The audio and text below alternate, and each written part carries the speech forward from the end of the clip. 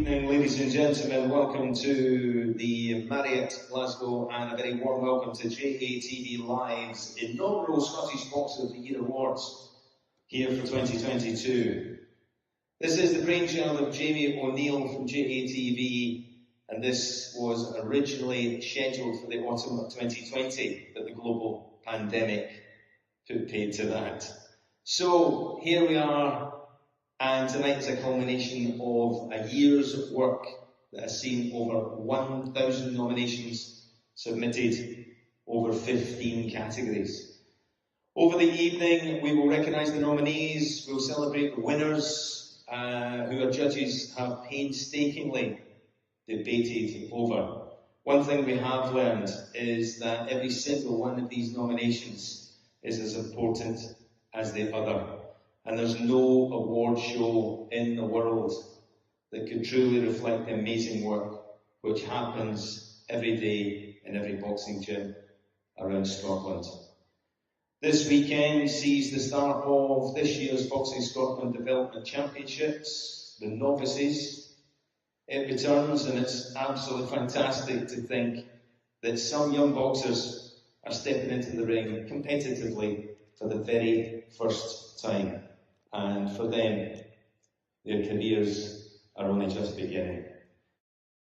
For a wee country, Scotland punches hard.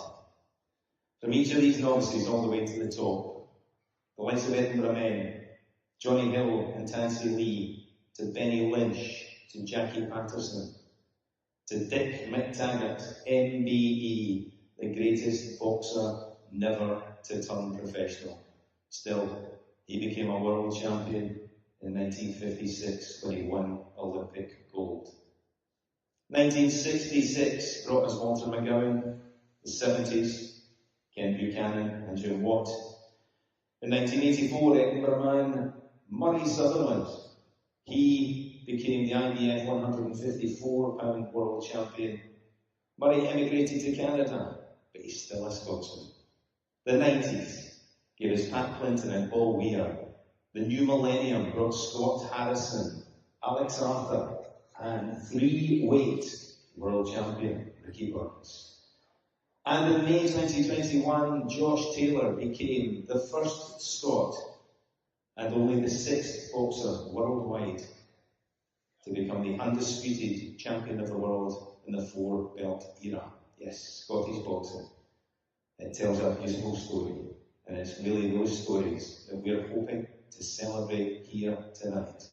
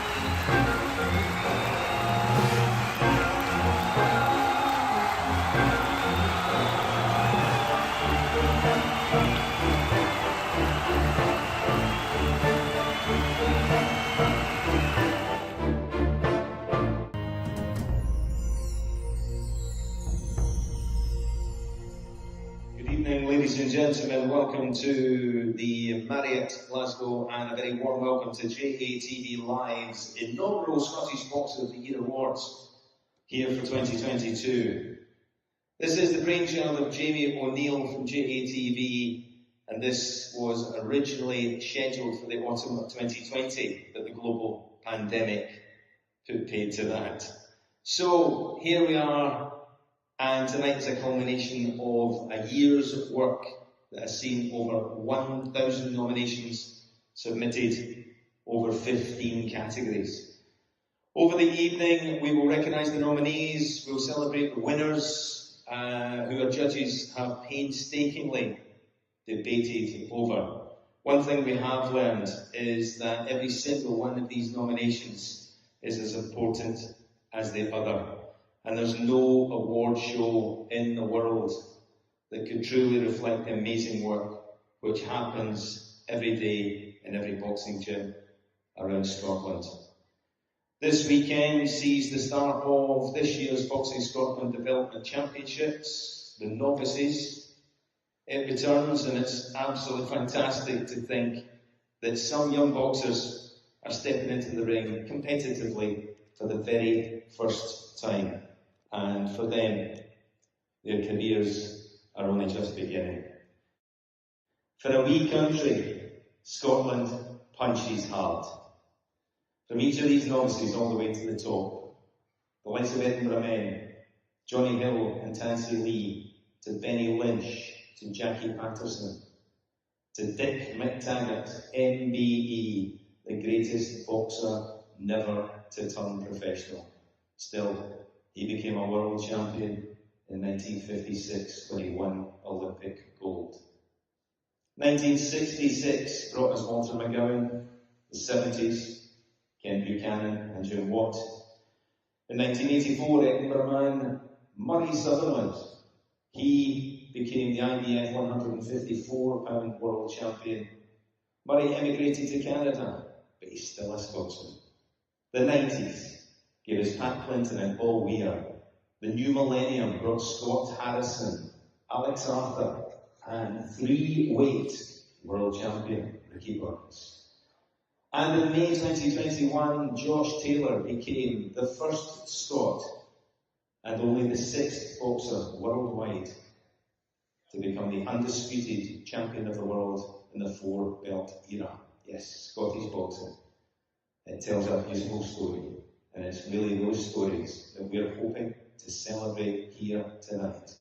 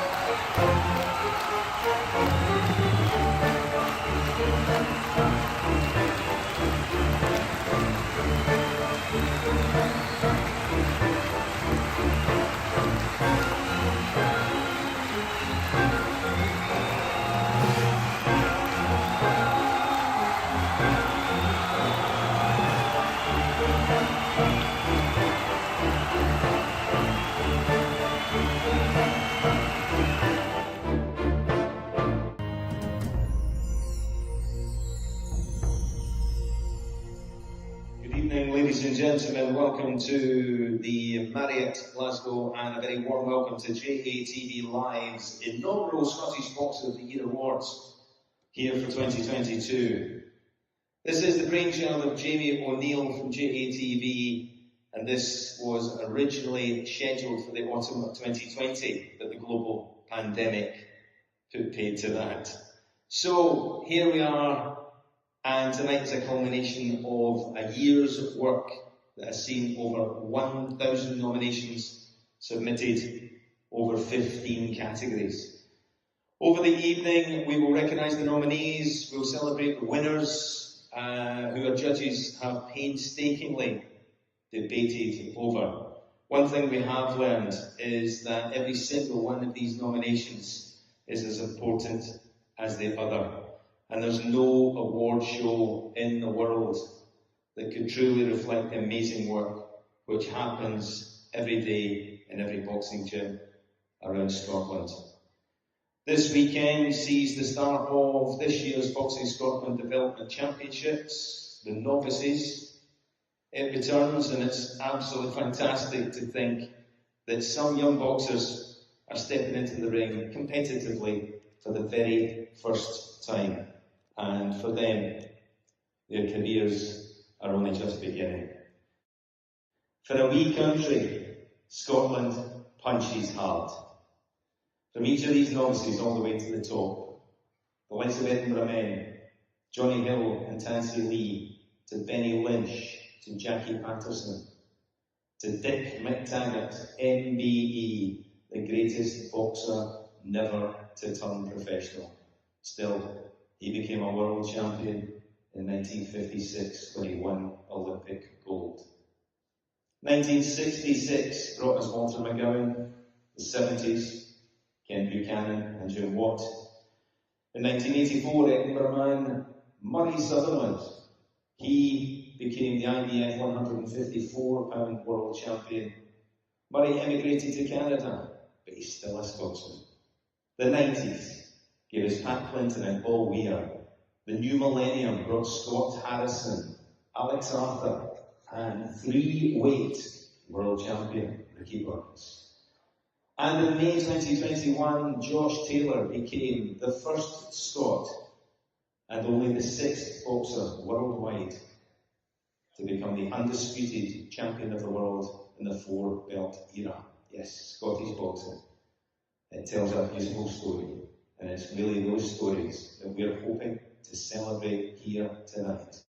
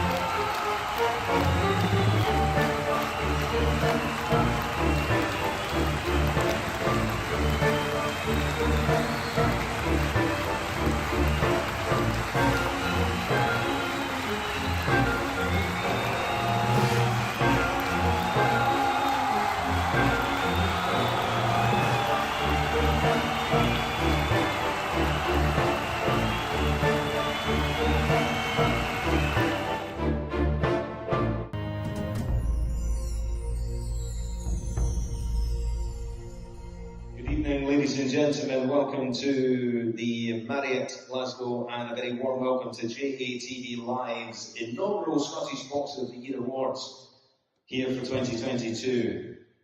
This is the brainchild of Jamie O'Neill from JATV, and this was originally scheduled for the autumn of 2020, but the global pandemic put paid to that. So here we are. And tonight is a culmination of a year's work that has seen over 1,000 nominations submitted, over 15 categories. Over the evening, we will recognise the nominees, we'll celebrate the winners, who our judges have painstakingly debated over. One thing we have learned is that every single one of these nominations is as important as the other. And there's no award show in the world that could truly reflect the amazing work which happens every day in every boxing gym around Scotland. This weekend sees the start of this year's Boxing Scotland Development Championships, the novices. It returns, and it's absolutely fantastic to think that some young boxers are stepping into the ring competitively for the very first time. And for them, their careers are only just beginning. For a wee country, Scotland punches hard. From each of these novices all the way to the top, the likes of Edinburgh men, Johnny Hill and Tansy Lee, to Benny Lynch, to Jackie Patterson, to Dick McTaggart, MBE, the greatest boxer never to turn professional. Still, he became a world champion in 1956 when he won Olympic gold. 1966 brought us Walter McGowan, the 70s, Ken Buchanan and Jim Watt. In 1984, Edinburgh man Murray Sutherland, he became the IBF 154-pound world champion. Murray emigrated to Canada, but he's still a Scotsman. The 90s gave us Pat Clinton and Paul Weir. The new millennium brought Scott Harrison, Alex Arthur, and three-weight world champion Ricky Burns. And in May 2021, Josh Taylor became the first Scot and only the sixth boxer worldwide to become the undisputed champion of the world in the four-belt era. Yes, Scottish boxing. It tells a beautiful story, and it's really those stories that we're hoping to celebrate here tonight.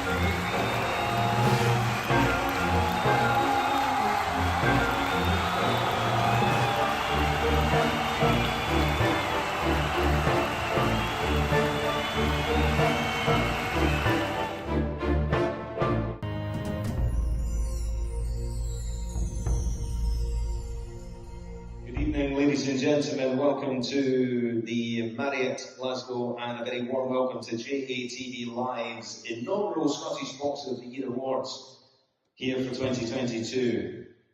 This is the brainchild of Jamie O'Neill from JATV, and this was originally scheduled for the autumn of 2020, but the global pandemic put paid to that. So here we are. And tonight is a culmination of a year's work that has seen over 1,000 nominations submitted, over 15 categories. Over the evening, we will recognise the nominees, we'll celebrate the winners, who our judges have painstakingly debated over. One thing we have learned is that every single one of these nominations is as important as the other. And there's no award show in the world that could truly reflect the amazing work which happens every day in every boxing gym around Scotland. This weekend sees the start of this year's Boxing Scotland Development Championships, the novices.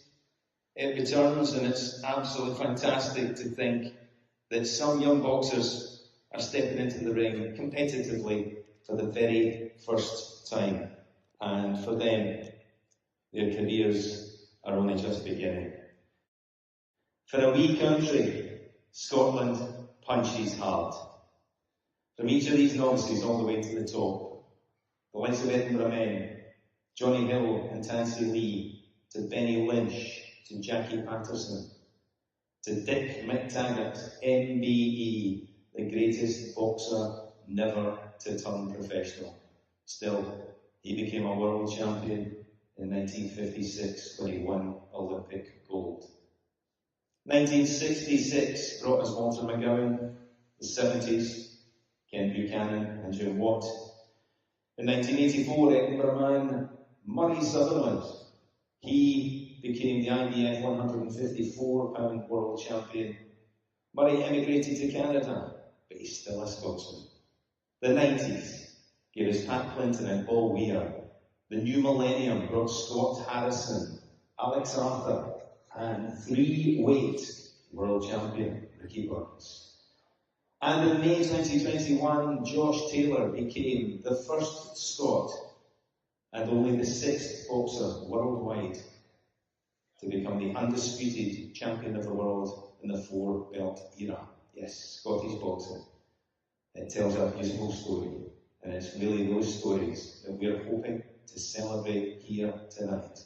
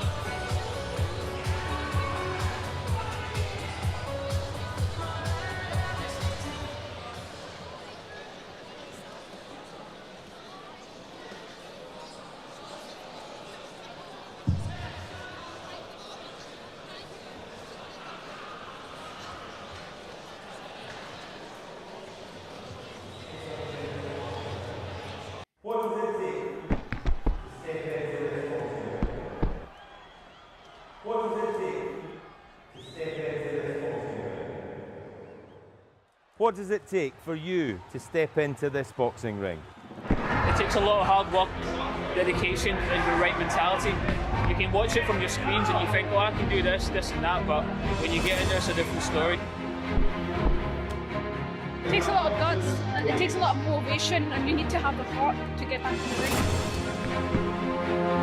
It's helped me to be more focused, more disciplined, and it's helped me to realise just how much it takes to make it at top level in anything you do. It's given me a discipline, it's given me something to drive for. What does it take?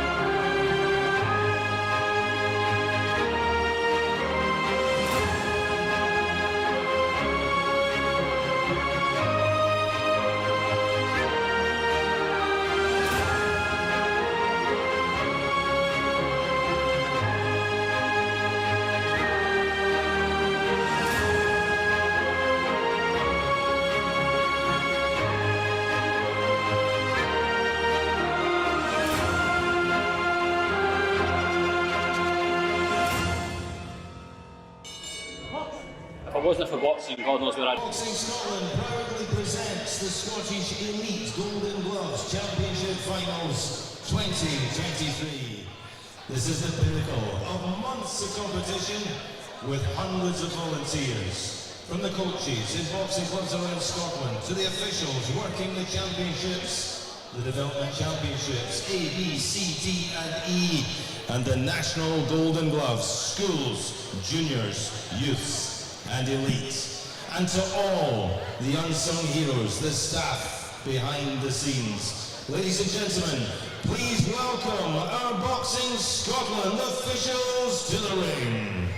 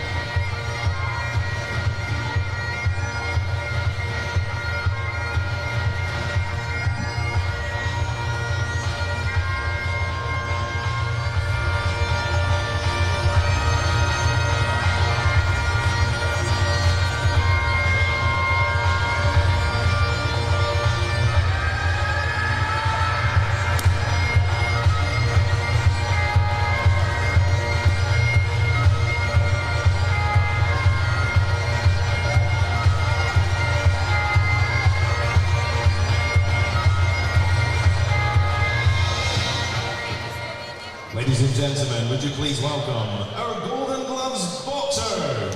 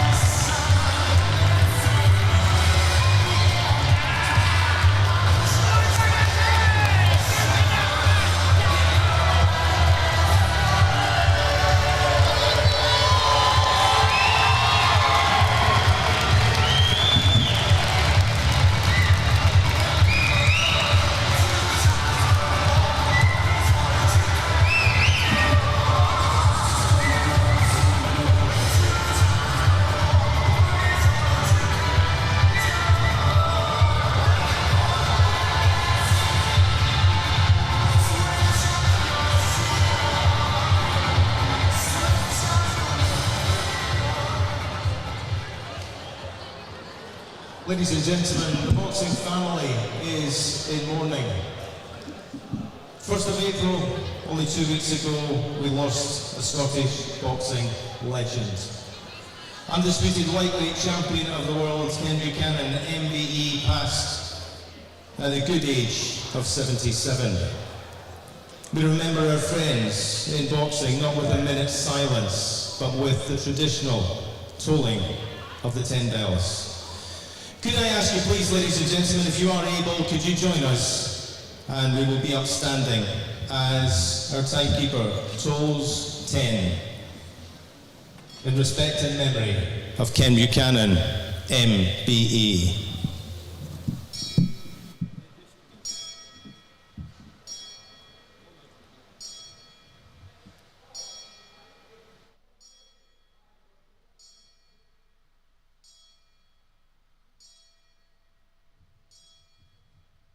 Thank you, ladies and gentlemen. Ken Buchanan!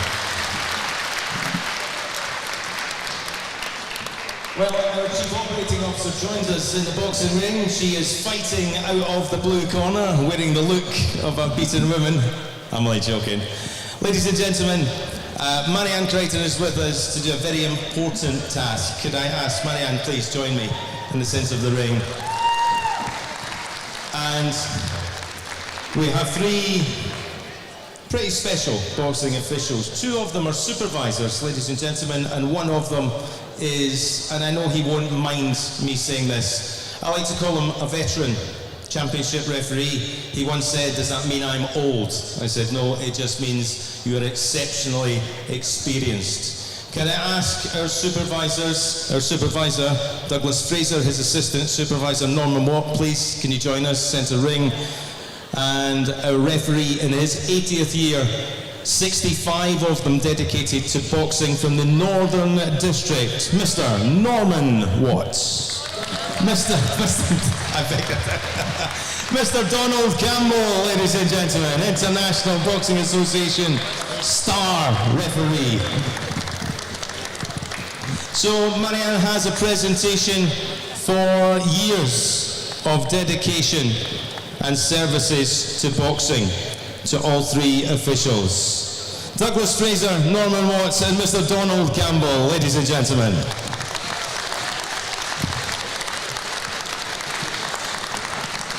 Ladies and gentlemen, could you please keep the applause going as our officials leave the ring.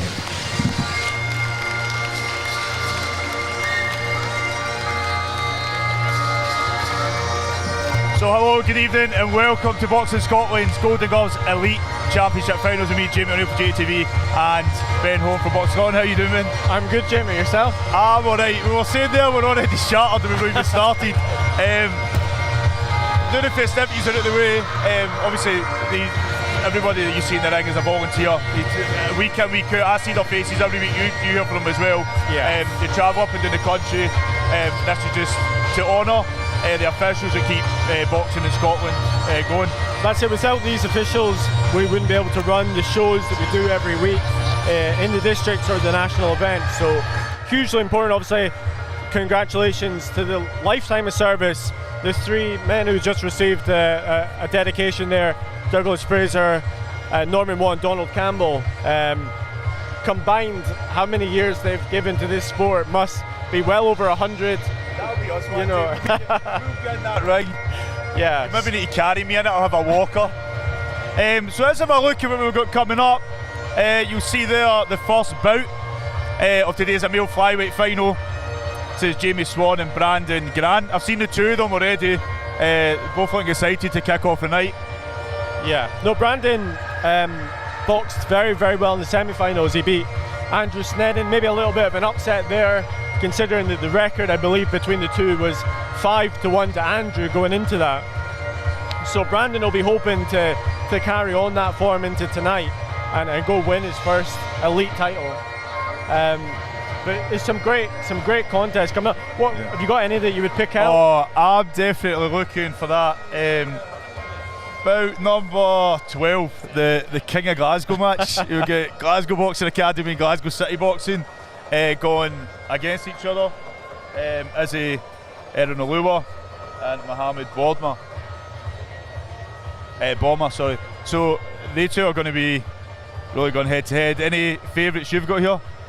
About 14 jumps out. Saul Soar from Lochend and Fawaz Abrod from Byron. That's going to be as well. He's an interesting ready. Contest. Obviously, the final contest of the evening, Mark Johnson, Newart Hill, the Olivier Castasula, Renfrewshire. Olivier obviously got the silver medal last year's event. He's coming back trying to go one better. Since then, he's boxed for Scotland 3 times. He's won all 3 of those contests, so he'll be in confident mood. A lot of new faces at this level. I mean, somebody like say Izzy that's went through, I think it was in the novices, then the National Development Championships, and then got to the elite, and that's the path you really want to do. If you can pull that off in a year. There's been a few names that they didn't quite get another there. one. So Miles McGee started the season in the Development A Championships, which he won. He then won the Development C Championships, and now he's here in the elite final. So what a year from Miles McGee. 12 contests, he's undefeated so far in his amateur career. So bout 16, that's another one that really stands out. But Ross McAllister, another silver medalist from last year, who's come back. It was going to be a great night. Craig Stephen in the ring with the official opening. You guys have got a great view tonight, because I'm going to have to turn my back on you, so you don't have to look at this ugly face, and that's because the camera is looking down here at us. So forgive me turning my back. I was told not to do it, but I have excused why. So, ladies and gentlemen, we are good to go. Contest number 1. Please welcome to the ring from Kirkcaldy, Jamie Swan.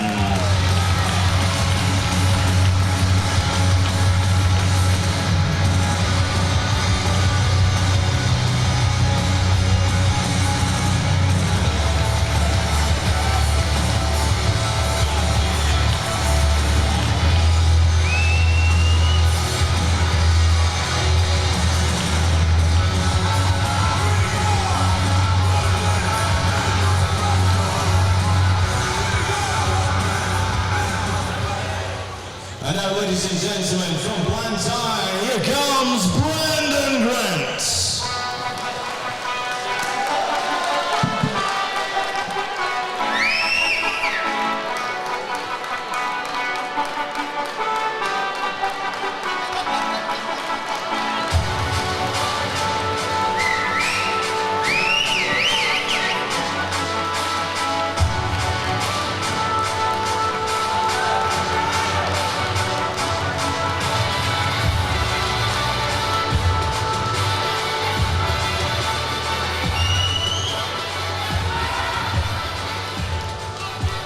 So, ladies and gentlemen, once again, you're all very welcome here to Ravenscraig National Sports Facility for the Scottish Elite Golden Gloves Championship Finals 2023. Sanctioned and officials appointed by Boxing Scotland. Chair, Kevin Bell.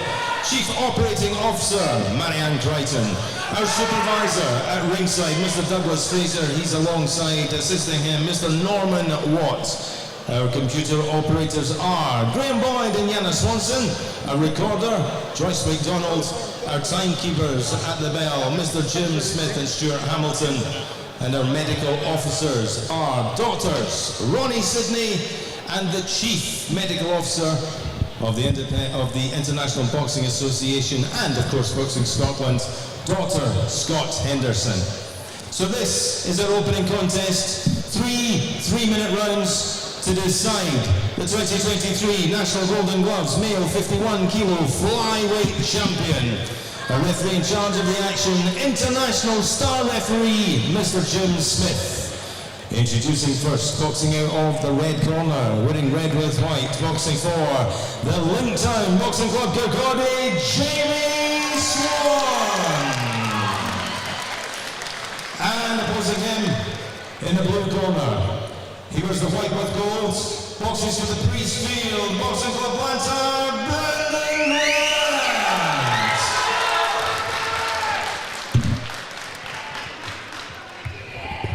Here we go. You asked me who my favourite.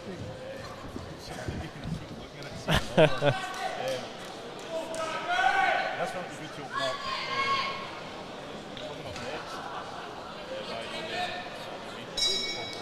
Yeah. I mean, for me, I think Brandon has a pretty good argument for being the boxer at the semi-finals. That's how good his performance was as he beat Andrew Snedden in the flyweight semi-finals. Andrew, obviously a Scottish international, so it was a pretty good scalp to take. So it will be interesting to see how he gets in this one. Check his added pressure. There obviously is added pressure to walk into a venue this big, this amount of people. You've really trained the best part of the year to work towards and then to kick it off. Yeah. So there'll be 3-minute rounds. They're all 3-minute rounds, yeah.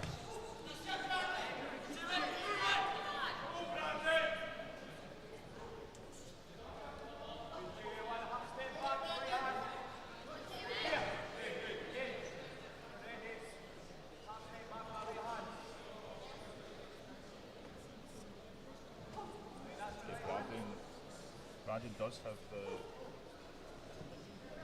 height advantage.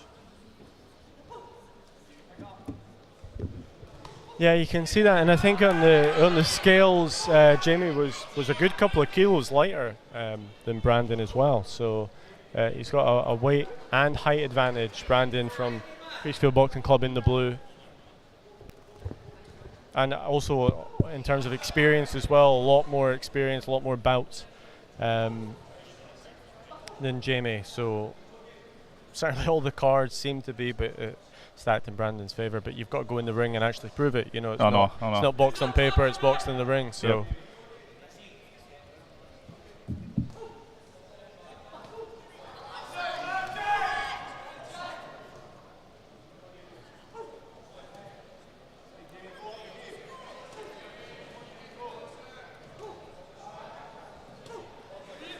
I think Brandon's landing the more accurate shots in this round. Yeah, a little bit of switch hit, and you see a good straight left there from the southpaw stance from Brandon. You can tell that he looks confident. I mean, the fact he's keeping his hands so low, he's really waiting for the openings there. Another good straight left. Seems to rock Jamie a wee bit there.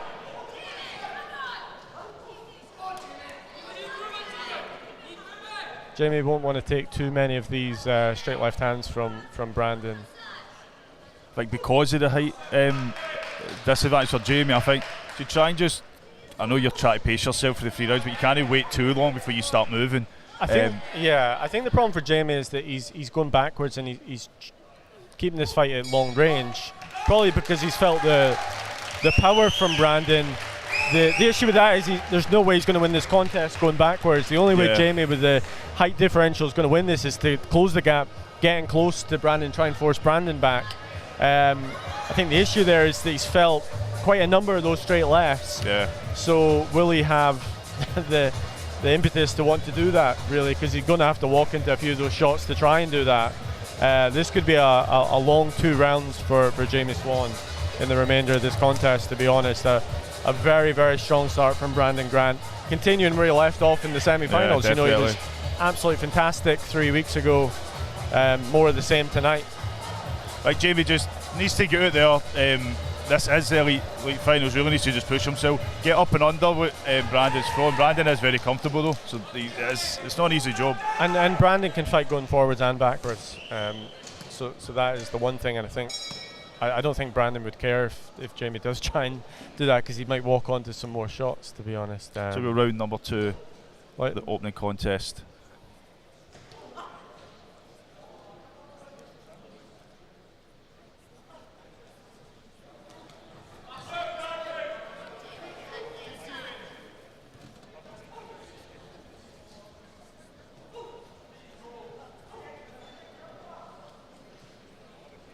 See Brandon back in an orthodox position there.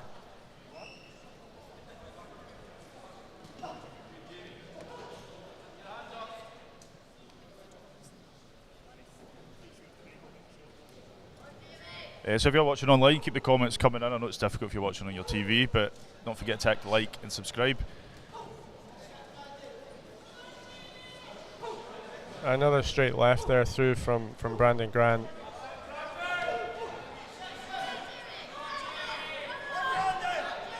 And again, it looks like there's a significant golfing class already between the two. You know, James got to take a lot of credit for entering the competition, going in the ring. Anyone who goes in this ring deserves credit for doing that. But I think his prospects of winning this are dwindling. And that's the thing with open competitions, is that you can get people that are very, very experienced boxing, people that are still coming through the ranks. But as you said, massive respect to him for entering the competition and getting into the final. Brandon looks in complete control of this contest, to be honest.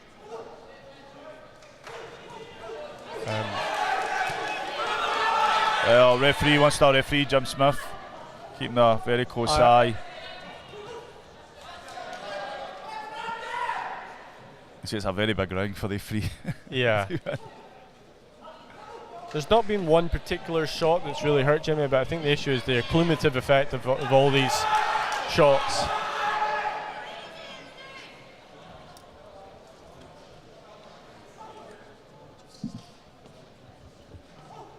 So the plan for the night is that we do have interviews with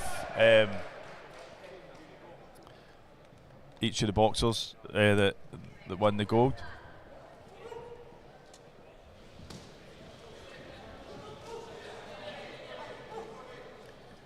Ben, I know there's a few people looking forward to their interviews. Yeah, well, we had them obviously for the semi-finals. So I've spoken to most of them so far. Some of them had walkovers or buys into the final. So there's some I haven't spoken to yet, but I saw them all this morning at the weigh-in. So I was speaking to a good few of them. I think I can only see this going one way. I think Jamie's struggling to get any sort of rhythm. Brandon is fast enough that he's no throwing as much as what he needs to against somebody like Brandon. I mean, you need to kind of take a risk in the finals. I mean, we'll just say at this point, we don't know what the scores are. Oh, aye. It's closed scoring. Can we not find out for someone? It's closed scoring, so we're not privy to what they're, unlike in, say, the Commonwealth Games where you know round by round. We don't know what the scores are. I would hazard a guess that Brandon's 2 rounds up. Potentially some of those rounds could have even been scored 10-8. Such was the dominance, even though there was no standing counts or knockdowns. I think 2 pass back in the ring for the third and final round of this opening contest at the Elite Golden Glove Championship Finals. But again, credit for Jamie for going in there. I wouldn't want to box Brandon Grant. So. Yeah, me neither. I don't want to box any of them, to be honest. I might try to take on Jim Smith, but I think he would still win. But I'd try and give him a good... Even though I might have about 50 kilos on Brandon, I'm still not sure I'd win. So people have made it clear, Brandon is boxing in the blue corner and Jamie Swan in the red, yeah. for those that are asking online. So you can tell from the obviously the corner colours in the ring as well. But we'll keep you right. Big flurry there from Brandon Grant. Looks like he maybe wants to try and get the finish to close this contest off. Couple of minutes left for Jamie Swan to try and see out the contest.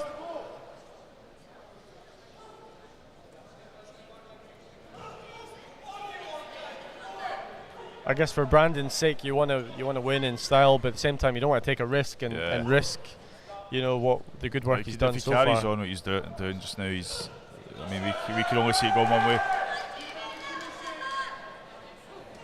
His short side too fast, the number 2 and fast. Yeah, you see the hand speed. And we saw a lot of the boxers from last year, the gold and silver medalists, go on and represent Scotland. Yeah, they're on over the cinnamon holiday, didn't they? Yeah, I think we've got 19 boxers over in Spain. I don't know if any of them are watching, but welcome. Oh, he's a shout. That Leo Church better be watching, I'll tell you that. But we saw the likes of Robert McNulty, Alex Arthur Jr., obviously Casasula, who we mentioned earlier, compete in the final, then go on and box for Scotland for the first time. Yep. So there's an opportunity as well. We've got our performance director, Craig McAvoy, ringside. He is watching. There is no automatic assessment for the finalists this year. Last year, all the finalists got an assessment.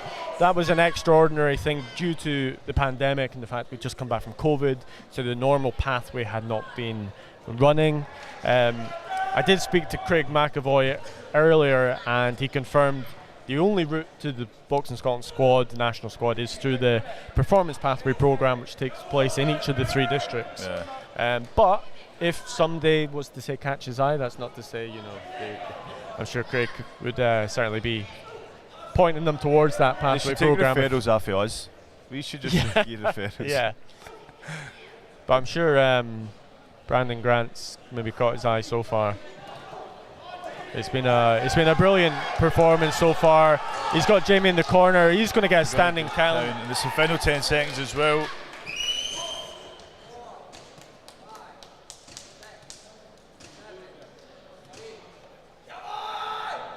I think he is going to see the final bell, and that's nice to see as well for Jamie to see the 3 rounds out.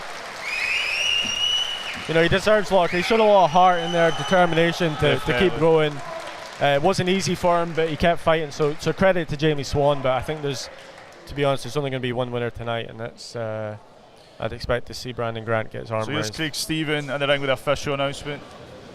Well, ladies and gentlemen, the presentation will be done immediately after the reading of the decision for each contest. The presentation area is just behind the red corner against the wall, and presenting the belt and gloves for this one is our Member of Parliament for Rutherglen and Hamilton West, Margaret Ferrier, doing the presentations. So ladies and gentlemen, we go to our judges' score totals. We have a unanimous decision. It goes in favour of the winner, who is now the 2023 National Golden Gloves flyweight champion in the blue corner, Brandon Grant.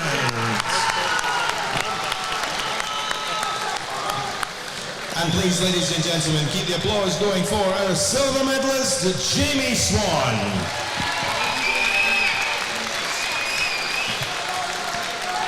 So both boxers to make their way to the presentation area to join our presenter, Margaret Ferrier, MP.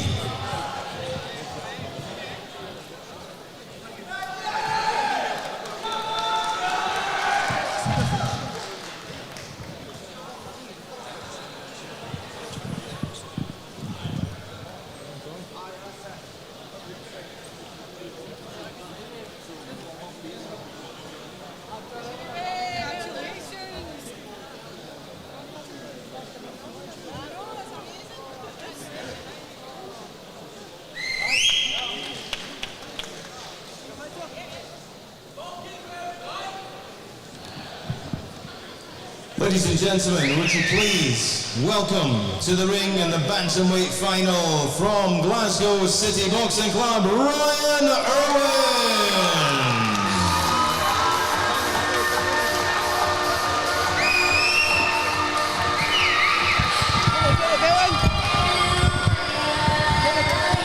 Brandon Grant, the new elite Golden Gloves champion, how's it feel?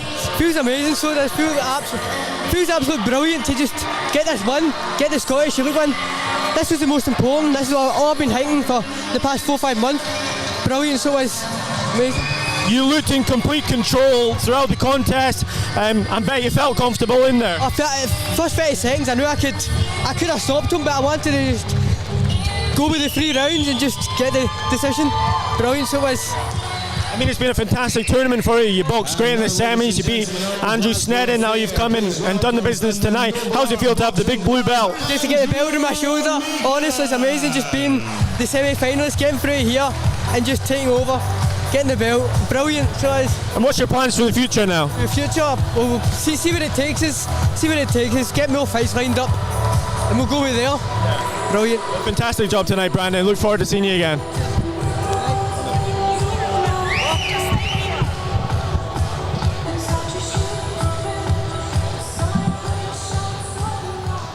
So ladies and gentlemen, contest number 2.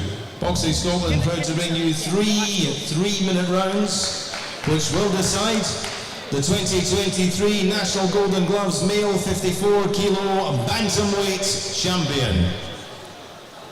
That's cool, thanks. Congratulations. A referee in charge for this one, ladies and gentlemen, international star referee, would you please welcome Mr. Tommy Winters.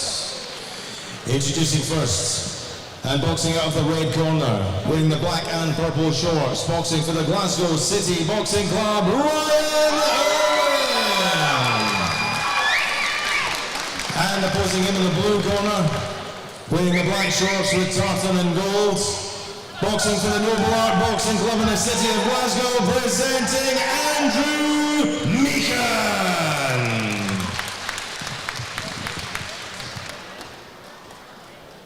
So this was one of the bouts I was waiting for. I followed Andrew the last few months. He was on my podcast. He was on your stream last weekend. I was surprised to see him having a contest. Then he boxed Ryan Coletti. I was watching your Noble Art show, and then Andrew Meehan suddenly comes on. Wait a minute, what's he doing? Having a contest 7 days before. Well, for me, you know, he obviously boxed Ryan Coletti from Midlothian. It was a rematch from the semi-final of the Elite Championships, which he won.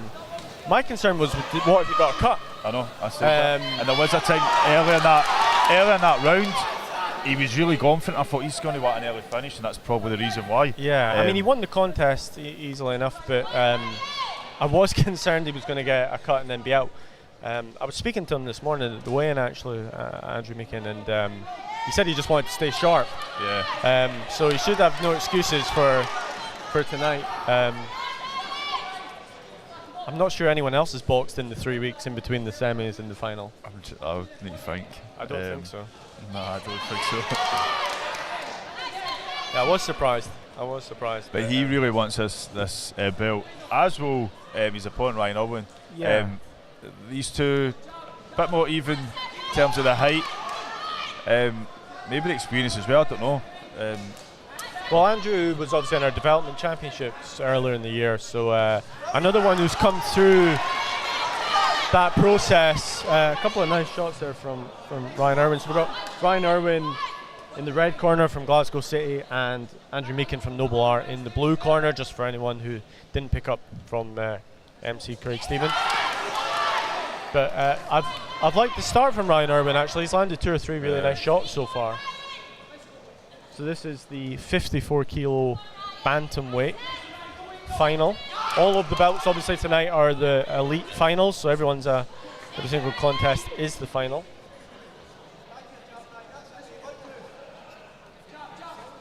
We have 16 contests this evening. We were scheduled to have 17. Belt number 11, Gardner Moore Lochend, withdrew, so it means that contest is off. Or Gardner Moore versus Caitlin Kelly from Antonine unfortunately won't go ahead. Which is a shame. It's sad when that happens. Especially it was yesterday as well, so it was late for Caitlin Kelly. So yeah, no, feel bad for both of them obviously not to have the bout tonight.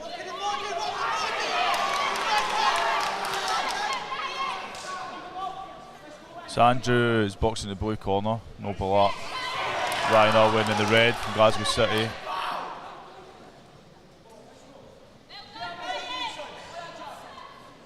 Ryan, I think, being a bit busier. Yeah, I've been impressed with Ryan so far. Nice distance though from Andrew.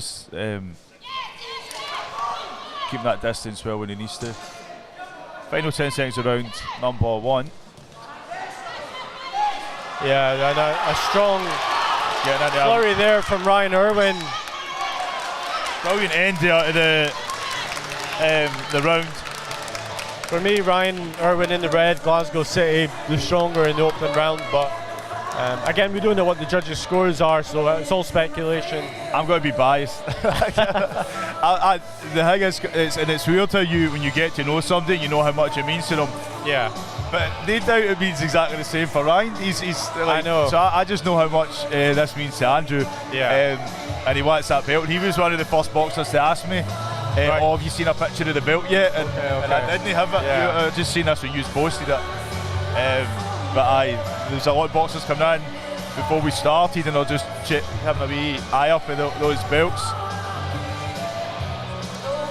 Well, you would have seen that obviously with Brandon Grant getting the belt, so you would have seen the belt if you haven't seen a picture of it already. So the big blue belt's back. Slightly different design this time. So we go round number 2. Ryan Irwin boxing in the red corner and Andrew Meakin in the blue. Glasgow City versus No Black. I saw Stephen Noon's post summing up. He obviously won the elite title, I think 2019, and the belt was white. Just didn't look right for a white one. The blue is much better.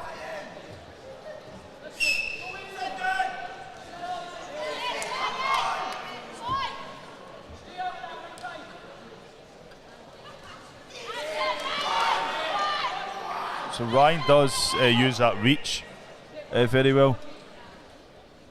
Not always catching Andrew, but he has been catching him. You see Andrew take a wee step back. I think Andrew maybe needs to be a bit busy.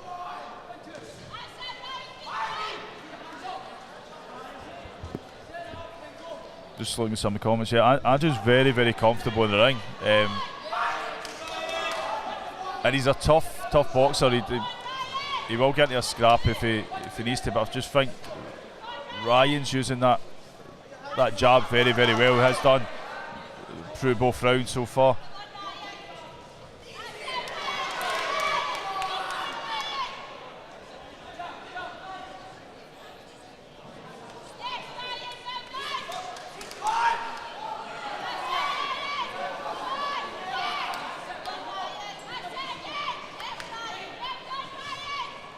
I love the lighting in here because you just see the boxing is like centre stage and everything else is just like in darkness, and it's you see absolutely everything.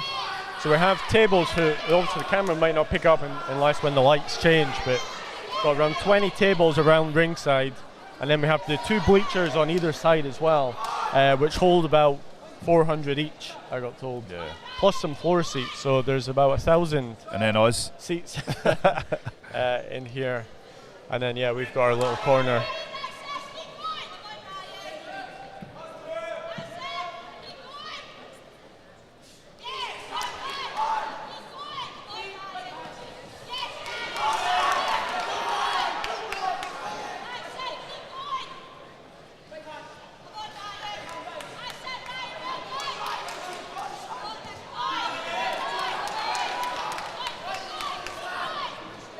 Ryan Coletti already had round 2. He's boxed Andrew twice in the last month or so in the semi-finals, and then again at his No Black show. There's some comments. Maybe got mixed up. So it's Ryan Irwin, Glasgow City in the red. A couple of nice shots again from Ryan Irwin getting through. Final few seconds. Finishing the second round strong. He finished the first round strong as well. It's been a great performance so far from Ryan Irwin.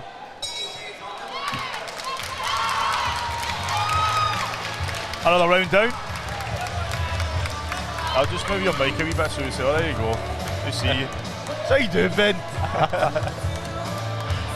How was everything with the setup and all that? Was there any issues stressing you out?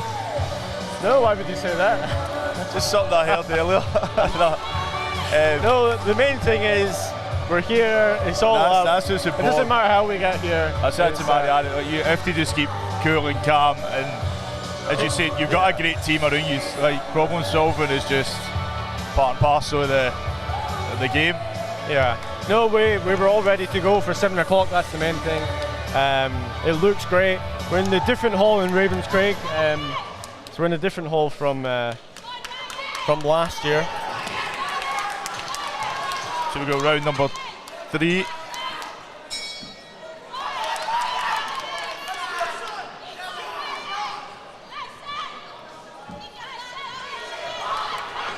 Go round number 3. Alan R is he looking for a job in JATV? Come down and help us.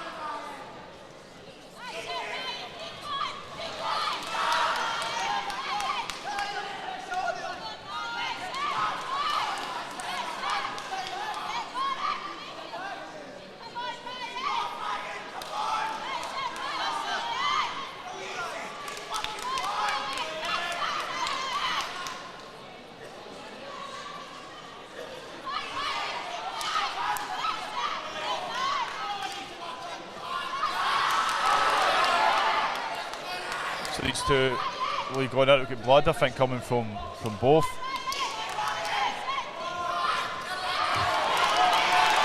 Ryan's still got another strong couple of right hands, Ryan Irwin there.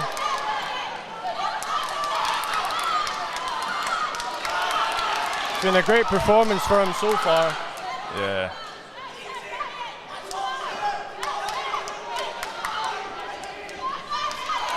And again. But Andrew Meakin's still in there, still coming forward, still throwing shots.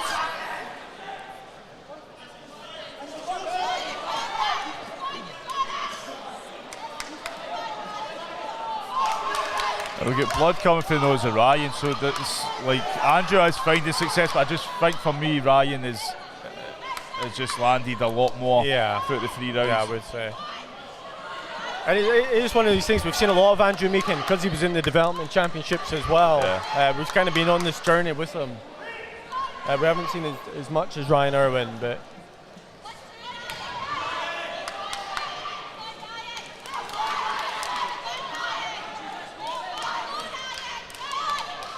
we shouldn't speculate too much on the scores. We've got it wrong before. Oh, I know. Or we got it right. Depending on which way you look at it. Maybe we got it right. We're not going to start that argument again, though. The officials will bar us. Final few settings of round number 3, and then we'll find out who is picking up.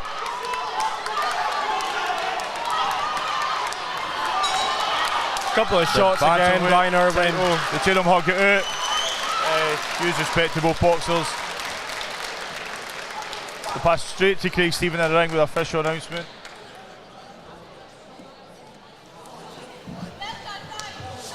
So ladies and gentlemen, presenting belts and golden gloves. For this one we have one of the unsung heroes of Scottish boxing and nearly all the championships. This gentleman is the glove steward, sometimes looking after 2 or 3 boxing rings. And in one afternoon, he could be fitting gloves to 80 plus boxers. Mr. Alan Haining doing the presentations, ladies and gentlemen. So, Dr. Sidney, one last check of the boxers. They come together with a referee, Mr. Winters. We have a unanimous decision. It goes in favour of the winner, who is now the 2023 National Golden Gloves bantamweight champion. In the red corner,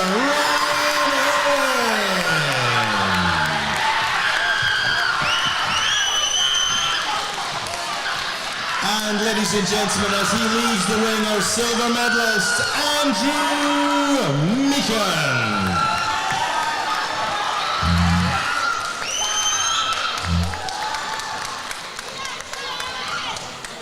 If the boxers could make their way to the presentation area, Mr. Alan Haining waiting with the presentations and official photographs.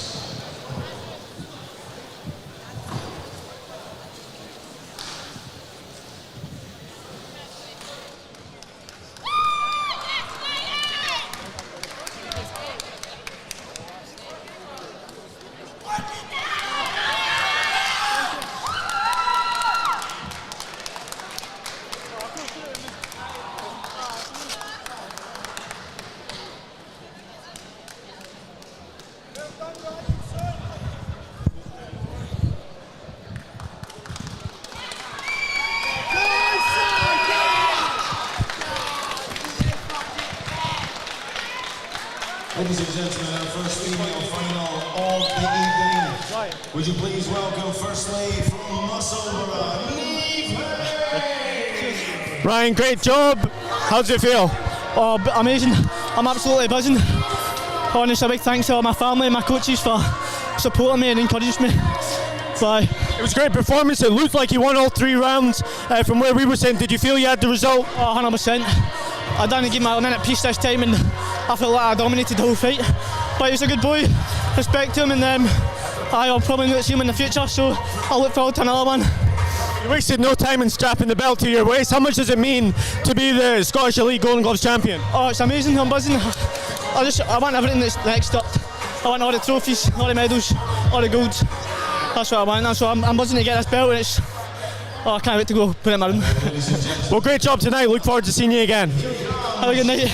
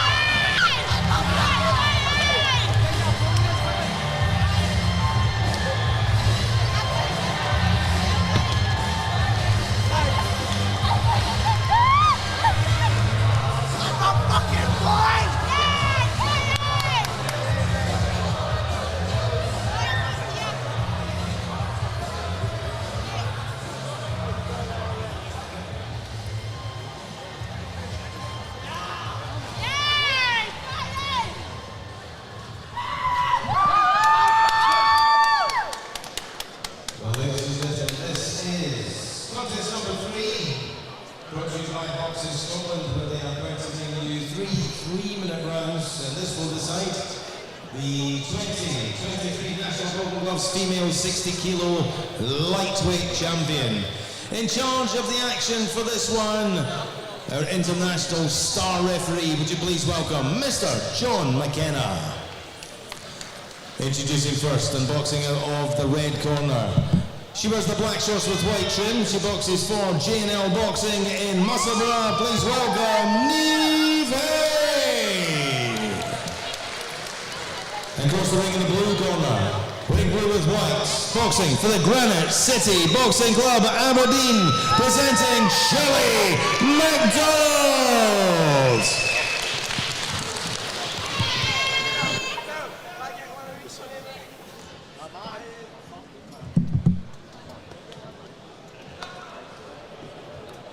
So about number 3, Neve and Shelley McDonald.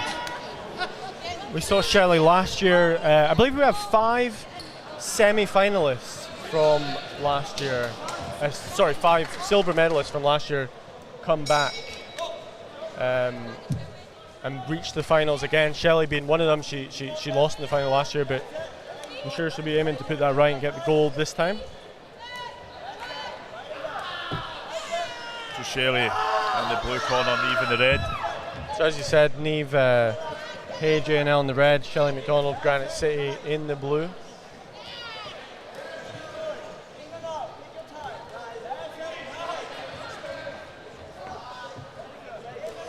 Can you tell them they can't come under the rope? They can't come under the rope. They're in the field of play. They can't do that. They're not allowed under the rope. So there's a few excited people going onto the rope. They shouldn't be here. the back of the ring.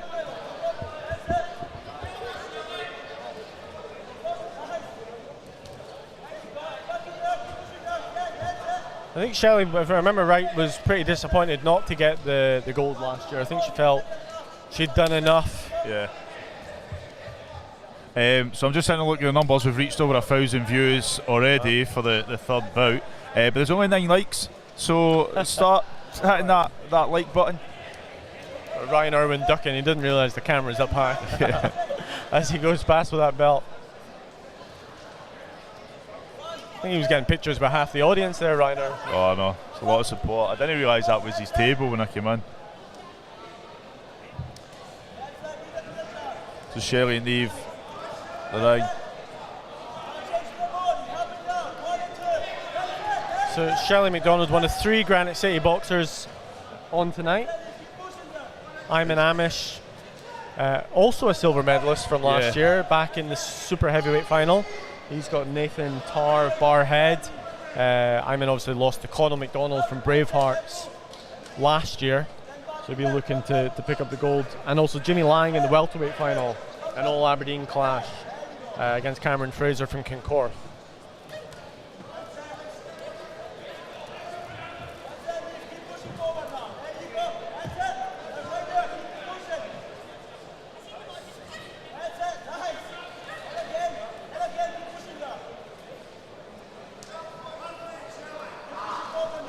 Shelley, the first of 8 boxers from the North District on tonight's card, out of the 32 boxers. You just counting them though? Yeah. Who's got the most?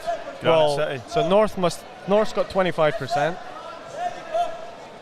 West must have the most. I can count that.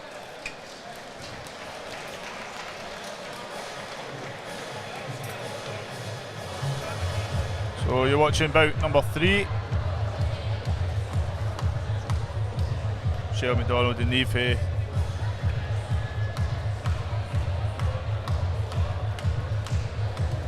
You can clock Ben counting. We're working out how many. There's 25% from the east as well, so it's 50% west, 25% north, 25% east. So 16 from the west and 8 apiece from the north and east, which actually works out from the size of the clubs, because we've got about 60 clubs in the west and about 30 clubs each in the west. I'm going to have to get my calculator out there. North, actually, in terms of membership size, it's actually exactly proportionate to the number of clubs and members in each district. So the west is about 50% of our membership, and the east and north about 25% each. So that's actually good to know. So we go round number 2 for about number 3. So everyone's performing as they should, no district underperforming or overperforming. Well, we all know the West's the best, Ben.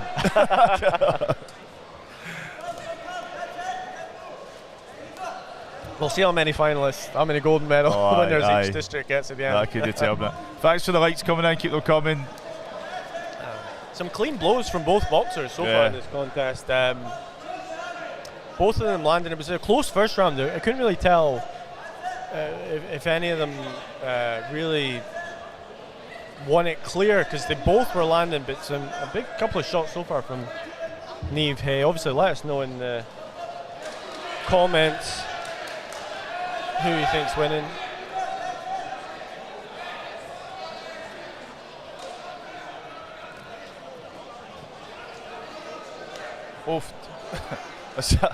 I thought that John McKenna stopped it there and Neve for that right, but she. I've got a comment from Ava Allison. Did anyone pull out? So about 11 is off. Gardner Moore versus Caitlin Kelly. Ava obviously being a Golden Gloves champion. Was it the schools or junior? I'm trying to think. She can maybe tell us which. I know she won the Golden Gloves title. She also won Scottish Boxing Year Award.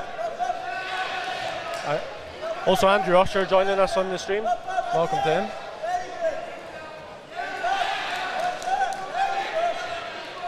A coach with Granite City. Yep. And also does a lot of work with Hannah Rankin as well as strength and conditioning, or that's probably not the right title, but at Dundee University.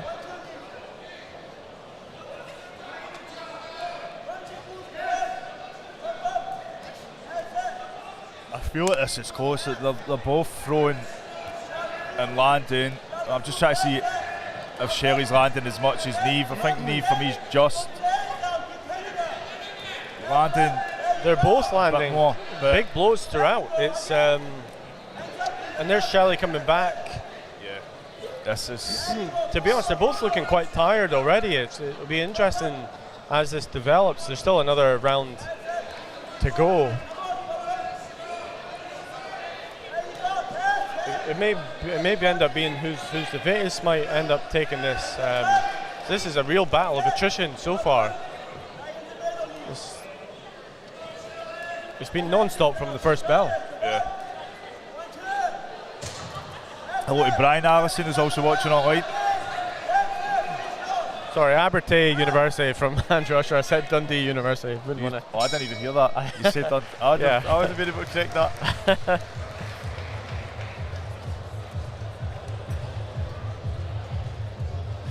So this is bout number 3. So where did I go? So we've got Jay Tuveri in the red corner for J&L Boxing Club. And I think it's What's called the J&L stand for? It's a good question. I'm going to ask. I don't Excuse know. me. Excuse me, mate. I don't know if the J stands for J, as in Jay Tuveri, but I don't know. I thought it was like Justice League, but he's put a wee ad in for avoid copyright issues. I don't know. Well, he's from Italy, so it may be an Italian. I don't know. We'll have to ask him. If anybody knows online, let us know.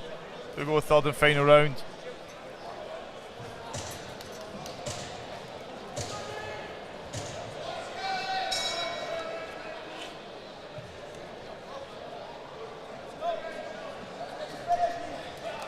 And then Colin Stevenson and David McAllister Jr. in the corner for Shelley in the blue corner.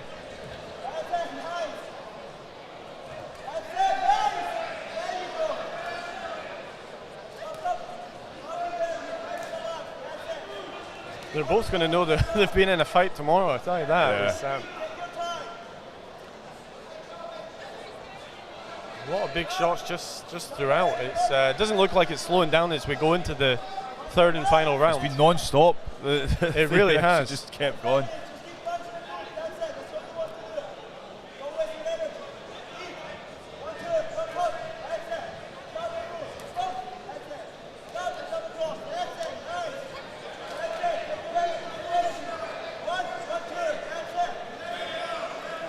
Oh, Jane Laura.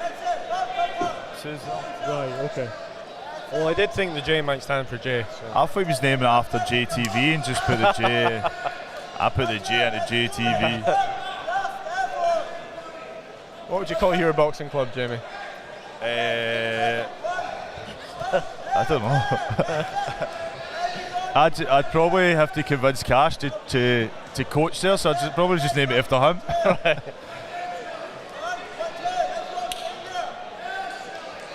It's not slowing down. I mean, I thought they were looking a little bit fatigued in the second, but the pace is stayed as we move deep into the third round. And because it is 3-minute rounds, you compare this with the novice season, it's just like bang, bang, bang, bang, bang, so much energy. Obviously, the big difference with the female elite belts, they obviously have the head guards. Yeah. The male elites don't wear head guards. That's a rule from the international governing body that we follow, the IBA. So we've got 4 female contests this evening, so this is the first of 4, and 12 male, so another 10 male and 3 female bouts still to come. Shout out to Stephanie Kernahan, who she was here. Champion from last year, of course. Yeah. 7-time champion. Stephanie Kernahan, I believe, 7-time Scottish champion. And Brooke Neely as well, joining us. She should be boxing in the elites next year. I believe she'll be an elite for the 2024 season. Yeah.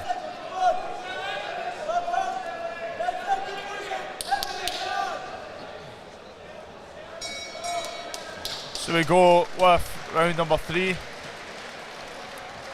We'll pass to Craig Stephen in the ring with the official announcement.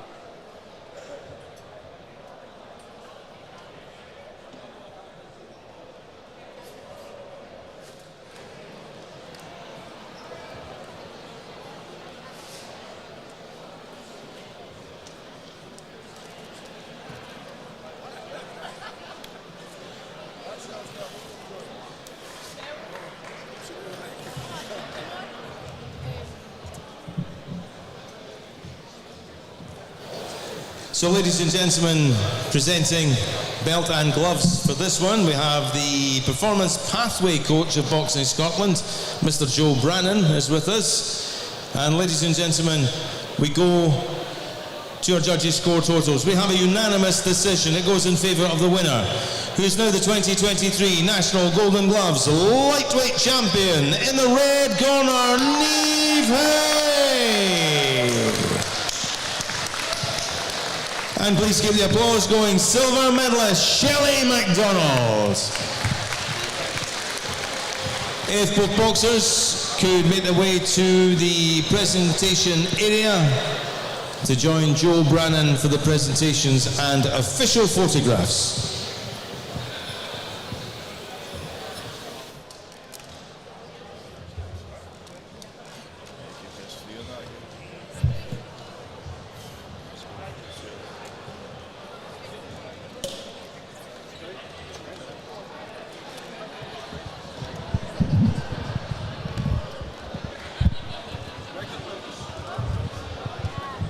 Ladies and gentlemen, this is contest number 4 of the evening. Would you please welcome firstly to the ring from Ayrshire, Nathan Lewis.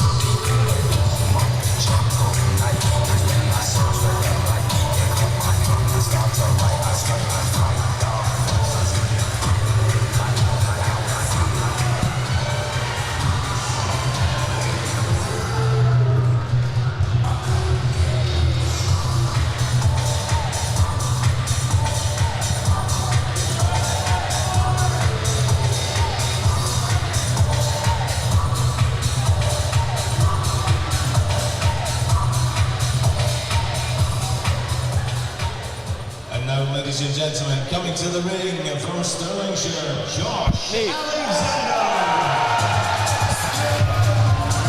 Niamh, Scottish Elite Champion, how's it sound? I don't know, it's amazing, it's amazing. Yeah, I can't really believe it yet, unbelievable. It looked like a really hard contest in there. It was relentless from the first bell to the last. How did you feel in there?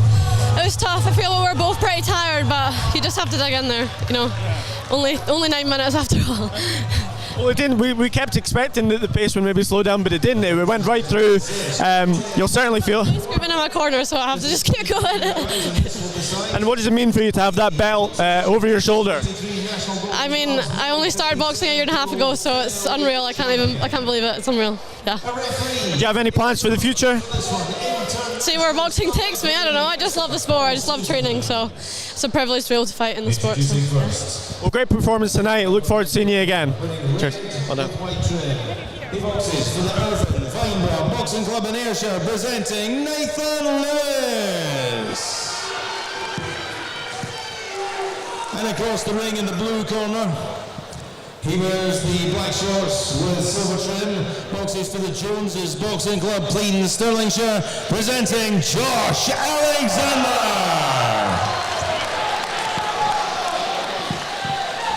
And ladies and gentlemen, this is Olympic style boxing. The boxers respect each other. Please respect the boxers. We do not condone mooing. Thank you.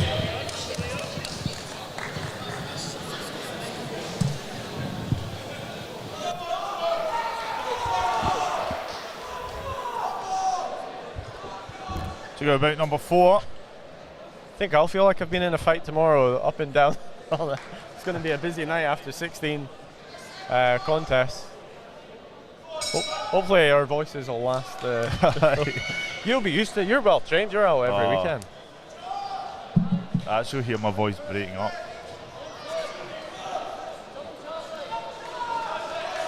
So Nathan Lewis, Irvine Vineborough in the red, and Josh Alexander from Joneses in the blue. believe we've got MC Craig Stevens' microphone plugged in somehow, don't we? Yeah, it's Is it coming through better than it usually does, or it's better than nothing. Okay. We have taken the sound to somebody else. I don't know if Craig will be happy with it. It was actually the best. It's better than nothing.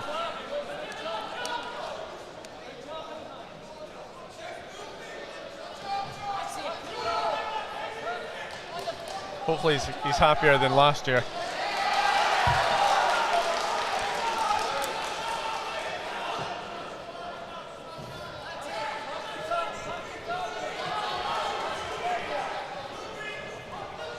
So this was one I was looking forward to because I knew, for me, they're both very similar heights, reach.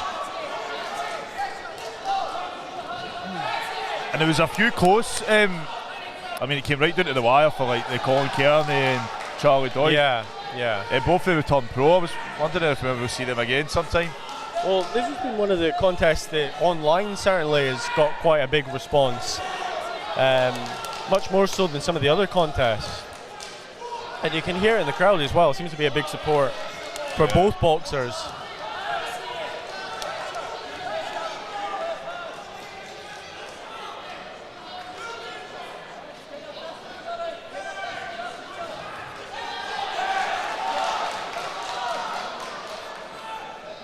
So a shout out to another Irvine Vineborough boxer, Matthew McDonald. He got a silver medal at the Sosakis International Boxing Tournament in Lithuania a couple of weeks ago.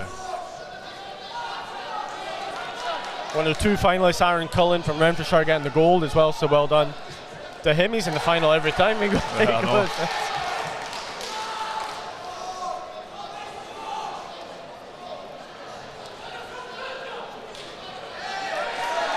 And then today as well, internationally, we had two boxers boxing at this GB tournament in Finland. Rhys Lynch winning, getting through to the final tomorrow, light welterweight, and Sam Hickey unfortunately getting beat in his semi-final, so Sam will come home with a bronze medal. Rhys will compete tomorrow in the gold medal final. This has been a great opening round to this bout.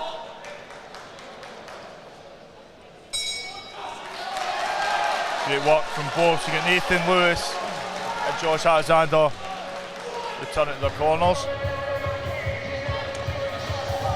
So the lighting here is such that I can't really see the names, so I keep wanting to hold it up to my eyes.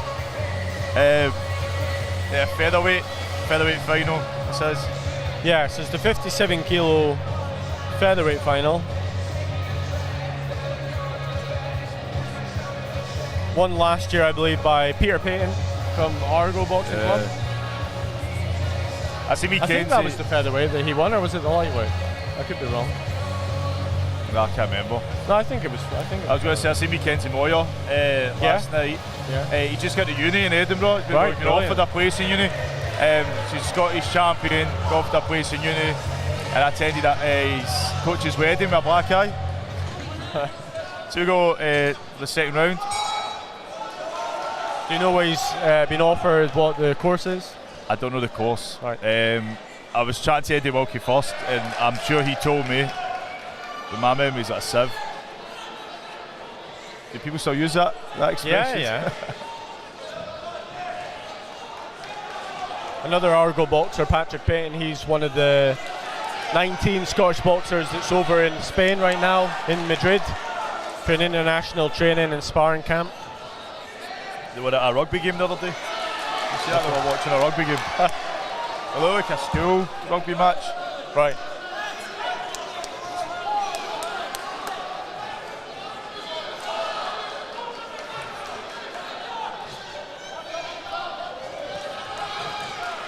I think this is going to be close all the way to the end. That's my prediction. I think it's been the closest contest we've had so far. I mean, I know it's only the second round.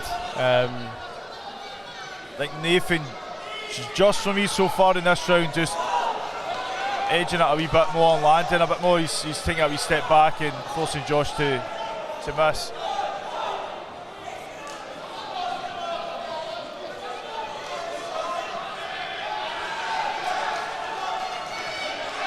Nice left hook there from Nathan.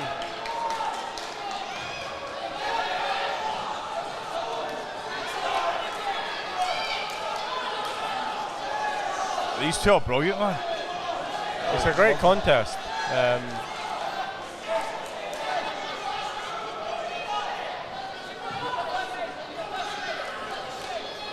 I don't believe they've faced before. If I remember correctly, Nathan Lewis, when we spoke to him 3 weeks ago, didn't know anything about Josh Alexander, I don't think. Some of the boxers obviously know each other, they've sparred or maybe they should be best mates after this. Yeah, but I seem to recall Nathan saying he didn't know anything about Josh Alexander.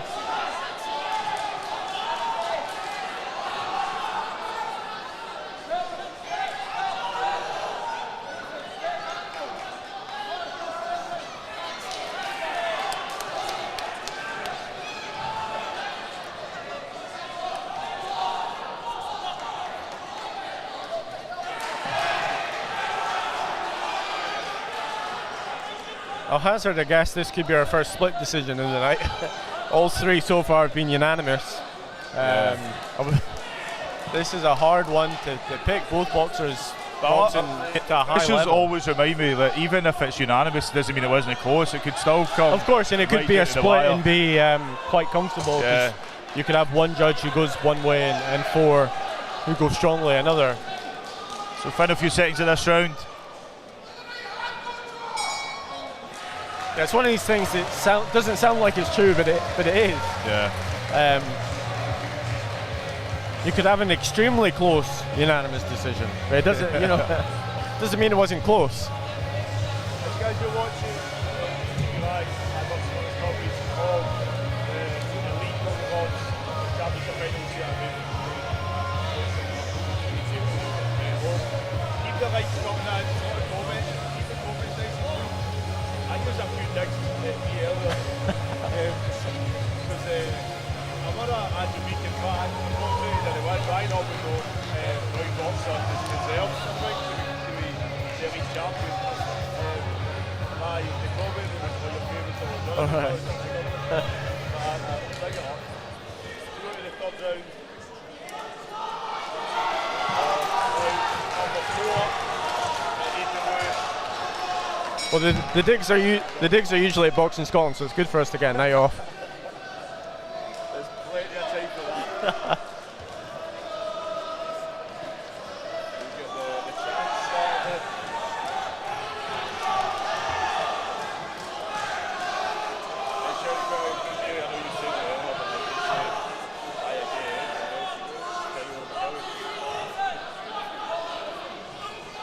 Nice right hand there from Josh Alexander.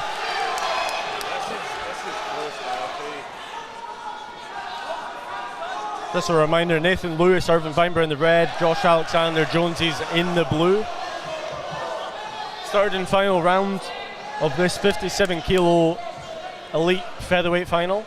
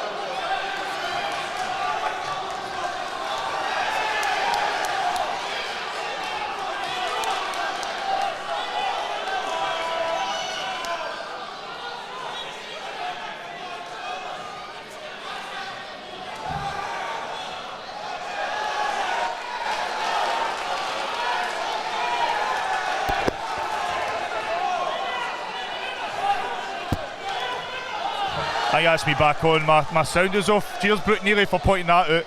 I was getting your shout anyway, but I think maybe I was just having some issues with my mic. That should be me back up now. So, got one left around number 3.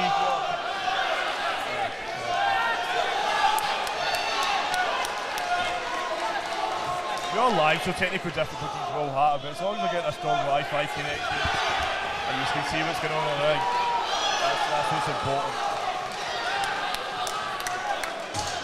Final 10 seconds now of this absolute cracker.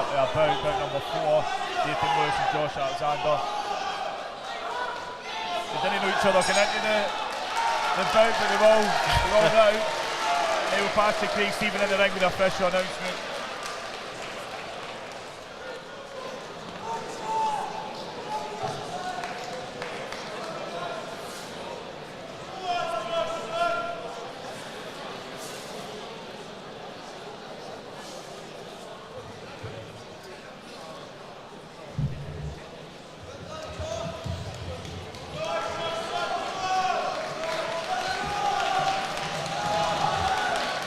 Ladies and gentlemen, for the presentation of the gloves and belts for this one, we have Director of Boxing Scotland, Leslie Ann Junior. Well, ladies and gentlemen, before we go to our judges' score totals, for anyone who does not know the judging criteria or the scoring criteria of Olympic-style boxing, we cannot have a draw, ladies and gentlemen. The closest thing we can have is a 3-2 split decision, which is what we have in this contest. We have a 3-2 split decision. It goes in favour of the winner, who is now 2023 National Golden Gloves featherweight champion. In the blue corner, Josh Alexander.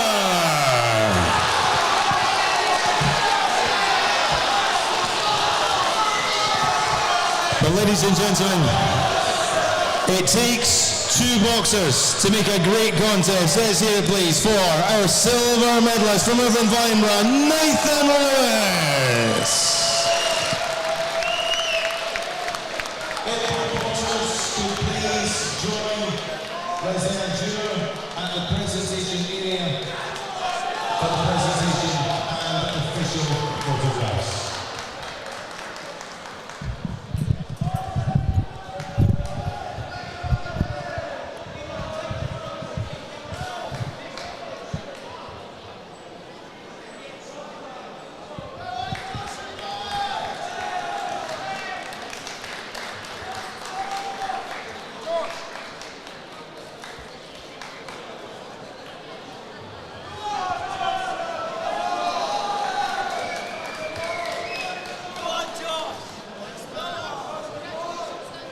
Ladies and gentlemen, contest number 5 about to make its way to the ring.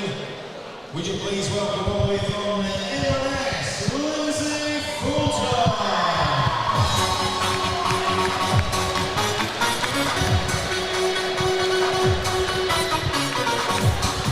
Josh Alexander, the new Scottish Elite Golden Gloves champion.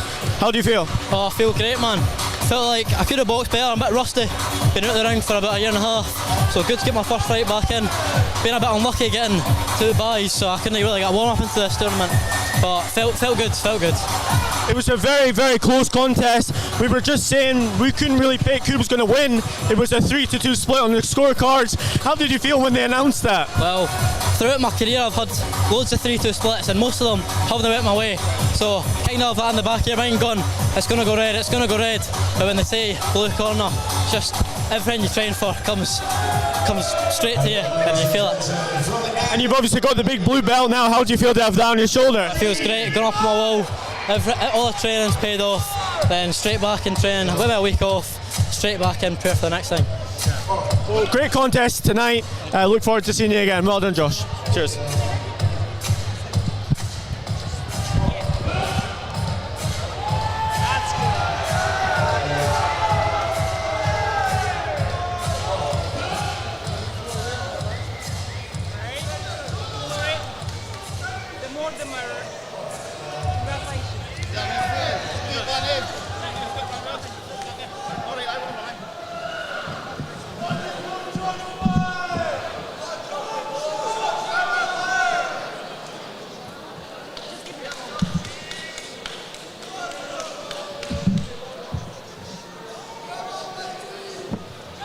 Well, ladies and gentlemen, welcome back to the action inside the Boxing Scotland ring here at the Ravenscraig Regional Sports Facility.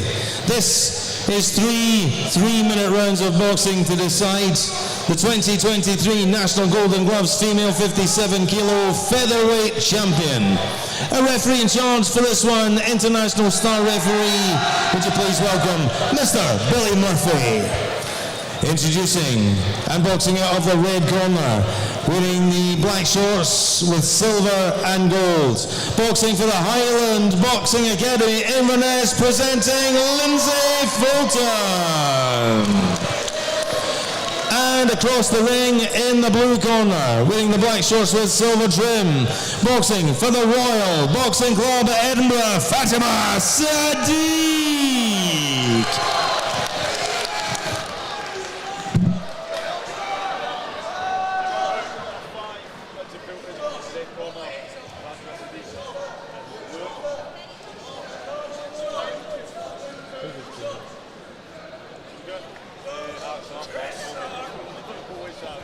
I think it's junior, but I could be wrong.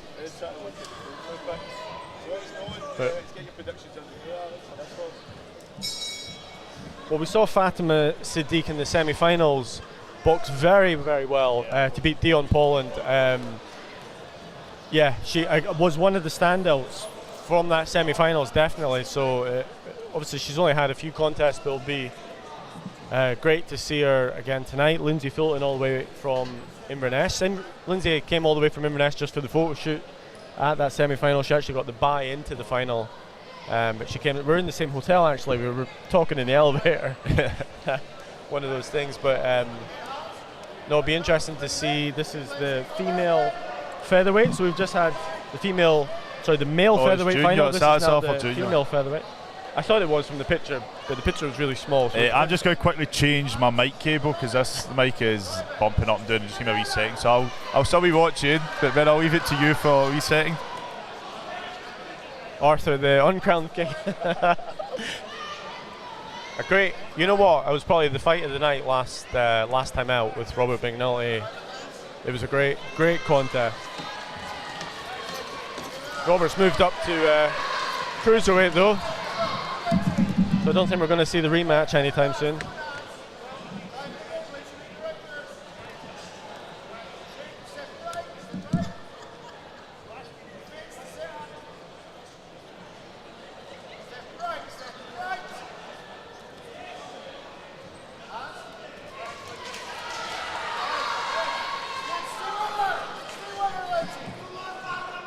So that's me back. I seen that comment, Alex. The uncrowned king. Robert McNulty's one of your favourites, isn't he? To be honest, both of them are. That's what that was just such an amazing. It was for me at the time. Really Robert, I'd seen him progress so well in the Western Districts and then to get to elite finals, but the two of them put their heart and soul in. It actually won a contest of the year at the Scottish Boxing Year Awards. Quite rightly so, I would say as well.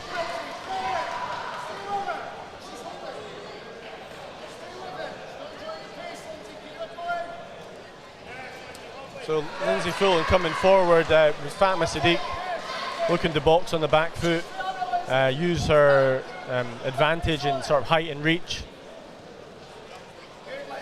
Lindsay Fulton, you know what, similar to the first bout that we saw where there was quite a big difference in height between Jamie Swan and Brandon Grant. Yep. Lindsay actually doing the tactics that the shorter boxer really needs to employ to get success against the taller boxer, which is to try and close that gap. And fight on the chest really and don't give Fatima the space. We saw how good Fatima was in the semi-finals when she was able to keep the bout at long range. And she was sort of always just leaning back and that sort of that style. Yesterday I was at the Barbers and I put on some of the bouts. There was actually a young boy who's just recently started boxing. So there we are. There was a young boxer recently started boxing, and he was telling me about how he went to Glasgow Boxing Academy, right? And he was sparring Izzy, who's boxing tonight. So we put on Izzy's bout. So I'm just fixed. Oh, there's that's what I'm looking for. There we go.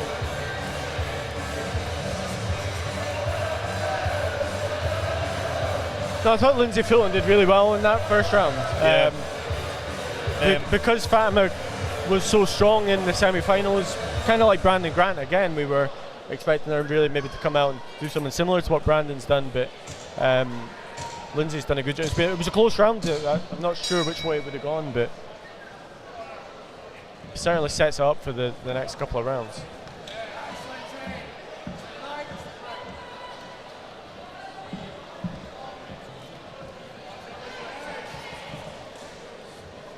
Got Liam Foy in the red corner for Highland Boxing Academy, head coach.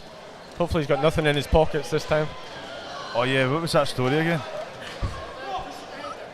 What was the story again? The story was he fell. He spilled some stuff in the ring, but we missed it. But it was supposedly on the stream. But he said afterwards, he was telling me the story that I think he thought we had seen what happened, but we'd obviously just completely missed it. Yeah. He'd spilled some stuff in the ring that he had to pick up pronto. So I think Lindsay she's got that sort of fight in her to just be constantly pushing forward. Don't give Fatima that space, which I kind of wanted Dion to do. Yeah, it's the right tactic. It's the only tactic really when you're giving away such height and reach. If this is fought, a wee bit of confusion there, I think. Yeah. Fatima fought it. But if this contest is fought at long range, Fatima is going to win it. So Lindsay has to do this. She's really not letting Fatima relax into the rhythm that we saw her get into Definitely. 3 weeks ago. And we find that in someone like Martin Kerr, who's boxing later. He's like that. He's going to do that as well, yeah. He'll really and he'll switch between not just the head shots, but massive body shots. So there is other ways to win if you've not got the advantage in the height.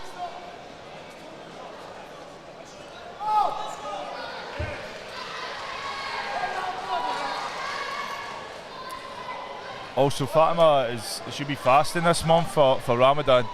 Likely won't be fasting today. I don't think you asking out the day you compete.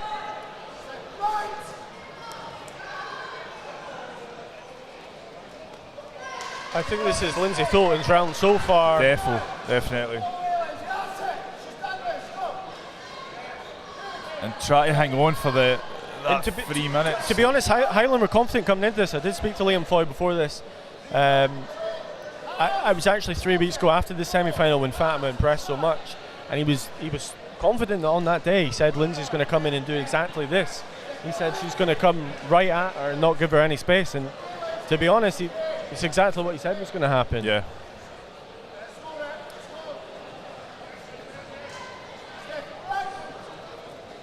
Great head movement there from Lindsay as well. I mean, Fatima is trying to throw, but Lindsay Fatima's just still dodged getting it. through with some shots, but the telling shots are from Lindsay. The heavier blows, the ones that are really rocking the head, are only coming from the red corner so far in the second round. Fatima looking quite tired now, I would say. She looks fatigued. Yep. Shout out quickly to Craig McNulty, who's in the house, apparently. What are you doing in the house, mate? The McNultys are on a warning in my streams. Robert's family. Is that related to Robert, if I remember right, aye. They'll winding me up something off at the Falkirk show. Then I got Robert's dad to come and join us, and he was like, I'm the head McNulty.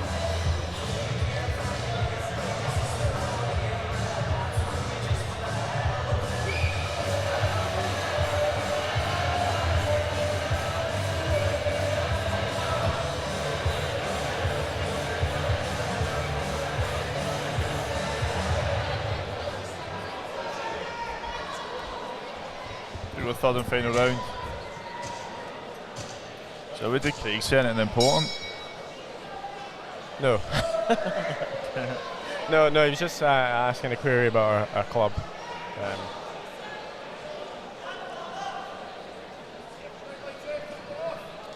So Lindsay Fulton from Inverness, from Highland Boxing Academy up north in the red corner versus Fatima Sadiq from the Royal in Edinburgh. In the blue. it just shows you when you've got somebody that's got. There's a few. Speaking about my favourites, who don't always win. There's a few people I was keeping an eye on who didn't get through to the finals.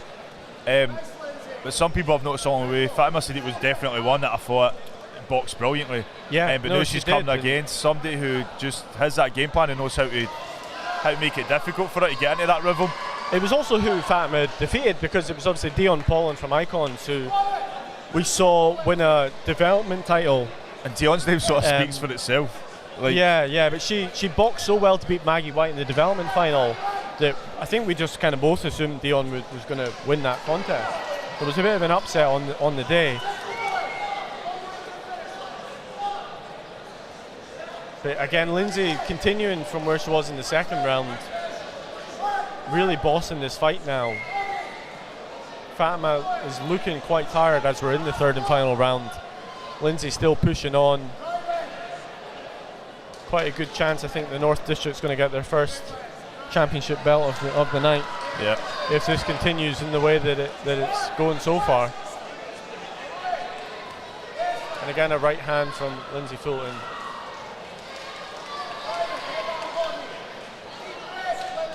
I mean, I thought the first round was close, but Lindsay really took over in the second, and yeah, Phil, she just not continuing. Stopped. Yeah.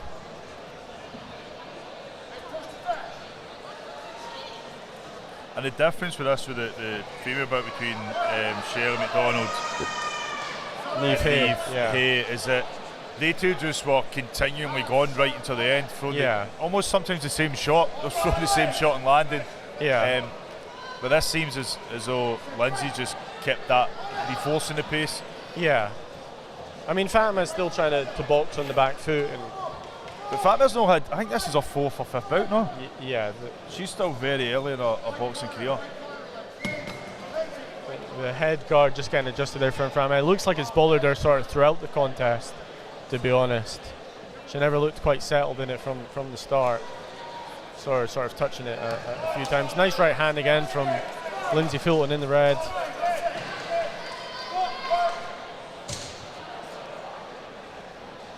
Coming to the end of the third and final round. Again, we don't know what the scores are, it's speculation. It will be down to the 5 judges at ringside, and it will go to them. We'll find out in just a moment as we pass to Craig Stephen in the ring with an official announcement.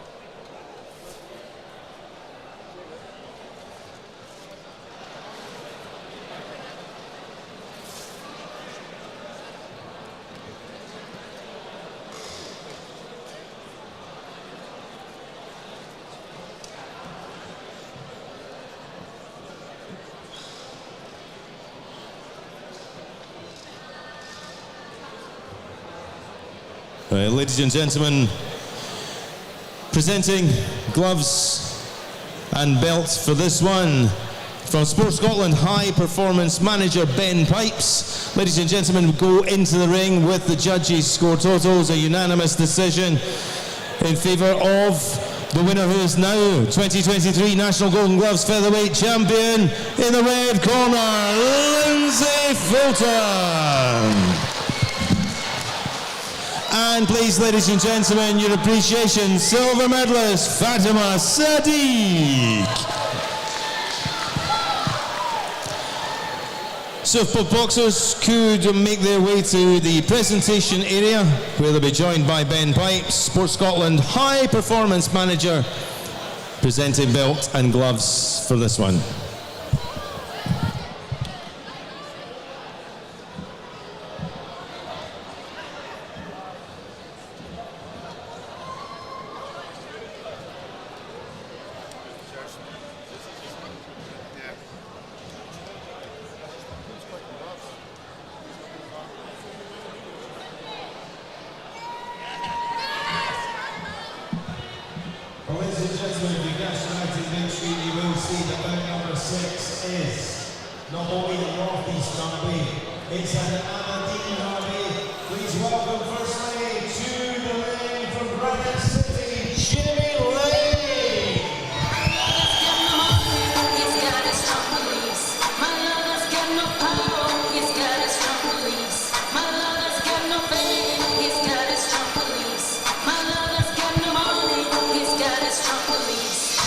One more and more.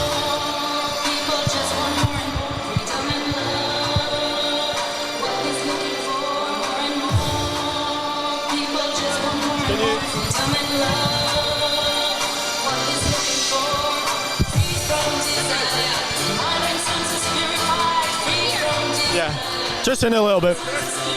Lindsay, Scottish Elite Golden Gloves champion, how's that sound? A dream come true. I know, I feel absolutely brilliant, you know. It's been, you know, I've got 4 kids at work and all that, so it's just trying to train as much as I could, you know, so, no, I'm over the moon. You know? Fatima Sadiq had impressed so much in the semi-finals, but speaking to your head coach Liam Foy a couple of weeks ago, he was confident you were going to come in and do the business, and you did just that. Yeah, well, my name's Furious Feeling, not for no reason. But yeah, when I watched their match, I wasn't phased, you know, because I know what I could do. I just need to bring it in the ring today, and I did, you know. Well, it was that pressure. You were relentless throughout the 3 rounds. She couldn't really cope with that constant pressure, and that's what won you the fight. Yeah, that's what I'm good at. You know, but yeah, I'm just delighted, man. And it's thanks to my club, all my teammates, because all the boys and girls have been working me really hard. So it's thanks to them too, because otherwise I wouldn't be here, you know. And I've got heart, and I'm stubborn. Well, great job tonight. Well done, and go enjoy yourself. To go about number 6, Casey was just about to announce.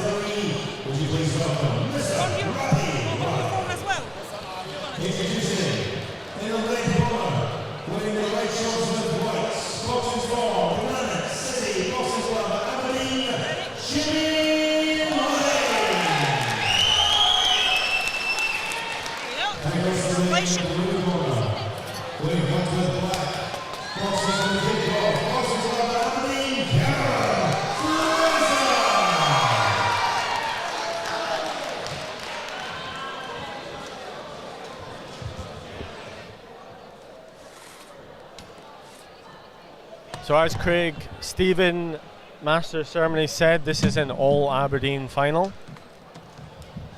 Jimmy Lang from Granite City Boxing Club in the red versus Cameron Fraser from Kincorth Boxing Club in the blue.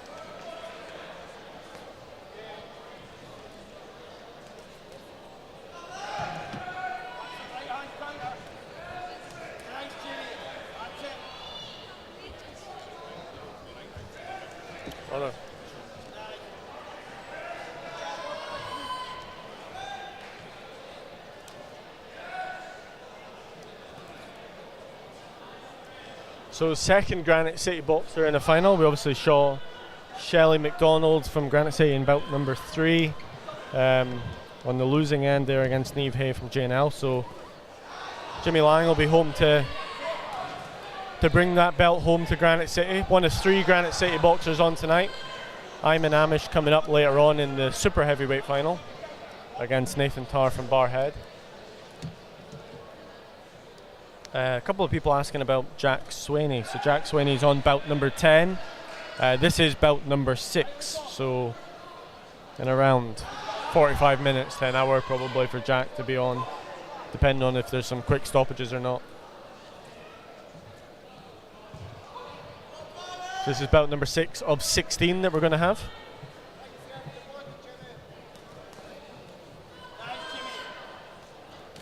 So Lindsay Fulton winning the North District's first championship belt of the night. I'm going to make a prediction. The North's going to win another one in this one. What was it? Somebody says, is this one, it's the King of the North? Is King of the North.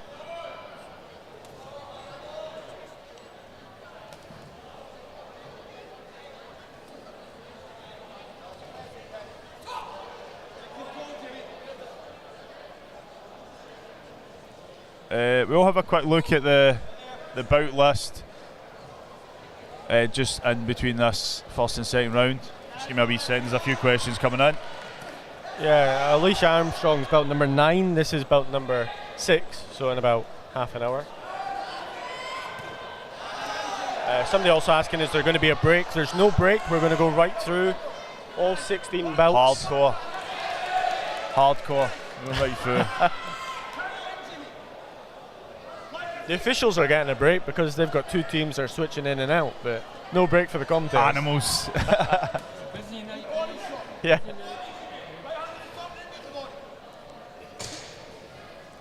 We will fight a few seconds around number 1.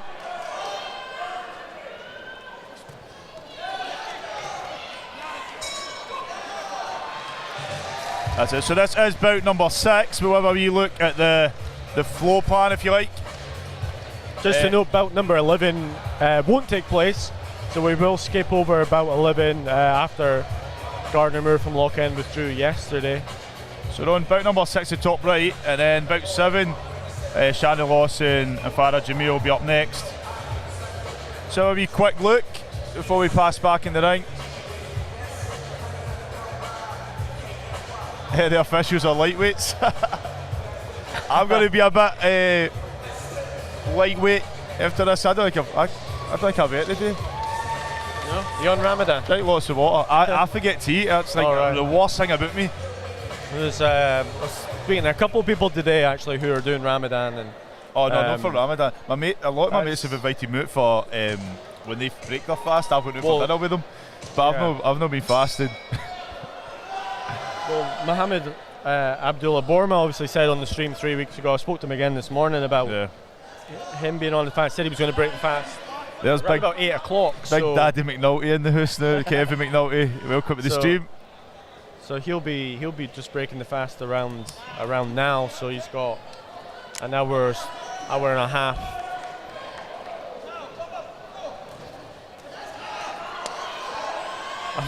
I've had a message from Ratch, Paul Gordon up in Elgin Head, Coach Elgin Boxing Club. He said he told me who the King of the North is, Lucas Vaiakunis. It was, that's right.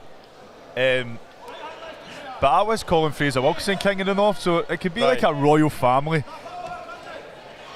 But I definitely, I think I called Fraser Wilkinson King of the North before. But Lucas is sort of under his mentorship, and the two of them support each other at their fights and bouts. Lucas winning a youth Golden Gloves title.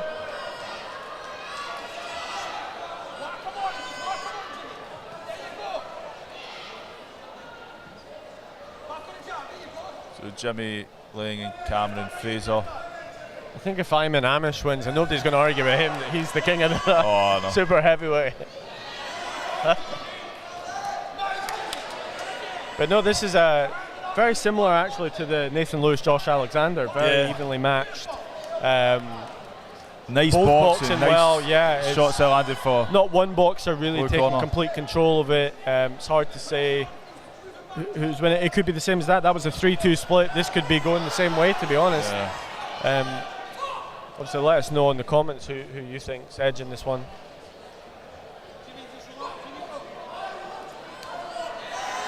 But for me, it's very hard to split them so far.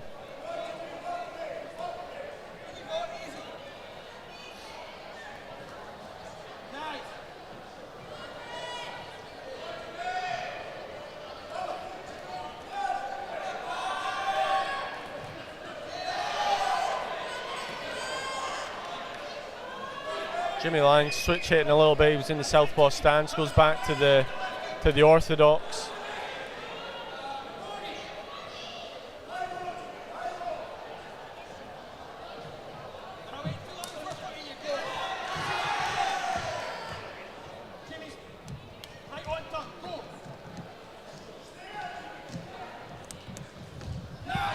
Nice right hand there from Jimmy Lang in the red from Granite City, getting through.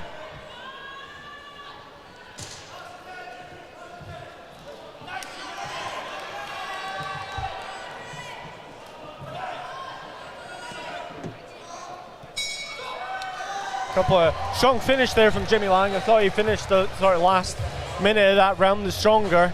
Yep. Wonder if that'll be in the judges' heads as they make their decision who won round number 2. Again, we don't know the scores. No. It's not open scoring. Who can I ask? Who can I just go and just say, oh, what's the score, mate? I don't think they'll tell me. If I had like Haribos or something, I could sort of put. I know they're always eating their sweets.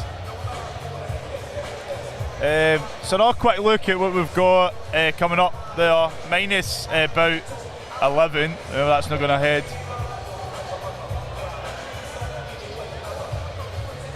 A real split on the comments. We've got somebody saying.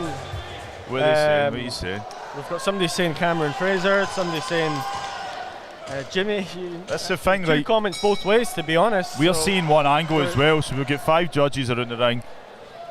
Their eyes are going to be picking up different things. Yeah. Well, we've had 4 comments there during the break. 2 saying Jimmy Lang, 2 saying Cameron Fraser. I think that really sums up how close this contest is. Next year we'll launch JATV bets. Is that allowed? Would that, like, are you allowed to? I mean, I don't know. I think you could bet on the Commonwealth Games if I remember correctly. Yeah. Did you put any bets on? I didn't actually. So it's no one thing I'm into. I've got to admit it's not something. And we'd get utter stick. Can you imagine? Can you imagine the comments if me and you were running some betting company on the side? But no, it's close as the comments would very show. close. I thought this is what you want to see in elite finals. You want to see them really put their heart and soul into it. I thought Jimmy Lang finished the stronger in the second round for me, but it's been so even up to that point.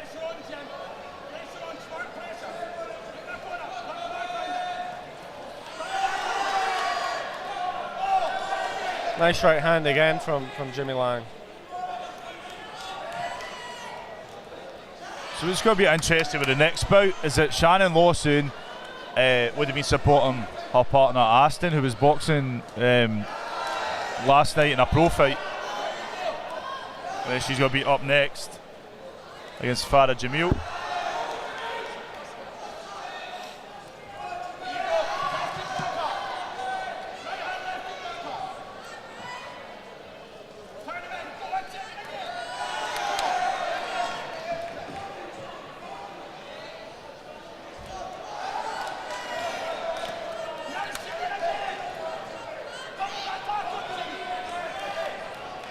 But it's been a great bout. It's been a great showcase for boxing for Aberdeen. 2 Aberdeen boxers.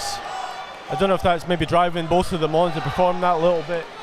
Very good, couple of good shots from Cameron Fraser there. You watch one and they're doing well, and then you watch the other and he's equally doing just as well. There's been a good 20 seconds there for Cameron Fraser. Some nice shots landed. Targeted the body as well a little bit. With Jimmy Lang coming back.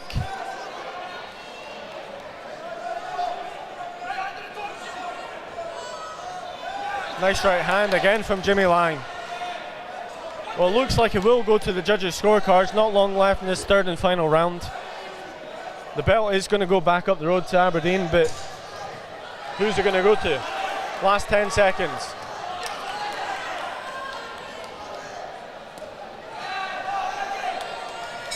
And we go to the judges' scorecards. Fantastic contest.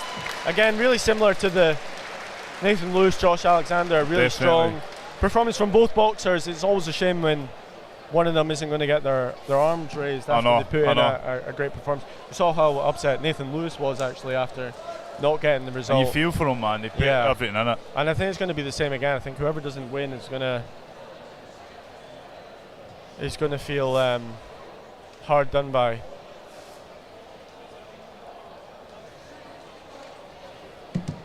So we'll pass to Craig Stephen in the ring with the official announcement here for bout number 6. That's just coming up next, bout number 7. Number 6.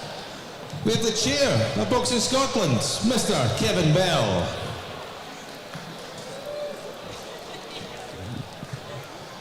Ladies and gentlemen, Mr. Rai has our boxers. We have a unanimous decision goes in favour of the winner. who is now the 2023 National Golden Gloves welterweight champion. In the red corner, Jimmy Wayne. And please, ladies and gentlemen, your appreciation, silver medalist Cameron Fraser. So for boxers to join Kevin Bell at the presentation area for the gloves, the belts, and official photographs. We'll be here up to the base for the end anyway.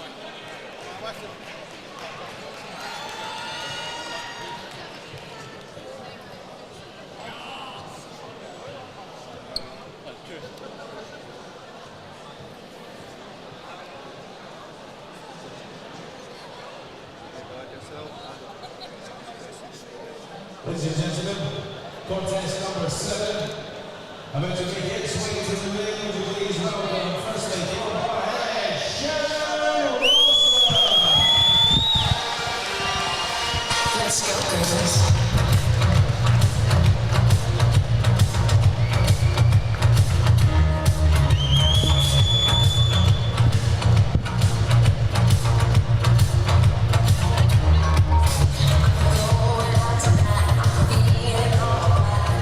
Jimmy Lang, Scottish Elite, Golden Gloves champion, how's that sound? Feels pretty good, it's not quite sunken in yet, to be honest. It's a good feeling though, nice pair of gloves. I didn't box as good as I hoped I would, but I got the win. It was a really, really close contest. Were you confident you were going to get your arm raised at the end? Definitely, I thought I started off a bit slow in the first round, picked up, was landing cleaner shots, but I made it a bit difficult for myself. I could have made it easier, but it's all learning and move from here. It was an all Aberdeen final. Was that an added motivation? Aye, we be bragging rights. That's it, definitely. And what's your plans for the future now? I'm not sure. Not sure whether they go down the Scotland route or what knows. Like, just get as much fights under my belt this season and see where I go from there. Well done. Great performance tonight. And now, ladies and gentlemen, from Glasgow, here comes Jamil.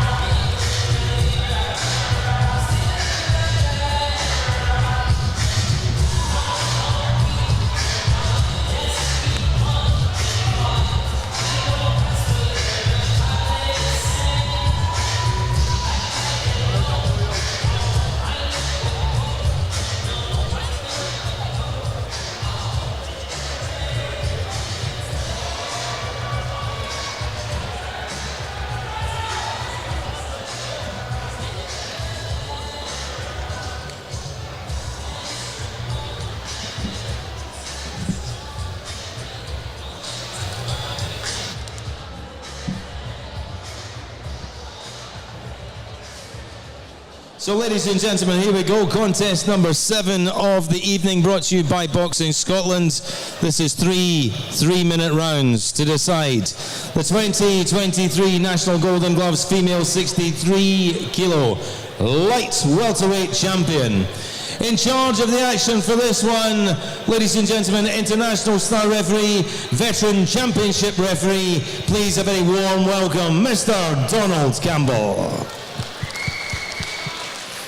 Introducing first and boxing out of the red corner, she represents the veteran boxing club in its 5th decade, approaching its 50th anniversary, the proud Barhead Boxing Club. She is Shannon Lawson.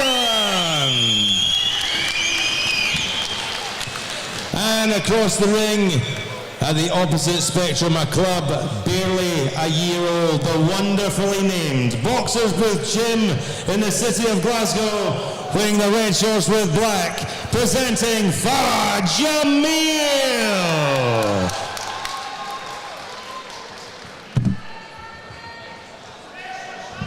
So this is bout number 7, Shannon Lawson from Barhead and Farah Jamil from Boxers Booth. If you are watching, click like, subscribe. You can also head over to JATV Live's YouTube channel where you'll see all these bouts edited up from tonight and tomorrow. Here we go, round number 1.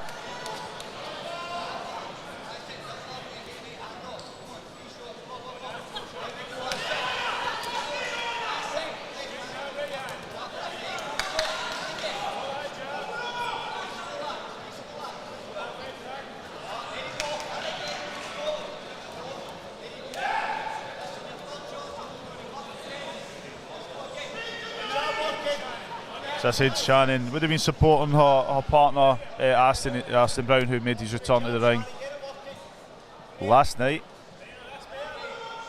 topping the bill at Professional Fight Night Boxing Social at the Glasgow Boxing Academy gym.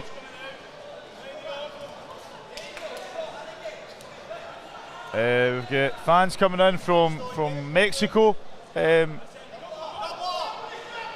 supporting Farah Jamil. She boxed out of Boxing Booth. They were in Lanzarote earlier in the month, in fact last month. They were in Lanzarote for a boot camp. Sean Lazzarini, Commonwealth gold medalist, is now professional, just recently turned professional, was training with them. Farah brought that up in our last interview with Ben.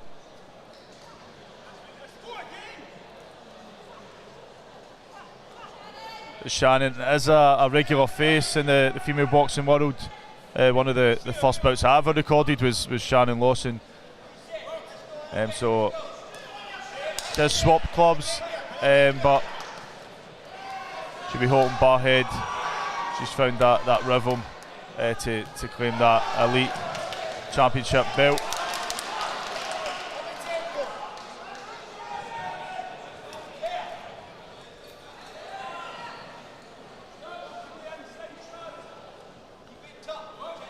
I spoke to Steph Kernahan a few days ago about some of the female bouts, and we'd mentioned that Farah and also Fatima, who was boxing earlier, were both fasting. We've got Mohamed Boma, who's boxing later as well. He's also been fasting for the month of Ramadan. If that's no discipline, I don't know what is.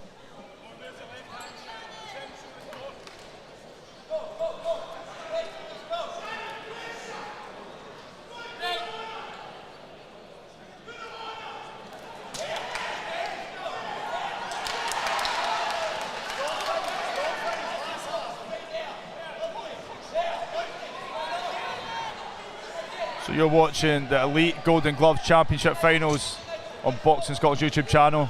You can watch it back, the stream will stay up even when we're long gone. So if there's any bouts that you've missed, you can rewind back, you can watch, re-watch.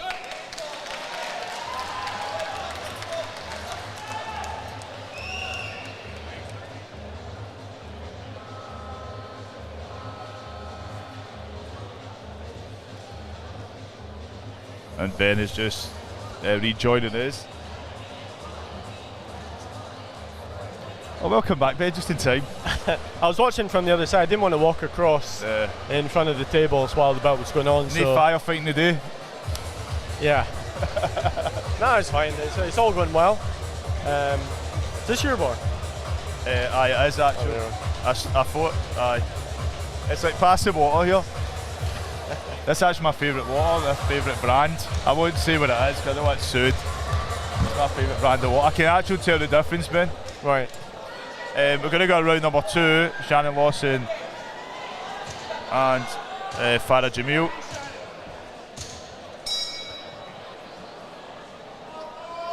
I think it has been a bit close, but Farah has been more successful for me, although Shannon has kept her cool.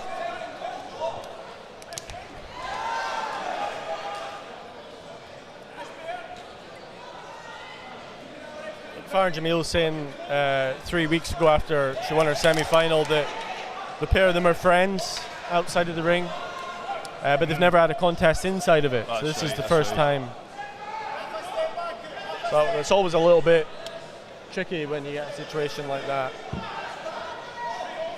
saw Reece Lynch actually say earlier today he beat Joe Tyres from England, who's his GB teammate, and he said it's never nice, having a fight one of your teammates. Reece getting the win today, so he's through to tomorrow's final at the GB international competition in Helsinki, Finland. Sam Hickey losing his semi-final today, so he's going to come home with a bronze medal, but it's also been a good competition for him. He got a good win yesterday, Sam. He's still sort of growing into that light heavyweight category, having won the middleweight gold medal at the Commonwealth Games last year. Obviously, we had Sam. I said to Sam recently, actually, would he be coming to do the commentary for this? But also, I didn't know. I don't think he knew he was going to be away on international duty at the time. I did say, are you going to do the commentary? Are you too big now to do the comms with us? But he said he would do it, but obviously he's in Helsinki. So. We could phone him. Yeah. So this is bout number 7. Up next will be Aidan Roger and Martin Kerr. That's going to be one to remember, I'm sure. Yeah, I shouted that out. You got fans in Mexico watching. Is Los Cabos the same as Cabos San Luca, or is that a different place? I have no idea. I've been to Cabo San Lucas.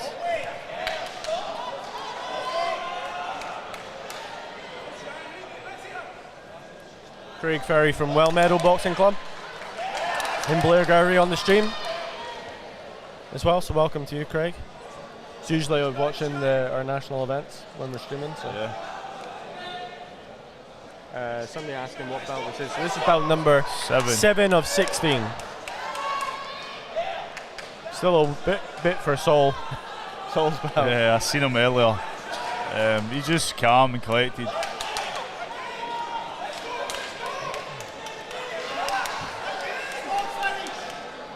Just in case anyone's wondering about the running order. How do you work that out? Yeah, so what we basically did was the first 13 contests roughly go from lightest to heaviest. So if you have a look, belt 1's the flyweight, belt 13 super heavyweight. We didn't want a club to have 2 belts in a row because they would obviously be preparing the boxers. So we shuffled it a little bit just to make sure the likes of Granite City didn't have 2 in a row, that there was a space. But basically from belt 1 to 13 pretty much goes lightest heavyweight, super heavyweight. But we chose the 4 contests that we thought, on paper at least, were the best 4 contests. So that's the 4 that are going to start a debate. It's a debate. So there was some argument whether Martin Kerr, Aidan Rogers should have been in that. There was some debate whether Israel Ernawilua, the King of Glasgow one's 12. whether that was going to be in it. So there was a debate around a couple other ones, but we kind of centred on the final 4 that we got. We could be wrong because there's been some crackers already. CJ Talbot, how you doing, my man? Good.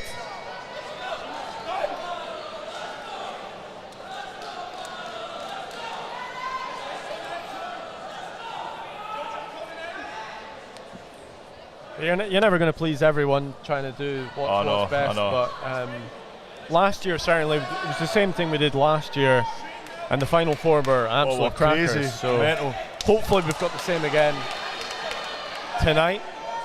I think for me, Farah has been, it's maybe pushing us a bit more and finding more success. Yeah, for me, she's Shannon is finding something. There we go again. So this might be close as well. Shannon just staying calm. Farah boxed really well in the semi-finals 3 weeks ago as well.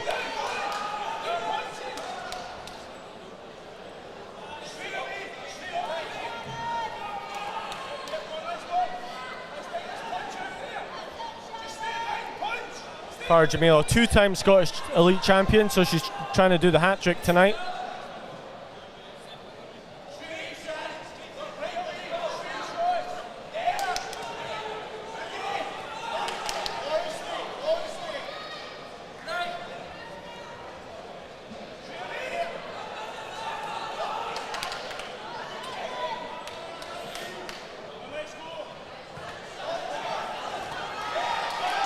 Nice work there from Farah, and Shannon still keeping on top of what. I think Shannon's been focusing on those straight shots where Farah's been swinging.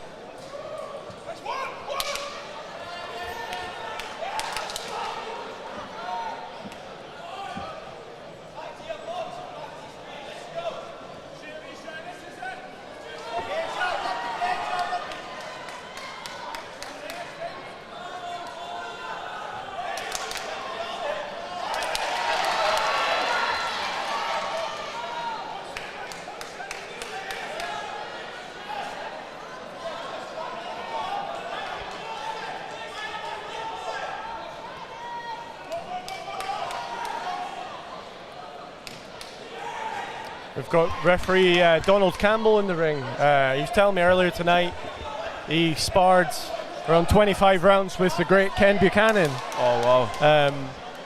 They used to be a part of the same club in Edinburgh. And he said he sparred about 25 rounds with Ken Buchanan and he didn't lay a glove on him once.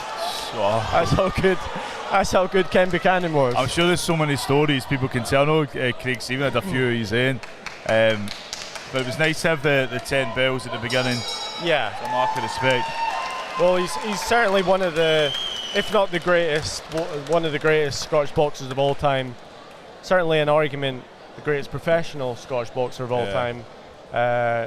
Amateur-wise, obviously Dick McTaggart from Dundee is kind of known as the greatest, not only the greatest Scottish amateur boxer of all time, the greatest British amateur boxer of all time, Dick McTaggart. That's how good he was. So let's pass to Craig Stephen in the ring with the official announcement. Just before that, up next will be bout number 8, Aidan Roger and Martin Kerr. So get ready for that. Shout out to NJ, who I know will be watching, supporting Martin.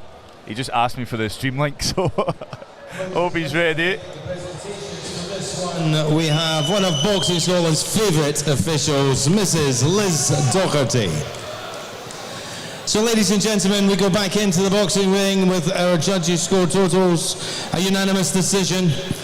The winner, who is now 2023 National Golden Gloves Light Welterweight Champion, in the blue corner, Farah Jamil.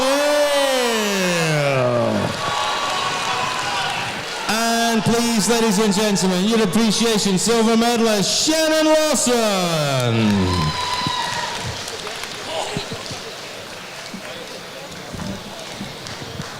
So ladies and gentlemen, if both boxers could make their way and join Liz, the presentation area for the presentations.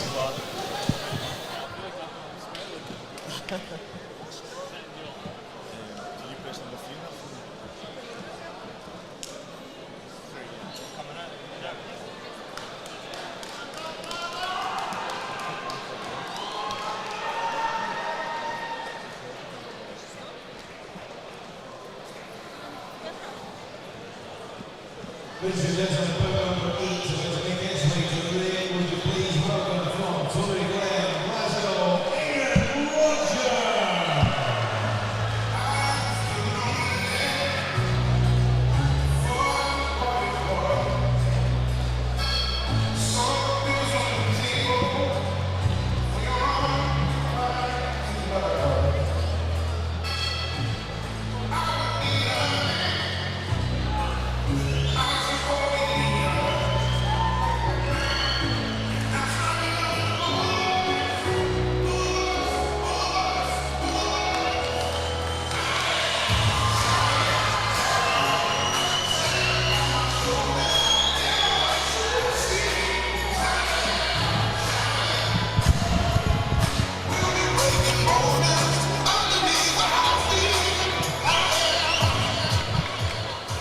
And now, ladies and gentlemen, from Ravenscraig, here comes Martin Kerr.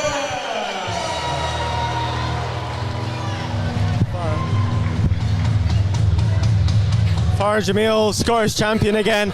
Very emotional. Very emotional after that victory. Yeah, you know what, I've been working really, really hard, especially being Ramadan, and alhamdulillah, thanks to God for this victory, and you know, hats up to Shannon. She gave me an amazing fight. I knew this was not going to be easy for me, and I want to thank my day one coach, Gavin. He's been there, believed in me in the last 10 years, and you know what, this year's special for me because it's my 10th year anniversary boxing, so it's a good way to kind of celebrate my 10 year. Yeah, and I've got so much to say.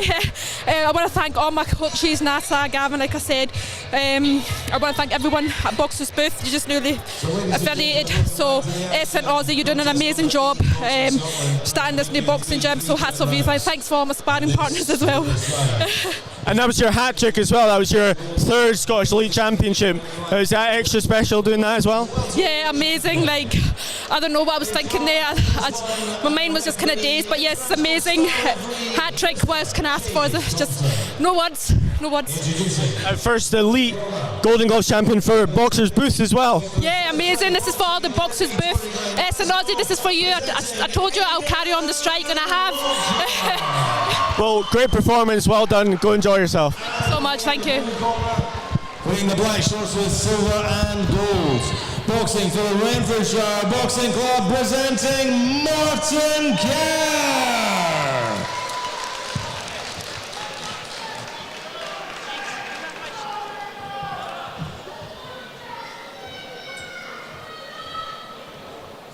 So we go bout number 8, Martin Kerr, Aidan Roger, Renfrewshire vs Southside, going into round number 1.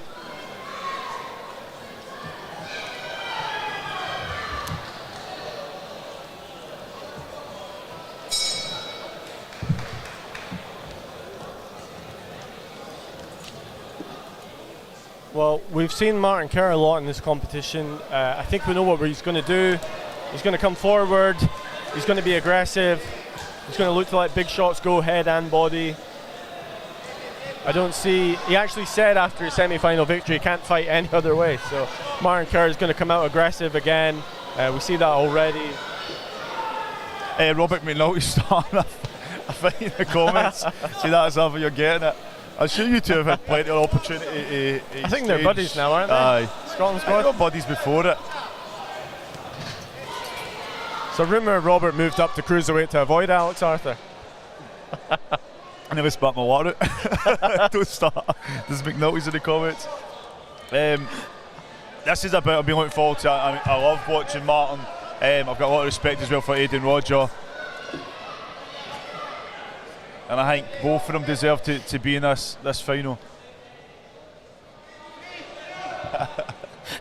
The comments are lighting up. We're getting the McNulty-Arthur rematch we all wanted tonight on the comments on the stream. I'm just going to say something. JATV Raw, which was a boxing arm of JATV, launched 4 years ago, literally this week. So it was my birthday this week, and we launched in Renfrewshire Boxing. So shout out to the whole Renfrewshire Boxing team. I mentioned that NG, I know, is watching. Obviously, Robert's watching. I think I'm in trouble with Alex Arthur now.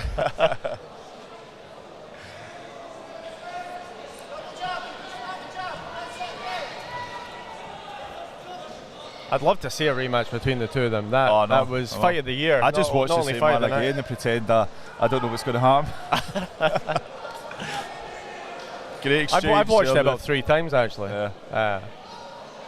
Obviously on the night, couldn't split them on the night, couldn't split them when I rewatched it either. Jason is like you soon on the same room. I don't think they are. They're not together, are they? No, I don't think Alex in Spain. I think Robert's over in Spain. Shout out to Jason McCormick. My first interview with JATV Raw was Jason, who boxed the same day as he sat his maths exam. He had to travel down to the GBs to compete. So his mum, Shawnee, took him for his higher maths exam to go down south, and I just thought that was nuts. I went, I need to do something. That's where the channel started. The Raw part came because both of us were boxing fans and we wouldn't shut up about wrestling. So I was like, let me just put JATV Raw as a separate channel. It Monday Night Raw that it's taken from it's Monday night. Monday Night Raw, that's where it came from. So you get sued by Vince McMahon. You could try. Oh, we're getting a point off here for Aidan Roger. Big shot there landing from Martin. I think you need to find a way to slow Martin down, and it's no easy, as we've just seen. So I think sometimes you need to use tactics to try and hold him and try and slow him down in some cases. If Martin lands these body shots, head shots, that's when you're in trouble. I just think the referee thought Aidan just went a bit too far with the grabbing. It was holding, yeah. It was the sign there from the referee. It was for holding. That point deducted. So we're approaching 2,500 views. We've got 390 of you watching right this second. But the likes are only 52. So Robert and Alex, instead of arguing, start hitting that like button. Jason McCormick, I see a like coming in for you as well. It doesn't tell me who's like, but you're watching on your phone. Hit like, subscribe. Here we go, back into round number 2.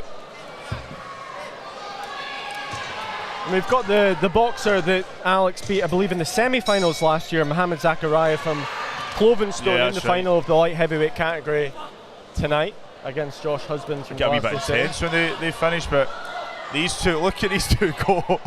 They're getting caught up, both landing a big right. I think Aidan thought the referee would have got involved there, and then he threw his right. Aidan looking to add another Golden Gloves title to Southside. Southside, how many did they win? The school junior youth? I know. It seemed like they were getting called up. I think they're constantly. launching a bank. was it 8? 8 or 9 so. Golden Gloves champions they've had this season? Yeah. Southside, so they're looking to add another one. Shout out to the whole Southside crew. They always have their shows hammed, and it's brilliant atmosphere. I get a lot of support as well for a lot of the Southside boxers. I think Aidan's the only Southside boxer into the final tonight, so he's the only chance. eight for years the in the making, I think, since his first bout 8 years ago, if I remember right. I've already warned him if he wins not to swear on the street. I spoke to him in the weigh-in this morning. You know, I warned everyone as they came up to the interview, please don't swear, and the one person I didn't warn was Aidan. Jack Swanee will be in 2 bouts time, so we've got Rebecca Gray from Lighttown and Alicia Armstrong from Doonhamers up next, and then Jack Swanee or Swaney, because I always read his name right, and I know him, I just call him Jack. I'd have to ask him, to be honest. So Jack's bout number 10. I think Craig Stephen announces it as Swaney, if I believe correctly. We'll see how Craig announces it later on. I think he usually asks boxers if he's not sure. So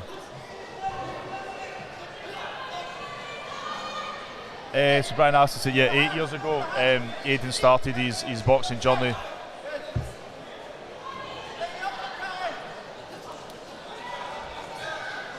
Aidan got Anthony, Antonia, Quayle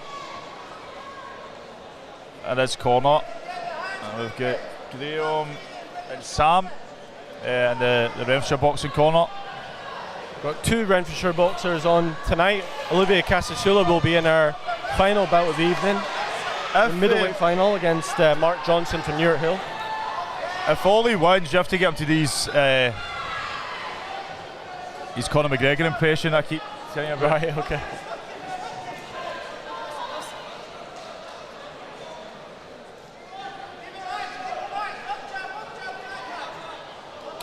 It's Swanee.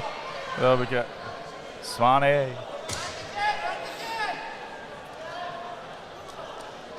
We'll see how Craig, imagine Craig pronounced it wrong. It's been a little bit scrappy, this one. I did wonder if this might be one of the bouts of the evening. It was certainly one of the ones that was in the mix to be one of the last 3 or 4 I think Aidan has been aware that he has to shut Martin down. You can't let Martin go free then. But when he gets into that rhythm with throwing the big body shots to your ribs and then switching up to your head, it's disastrous. So I think Aidan can be a scrapper. I've seen it. So I think it's a game plan to try and slow Martin down a bit. Martin doing what he always does. I mean, it was interesting that he said he can't fight any other way. So not even that he won't try, just that he feels that he can't. He comes forward. Like this. They both avoid. They don't like interviews with me. Aidan at his home show he avoided me. Anton, the head coach for Southside, actually said you won't get anything out of him before the We got a swear word out of him last time. Well, third and final round here for bout number 8. Aidan Roger boxing out in red corner from Southside Boxing Academy, and Martin Kerr unloading as he boxed out the blue corner from Renfrewshire Boxing. They're quiet outside the ring but ferocious inside it, the pair of them. This room is so big. There is people shouting for the rafters. Yeah. They're just so far away from us because it's huge. No, it's a great setup this year. We're in Ravenscraig, but in the different hall. I think it's working great tonight. You know, it's a great atmosphere. And I'm happy because we can see the audience and they're announcing the winners this way. Yeah. Which I fought and died for. This is bout number 8, so at the end of this one we will be at the halfway point of the evening. Yep. We'll have 8 more to come after this one. Still a little bit scrappy. The referee looking, Aidan Rogers just have to watch. He doesn't hold too much, he might get another point deducted.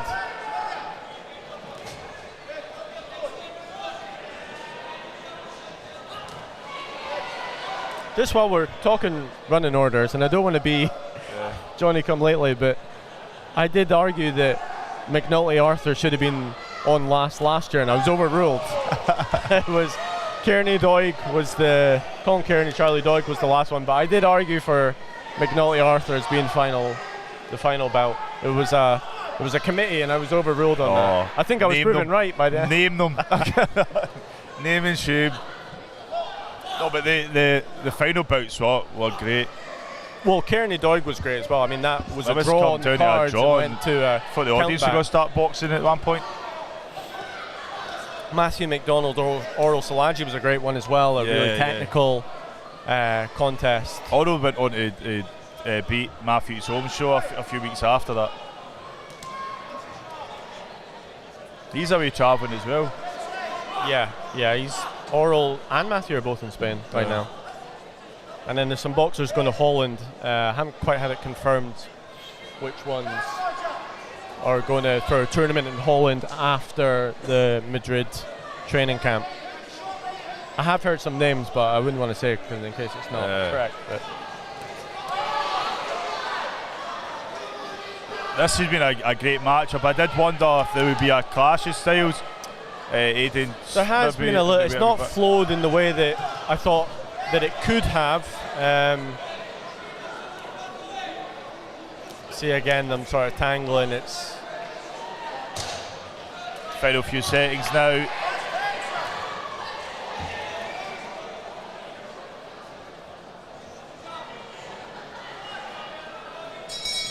And that's well done, both these boxers. We're going to pass Craig Stephen in the ring with the official announcement and join Ben with the champion.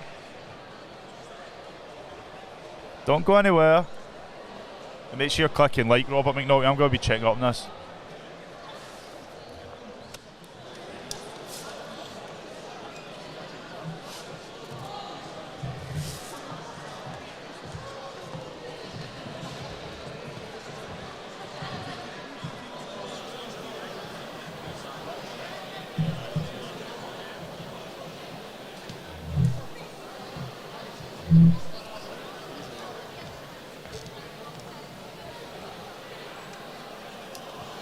Ladies and gentlemen, presenting the trophies for this one, the belts and the gloves, we have former Scottish international footballer Leanne Crichton.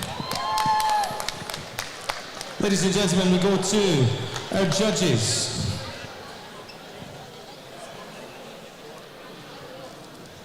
We have a 4-0 split decision. It goes in favour of the winner. Now the 2023 National Golden Gloves light welterweight champion in the blue corner, Martin Kerr. And please, ladies and gentlemen, your appreciation, silver medalist from Southside, Aidan Rogers. So if I could ask both boxers to please make their way to the presentation area, join Leanne Crichton for the presentations and official photographs.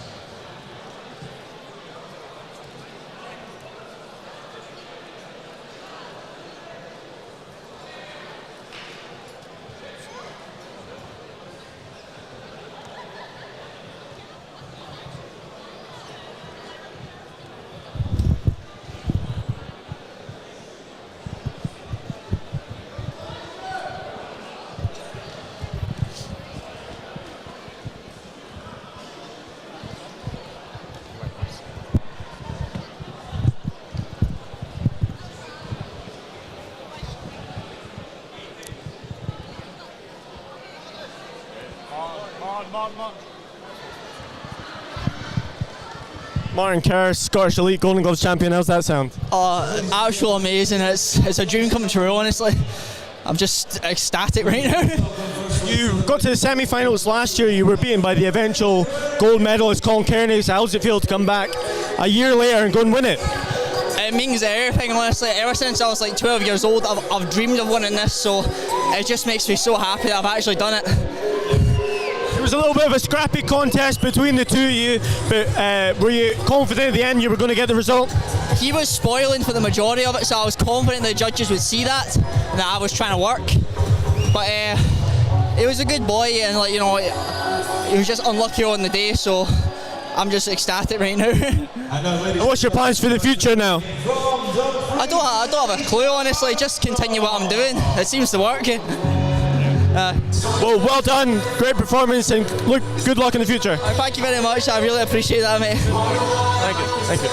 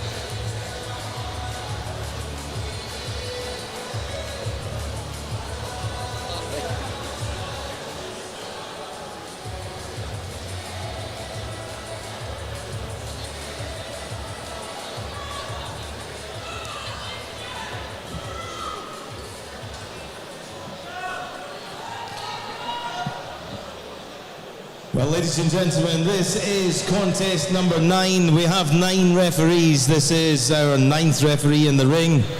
Best till last, I'll leave you to decide. I couldn't say. Boxing Scotland, very proud to bring you 3 3-minute rounds. This will decide the 2023 National Golden Gloves female 66 kilo welterweight champion. In charge of the action for this one, would you please give a warm welcome to international star referee, Mr. Paul O'Connor. Introducing first, boxing out of the red corner, wearing purple shorts with white trim. She boxes for the Lincoln Boxing Club, Kirkcaldy 5, presenting Rebecca Gray. And across the ring in the blue corner, wearing the white shorts with tartan trim, boxing for the Doonhamers Boxing Club, Dumfries, presenting Alicia Armstrong.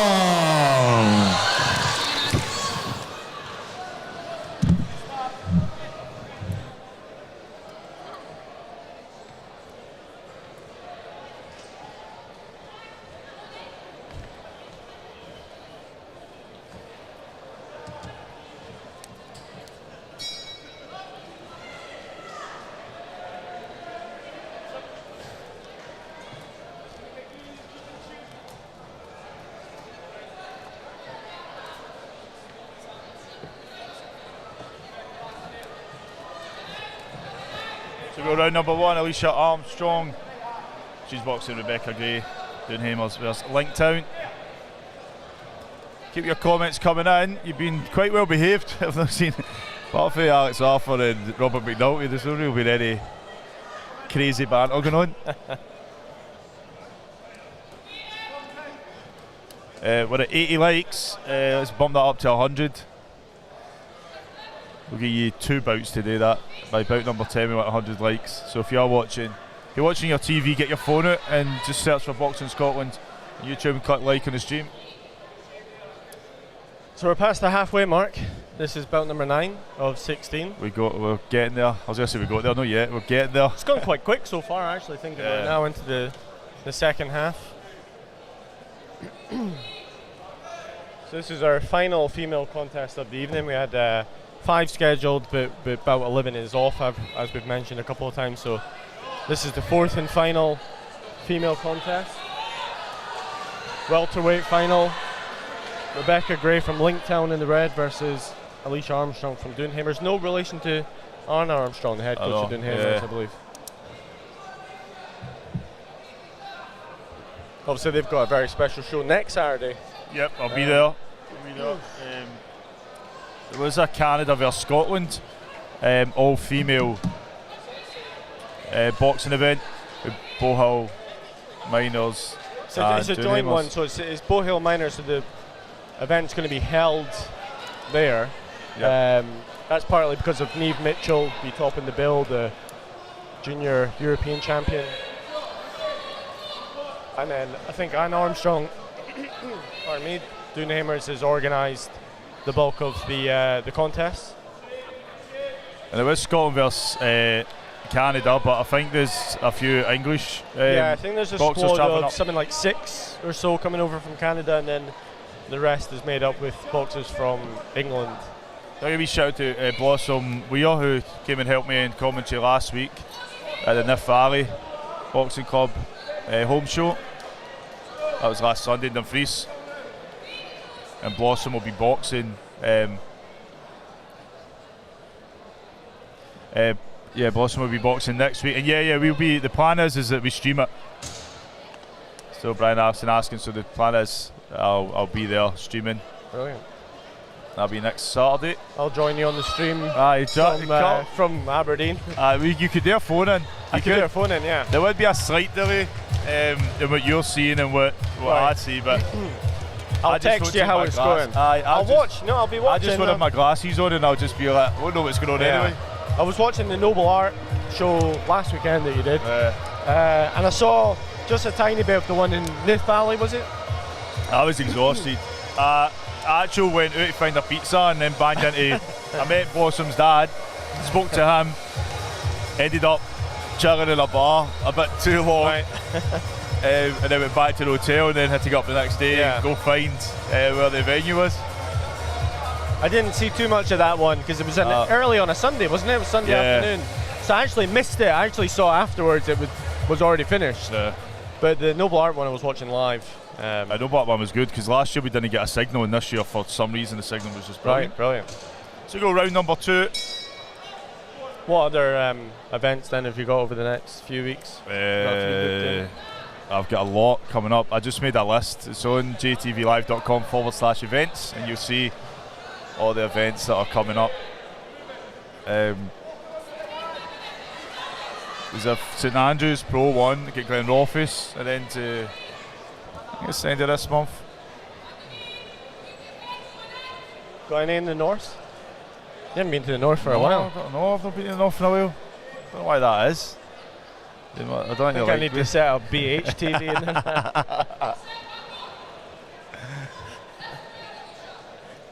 I'd love to have regional teams and just be able to cover as many shows. With this bit, Alicia's really pushing forward. I think this round, she was always trying to push in the front foot. I just think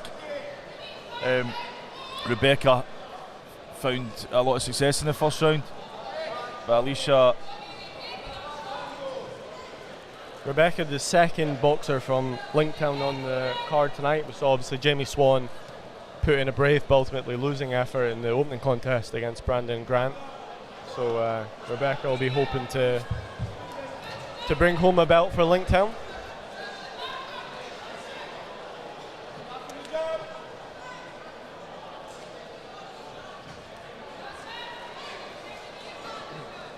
We've got Anne Armstrong in the corner for Doonhamers in the blue. We had obviously on the stream for the Scotland v Ireland Dual International telling us all about the female event that'll be next week. All of the contests are female contests. Yeah. At that Bohill Miners one. And great for Niamh Mitchell to get homecoming as well. I mean, she's done fantastic. The first major international gold medal for a Scottish female boxer, winning the European Junior title, and one of only 7 Scottish boxers of any gender or any age to win a European gold medal. A very, very short list she's joined there. She's like came out in Ava. She did kickboxing before. Yeah. So I believe, speaking to the guys at Skyax in Dundee, and they used to do kickboxing with her. And then also she went over to boxing. and she won as well a couple of weeks ago in France, the Dual International in France, Scotland v France. Yeah. I believe she got the win over that. Was a draw, 6-all. 6 wins apiece. Scotland v Ireland was obviously 13-0 to Scotland. I was speaking about that last night with one of my mates.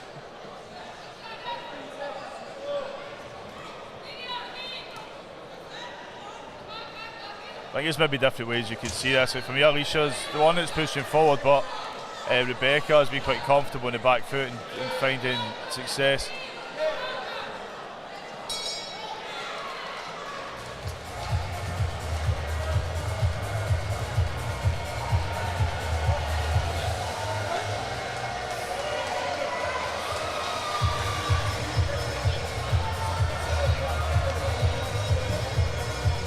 I just seen that screen go off and I thought maybe we had kicked out a plug or something, but it's all good. We're providing the power.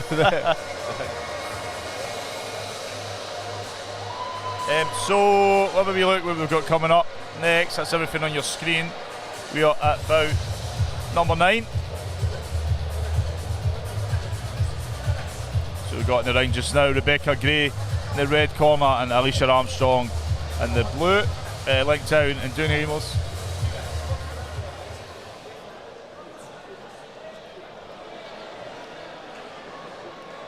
So we go to the third and final round to determine the Boxing Scotland Elite Golden Glove champion.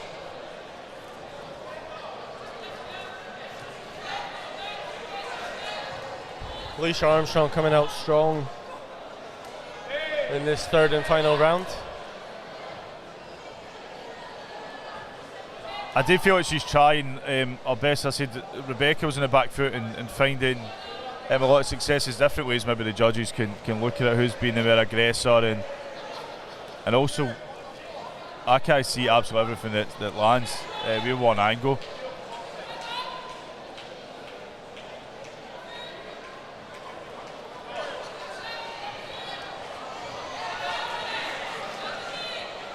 Nice work from Alicia early in this third round. Again, just a reminder, if you didn't join us earlier on, we don't know what the scores are. It's closed scoring, so we've got no idea.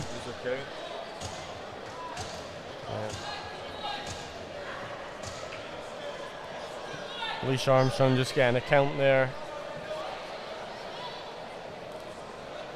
There's a big right hand that seemed to snap. Clear, hard blow that really knocked the neck right back. The referee obviously stepping in and giving her a standing count there. Now, of course, in amateur boxing, you do not get an automatic 10-8 round. It's not like the professional game. There's no point deduction for standing counts or knockdowns. In fact, Alicia can still go on and win the round 10-9 if she boxes well. So it doesn't necessarily mean the same that it does in the professional game when you get a standing count or a knockdown. I believe there was something happened actually earlier with Sam Hickey's bout. Haven't actually been able to watch that one yet. Was able to see Reece Lynch win his one. There was a lot going on at this event when Sam was boxing, so we only saw the result. But I heard that Sam gave a standing count or a knockdown to his opponent that still lost on the cards. I think there was some people commenting that they maybe thought Sam deserved it. It was a 4-1 split that he lost to Ramton Musa from England. So we'll watch that back later on and see how that contest went.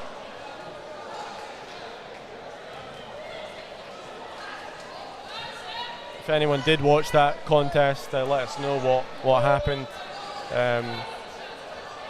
Reece Lynch beating English opposition though, beating Joe Tyers, fellow GB teammate, over in Helsinki today. Alicia definitely trying there. She seemed a wee bit frustrated, so wasn't he? She walked onto one there. It was a nice right hand there from Rebecca Gray. Alicia trying to, I mean, it would change the mentality if you got a standing count. You would maybe, even though you wouldn't get a 10-8, you'd still want to try and force it to bring the round back. So we go past the Craig Stephen in the ring with the official announcement here. Thanks, James Talbot. Kerr. You need to ask Robert McNulty. Who's this Robert McNulty lad? We'll be back in just a moment. Ben will be with the winner.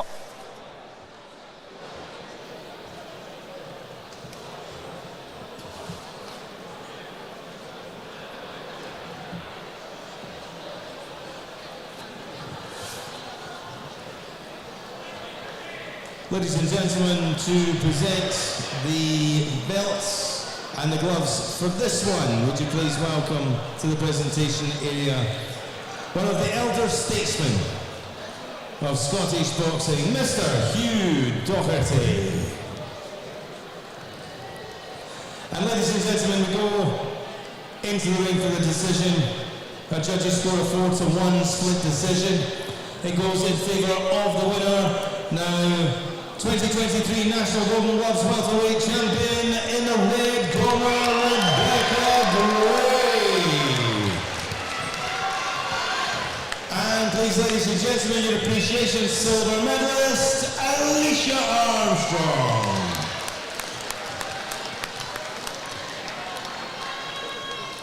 If both boxers could make their way down and join Hugh Doherty at the presentation area for the belt, the gloves, the medal, and official photographs.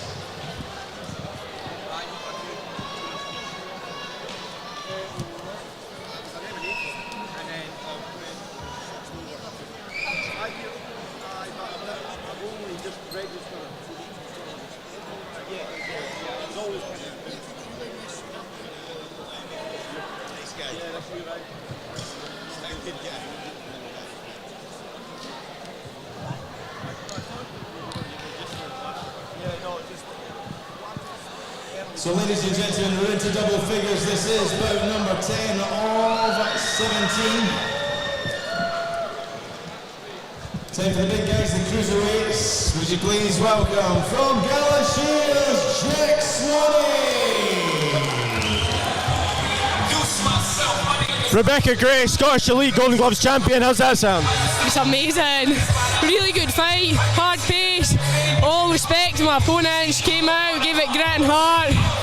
Well done. It was really close, but you got forced the standing count in the third and final round. Do you think that just maybe swayed the judges to give it to you?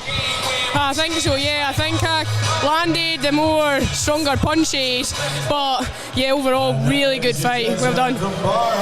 And you're the first Scottish Elite champion for Linktown Boxing Club, a newly affiliated boxing club in Scotland. How's that feel? Great, got to represent Old Kirkcaldy, yeah. I know, so we can be taken seriously now because we've got some real boxers here, man. Yeah. Well done tonight, great job, and go enjoy yourself. Thank you, will do. Thanks very much, guys.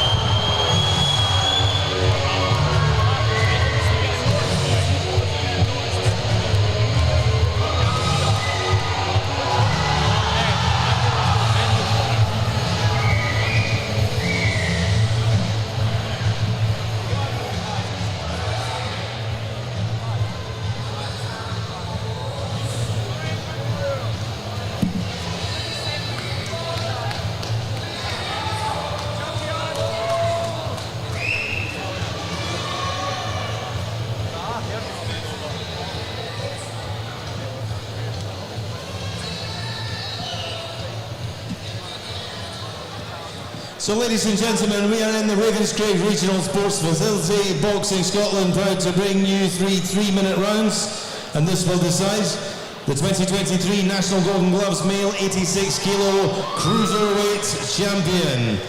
In charge of the action once again, international referee Mr. Jim Smith. Introducing, boxing out of the red corner, wearing black shorts with white trim. Boxes for the Galashiels Boxing Club and the Scottish Barbers, presenting Jack Swanee. And opposing him in the blue corner, wearing the dark and light blue shorts, boxing proudly for the Barhead Boxing Club, presenting Paul Greville.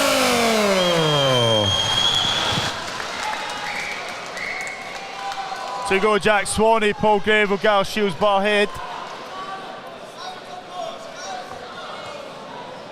This is bout number 10. And the cruiserweight final, your referee, what's that referee, Jim Smith? It's got noisy. It's got definitely There's a lot of support for this one. A lot of support online as well. You've really noticed it's gone up, the tension's gone up in the room for what is bout number 10 of the evening, the cruiserweight final as Craig Stevens said, Jack Swanee from Galashiels in the red and Paul Greville, Barhead in the blue.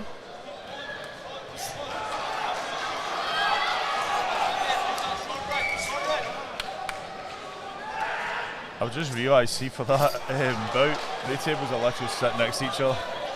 It's what? The tables are sitting next to each other. Oh, that'll be interesting. We may need to get involved. Split them up. I'm not getting involved. I've got enough rules. I can't do security as well. Yeah.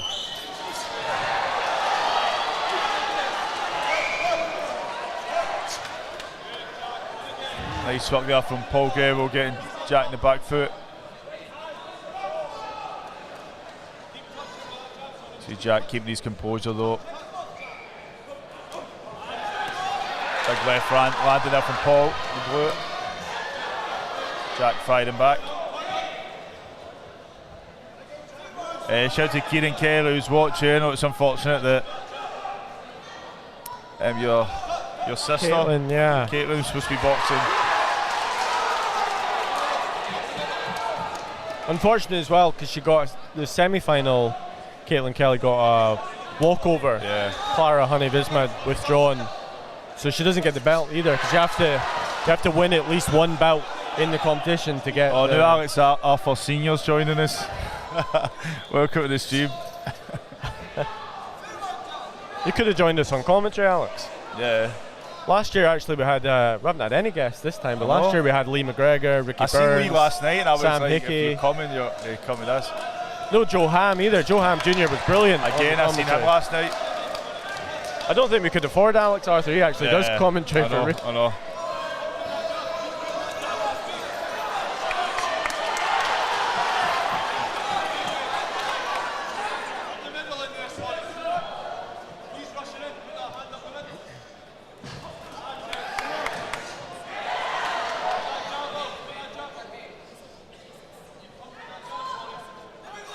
Paul, great head movement there. You seen him just use his right glove to block the left and right that was coming to him as well. Nice wee manoeuvre there.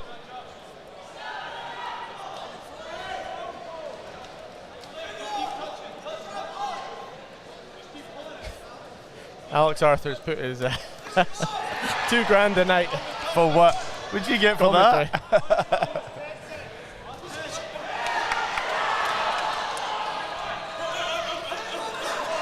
Nice work there from Jack. Swanee just in the belly, there's Paul. Try to fire back. Now it's starting to hot up. This is, compared with last year, it was at this stage we really started to feel, we said that the atmosphere. Yeah. A lot of people standing in the bleachers singing now out there. And singing, yeah, it's really, the temperature's risen in the room. I think the boxers will respond to that as well. Yeah, I was just saying there's a few bouts coming up where the supporters are sitting really literally the next table for each other. I hope they can keep it cool. I remember last year, in fact, it was Alex Arthur Jr. and Robert McNulty bout. It was like the security had to hold the fence back. Yeah. Both the supporters were fine. Each other literally they were fine, but they were right beside each other as well. There was about a group of 20 or 30 each. Yeah.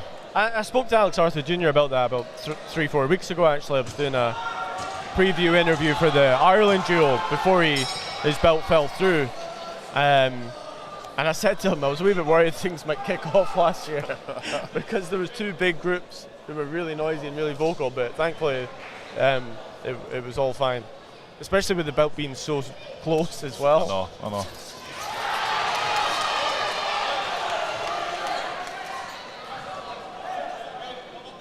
Paul tries to set the pace. Paul Greville in the blue corner, but you've got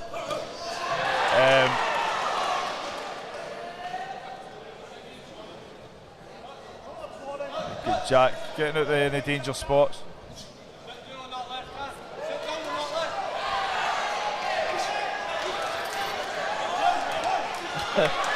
Oh, don't be slagging my accent. I can switch my accent up. Hope it's not my accent. No, I can start switching. I signed Dundee for 2 years, and I didn't ken nothing, I would agree the expert analysis.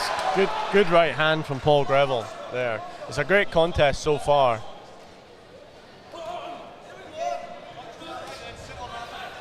Just a reminder, Jack Swanee, Gala Shields in the red, Paul Greville, Barhead in the blue. I think this round Jack is picking his shots. He's thrown what he has to throw and then taking that step back. He's not letting himself get caught up dodging there with Paul's throwing. Yeah, some nice defensive work there. It's to try and keep that pace throughout. That's the thing. Like maybe Paul came out a bit too fast in the first round, landed a lot of good shots. This round, not so much.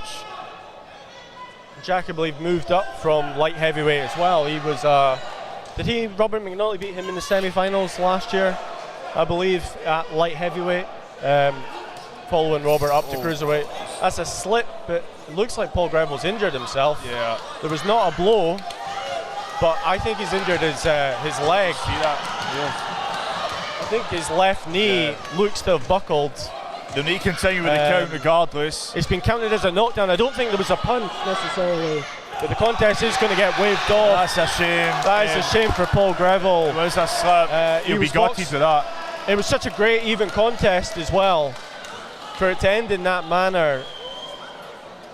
We just got to switch off the stream as he gets medical attention.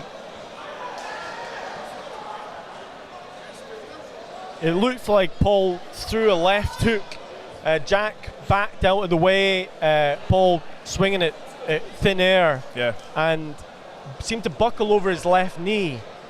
And you could see instantly, it was counted as a knockdown. It wasn't a knockdown because there was no punch landed. But referee Jim Smith just waving it off after letting it go. You could tell he was a man with one leg. He's there on a stool just now. And all due respect to him, he wanted to continue. He got his gloves up after that count, and I think he wanted to try. When he put weight in it, that's when Jim made the call that he's not going to be able to continue.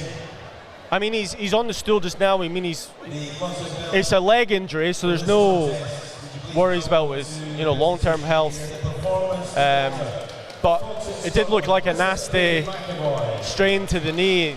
There was no way he could continue with one leg. It wasn't going to last long if the ref did let it go. It wasn't fair. It didn't look like it was something he could have battled through. It looked like back on his feet. That's good to see him back on his feet. And it's such a shame because that was shaping up to be such a great. I know. We'll pass to Craig Stephen with the official announcement in the ring, and then Ben will speak to Jack right afterwards. Step into this boxing ring at any level, not less cruiserweight championship level. Please, your appreciation for both our boxers in the ring.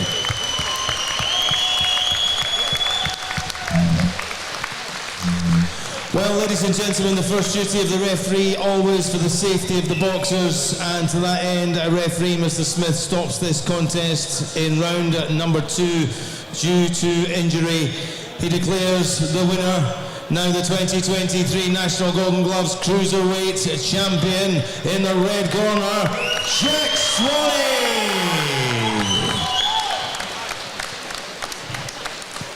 And ladies and gentlemen, please, your appreciation and a very speedy recovery to our silver medalist, Paul Greville.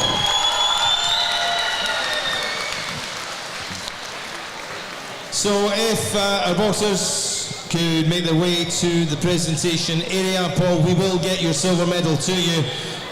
If Jack makes his way to the presentation area, Craig McAvoy is there with belt and golden gloves.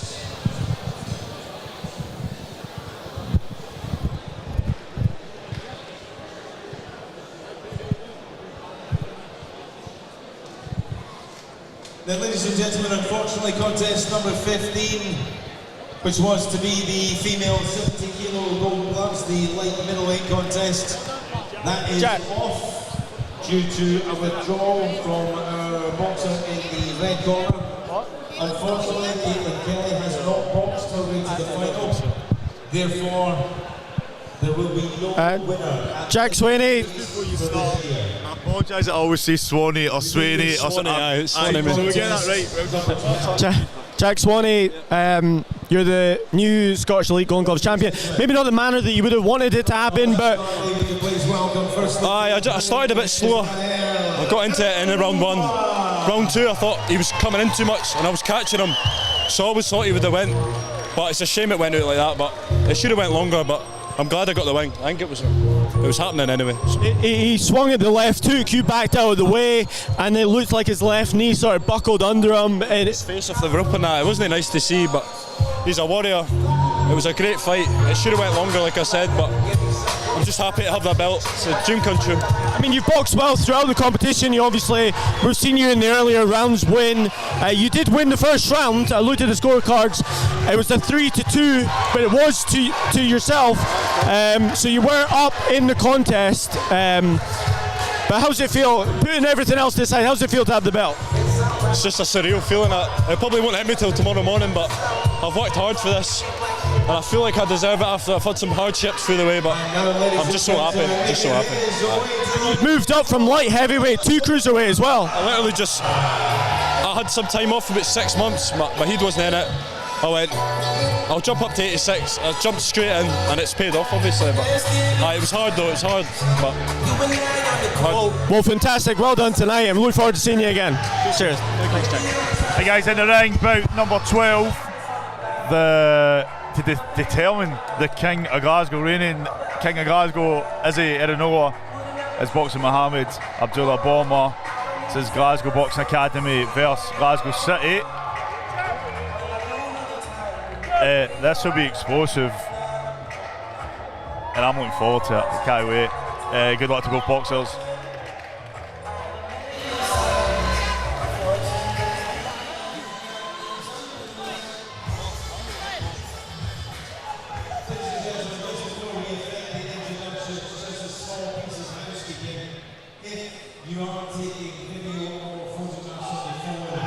Could you please make sure your flash function is switched off? We don't want any bright lights distracting our athletes. Thank you in advance. Ladies and gentlemen, this is contest number 12. And not only is this for the heavyweight bragging rights of Glasgow, this is three-minute rounds to decide the 2023 National Golden Gloves male 92 kilo heavyweight champion. And referee in charge for this one, Mr. Tommy Winters. Introducing first in the red corner, wearing the white shorts with black and gold. Proudly boxing for the Glasgow Boxing Academy is Izzy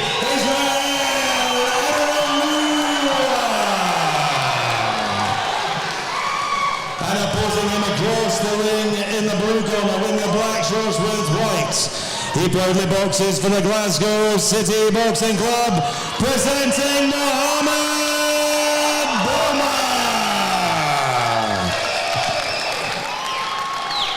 Bomber. Loud again for this one. I cannot contain my excitement. Look at them. Look at that stereo. They do know how important this is. No, it should be a good one. That's you, sir. So we go round number 1. The King of Glasgow. But you need to remember, Mohammed Bomber got a first round stoppage in the semi-finals to get into this final. He won the novices, the national developments, and he'll be wanting the triple crown. Mohammed as well, speaking to him earlier this morning, observing Ramadan, so he wasn't eating or drinking today until around 8 o'clock when he was going to break his fast, so he's had about an hour and a half or so to take fluids and food on. That's obviously could be a factor later in the fight if it is a hard contest that goes deep into all 3 rounds. This is like the Glasgow derby. You can see already Mohammed being a big power puncher, and he's punching down. It's like he's kind of got that.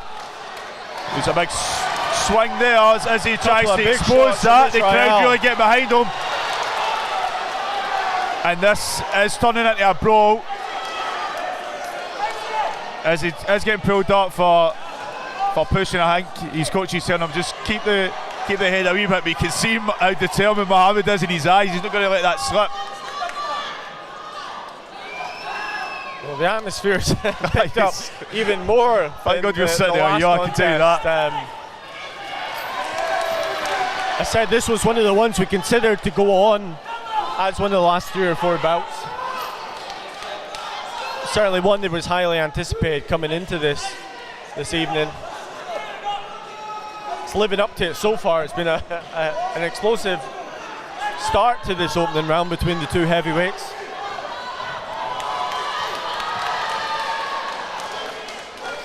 You can see it there, as he just ducking, forcing Mohammed to miss. That'll take a lot of energy out of you if you're swinging like that.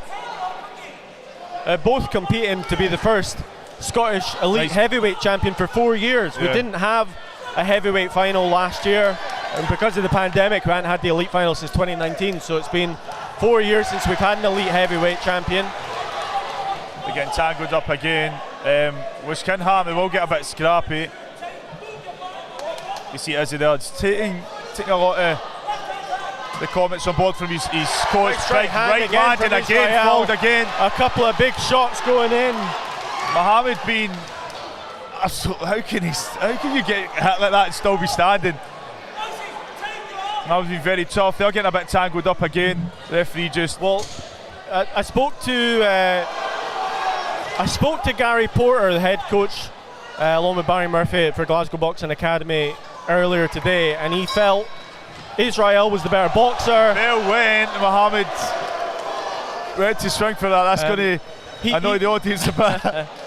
Yeah, I spoke to Gary Porter earlier. He felt coming into this Israel was the better, more skilled boxer, but he said that Mohammed can punch, and that was his fear. You can see that. The punching power. We saw Mohammed win by first round knockout in the semi-finals.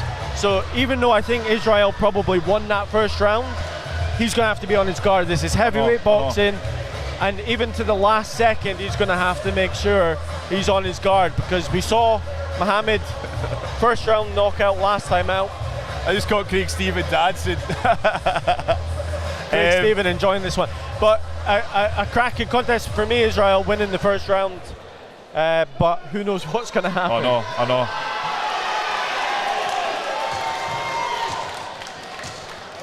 Here we go, round number 2. Glasgow Derby, the king of Glasgow, Mohammed Bomber. We're getting a point deducted. Yeah, that's for hitting after the bell at the end of the first round, so he is getting a point deducted, Mohammed, for what we saw after the end of the first round. I would put Israel a couple of points up on my card.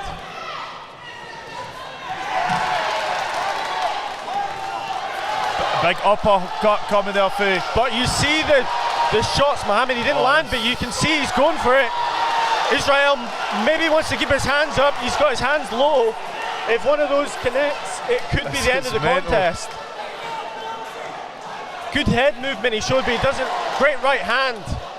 He does not want to take some of these shots. And with the point off, Mohammed might just throw caution to the wind here and try and go for the stoppage. He knows he's down on the card. Big right a right hand from Mohammed. Wow.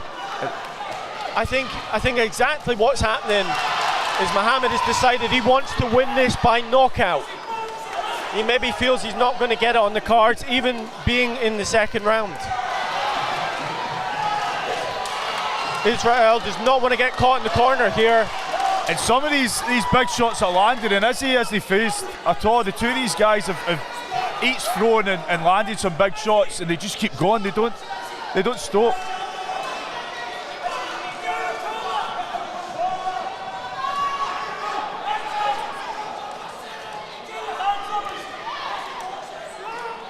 The energy in this place is nuts, man. Mohammed, a very quiet, reserved man out of the ring. I spoke to him this morning, the way in. But inside, you can see how ferocious he is. He wants to land a big shot.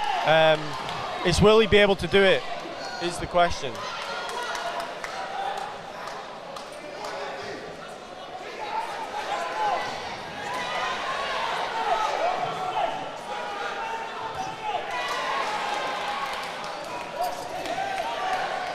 This is an edge of the seat. I know. About if I've ever seen one.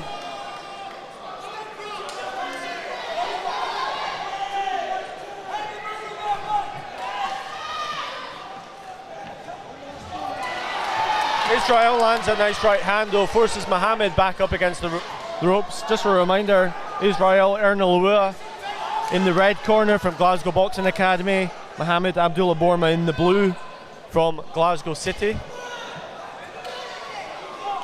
Shout out to Max MacArthur and Gary MacArthur, who's always supported our streams.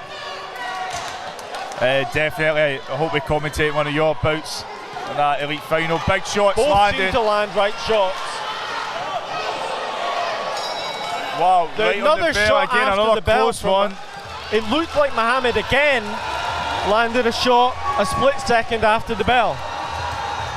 He needs to watch that, he needs to listen out for that bell. It doesn't look like referee Tommy Winters is going to pull him up on that one, but for me, half a second after the bell went, there was another shot landed there.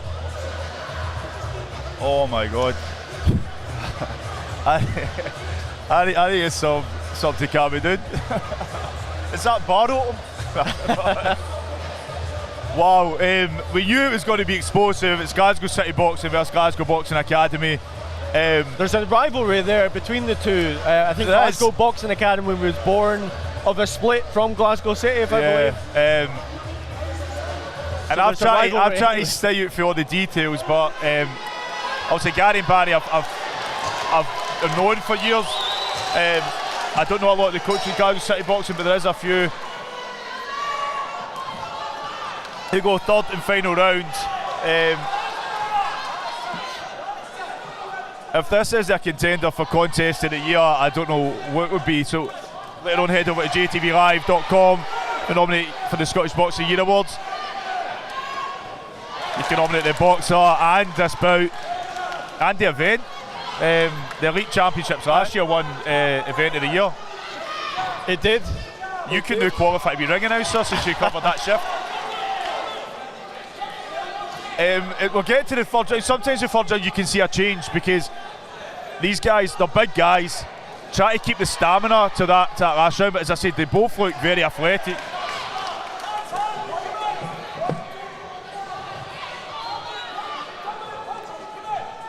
Okay.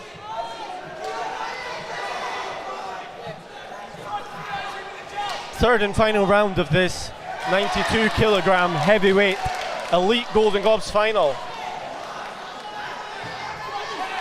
And anything can happen. I know. In the remaining couple of minutes or so. You can see that as they always keep an eye in his corner, just looking up and see what they're saying and try to follow that through. Nice right hand again from Israel. Seemed to shake Mohammed. And another right hand. But he seemed to take that one well, Mohammed.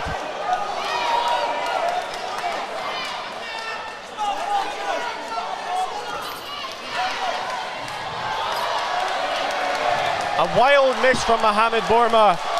Almost went over the top rope. Oh, this is mental, man. It's crazy. This is what we come here for. This is boxing, isn't it?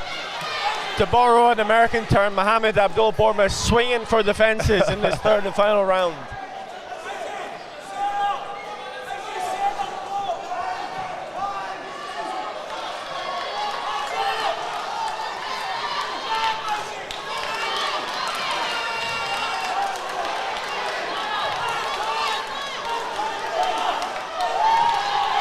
What a contest. Shout out to Greg Houston. I've not seen I can't see the comment for you, so I can't hear you. It's so loud. I don't know if that's coming through on the stream, how loud it's got in here. It's mental. Everyone is standing pretty much.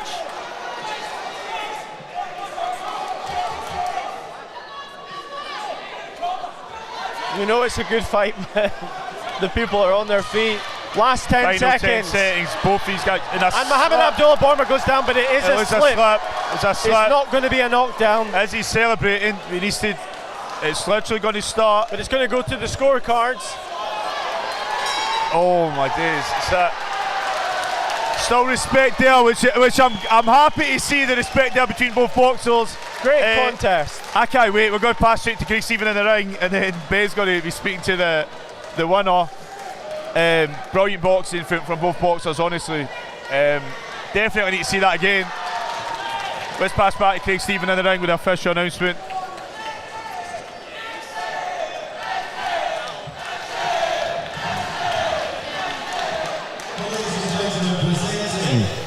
Bell and gloves for this one. We have the chair of Boxing Scotland, Mr. Kevin Bell.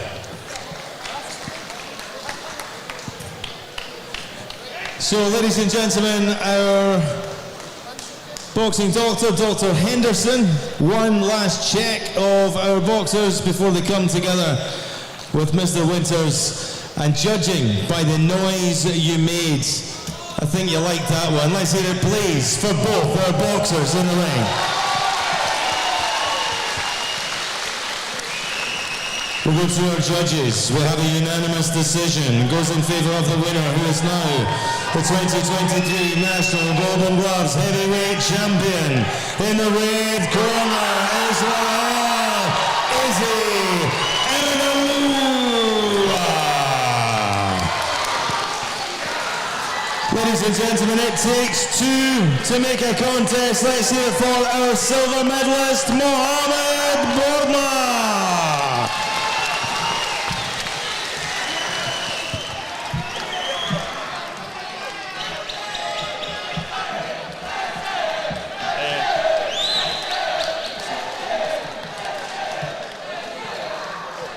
So both boxers can please make their way down to the presentation area. Mr. Kevin Bell awaits with belts, with gloves, and with medal.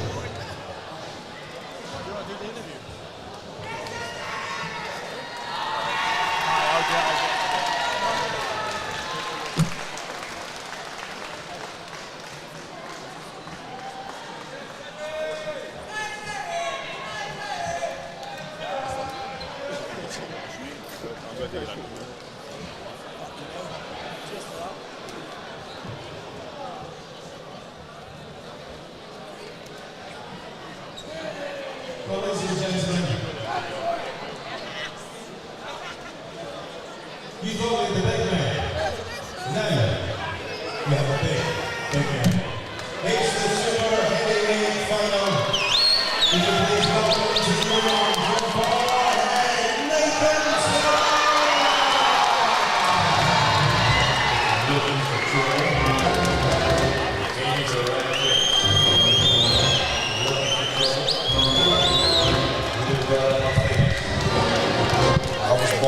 So we'll just wait for Izzy to come, who'll just be joining us. I've requested this interview because I'm honestly buzzing. We couldn't let Ben get this one. It's been a Glasgow derby. But we're just going to grab him now.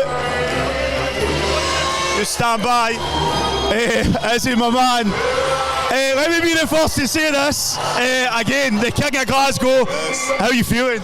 I'm feeling very great. I just want to thank God for me being able to do this and be up here. I want to thank my coaches, Gary and Barry, and I want to thank my family for everything too. For the get-go, that was mental. I was literally shaking in my seat watching the two of you.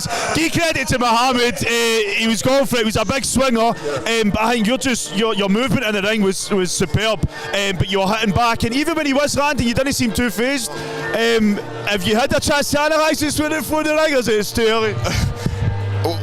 Can you say that again, please? Have you had a chance to assess what you've just done in the ring, or is it your adrenaline's too crazy? No, it was just purely off instinct. I'm not going to lie to you. That's how I feel it was. But yeah, it was just instinct for me. So you were glancing sometimes at your corner, and I seen that, like the instruction you were getting, and you were reacting to that. Is that just purely based on the relationship you have with your coaches? You thank them there, but I know you are close and you've been working a lot together. But you happy with the relationship you got with your coaches? Definitely. We've got a brotherly type of relationship, so it makes it even more fun in the gym. But they were telling me, stop swinging, stop getting into a brawl contest. I did get in a brawl with him sometimes, but I realised I was much better when I was boxing. My movement 1-2, I'm moving more. That's how I felt about it. So quickly before we go, you've got a lot of family support here. I'll let you say thank you again one more time, and I'm going to come out and see you. I need to come out and have a proper chat about this. As the King of Glasgow, say thanks to your mates that are watching as well. Thank you very much. Thank you for this, Jay. Thank you for everything. Right, my man. King of Glasgow, take care. Oh, we'll go get a picture. Opposing him in the blue corner, boxing for the Granite City Boxing Club, Aberdeen, Ayman Amin.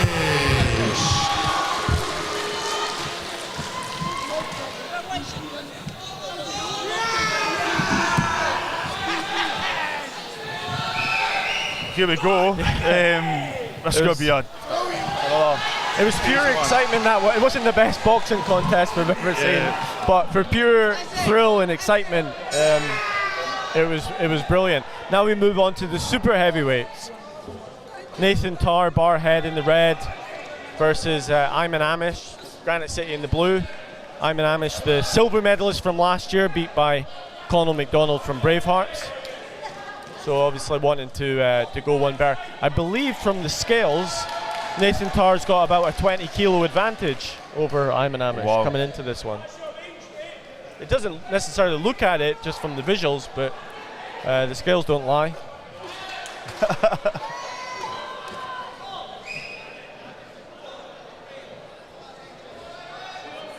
Obviously, I'll let you take the lead for the interview for that one, since it was for the King of Glasgow. It only felt right that I came up with that title. They put it up in their gym, a picture of Izzy when he won at the novices, and he was boxing a Glasgow City boxer. I said to a credit to Mohammed, I don't think anybody could take away. He tried to sign there to the end, and it was just, it was electric. It takes two to tango. Mohammed made that such the thrill that it was by the fact he was being so wild and throwing the big shots. It kept the excitement right to the end, because we didn't know what was going to happen if he caught Izzy with one of them.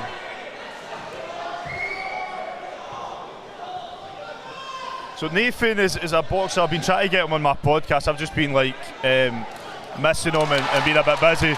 I know he's a hard worker. I see him at home shows. He supports a lot of the other Barhead boxers. But Ayman Amish, as you just said, was in the final last year.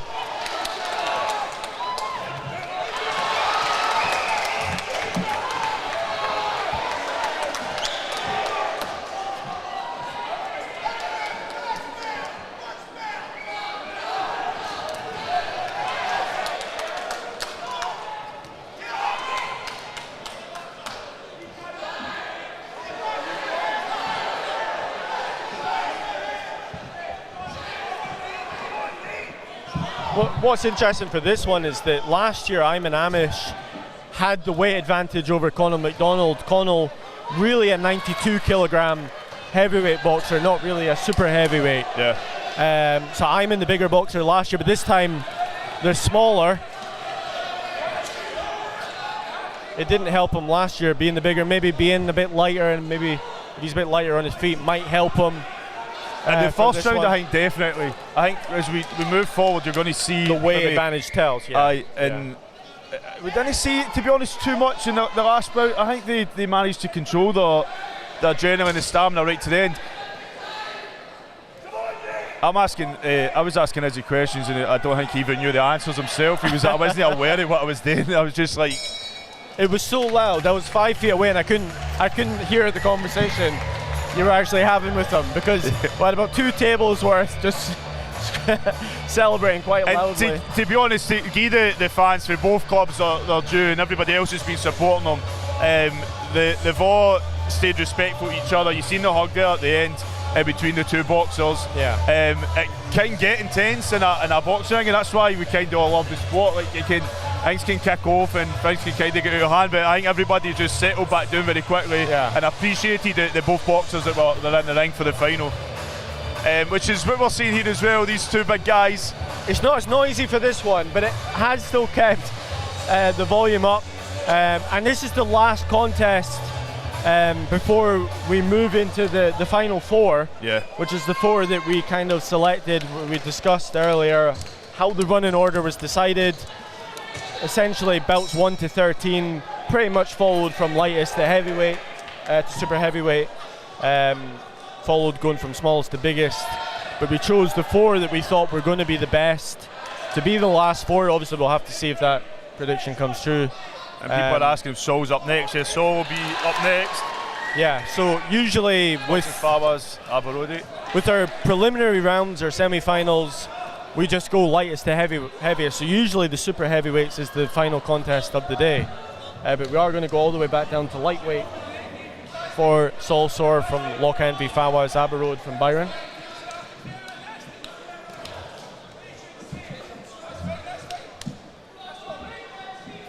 And then the other one's coming up after that. Bout 15, Mohamed Zakaria from Clovenstone versus Josh Husbands from Glasgow City in the light heavyweight final.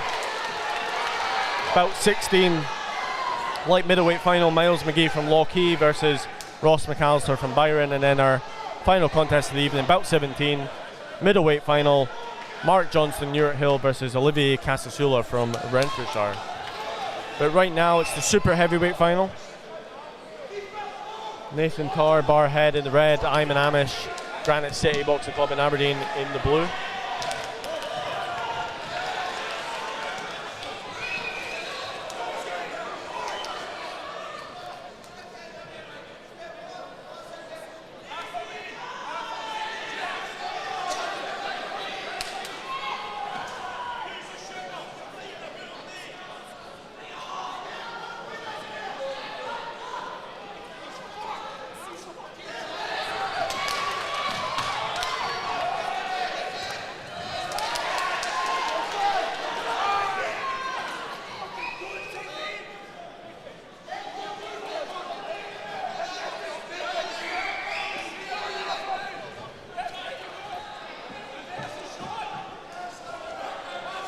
A little bit scrappy this one, not quite as exciting as the last one.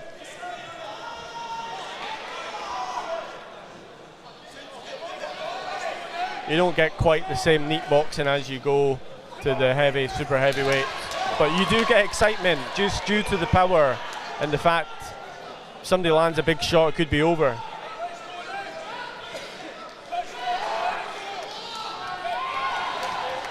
Nice right hand there from Ayman Amish as he had Nathan Tarr up against the ropes. Bit of holding again here. I think the referee might come in to separate them. That probably is going to suit Nathan Tarr, being the bigger and heavier boxer. If he leans on Ayman Amish in the clinch, it will drain some of the energy from Ayman.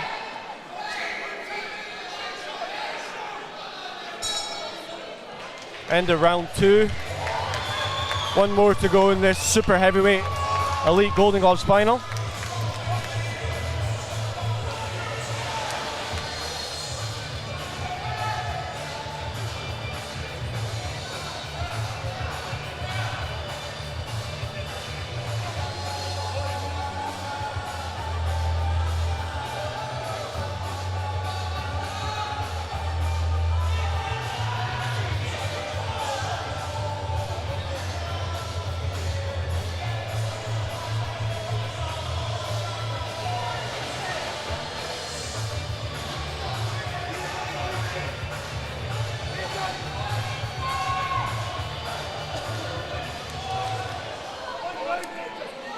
A big thank you to everyone joining us on the stream tonight.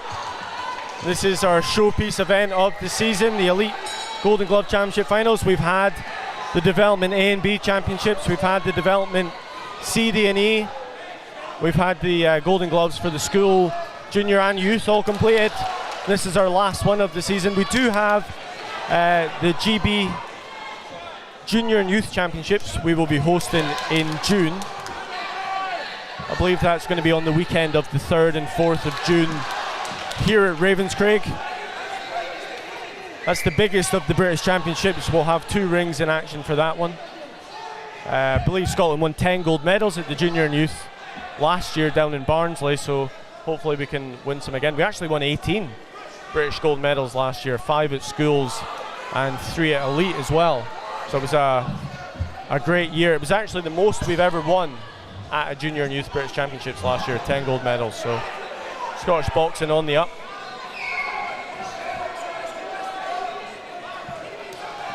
There is pockets of this crowd really getting behind these boxers. Yeah, an attack there from Ayman Amish.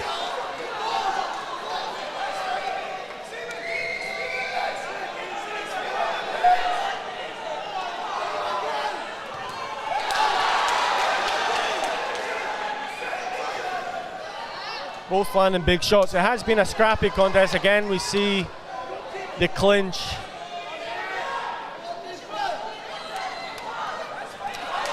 You see Nathan try to get the uppercuts in there, and they're getting close. And these clinches are really going to favour Nathan Tarr as well, being the heavier one. But we're not too long left in this third and final round. That says about 13 for those asking online. Big right there landing for Nathan.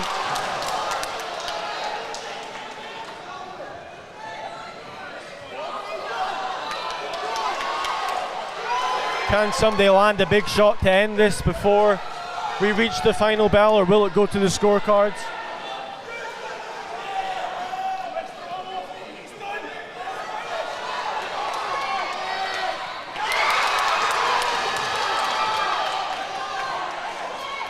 We've only had the one stoppage this evening.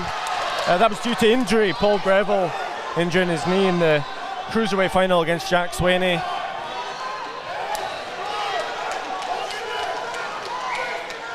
But we've not seen any stoppages apart from that. Thought we might have in the last one. Just how wild it was. Do it smart with Nathan. Kind of took a wee step back, use that ring space, which we're not always seeing a lot of. Like, you can bide your time, use that ring space and just. Last 5 seconds or so in this contest.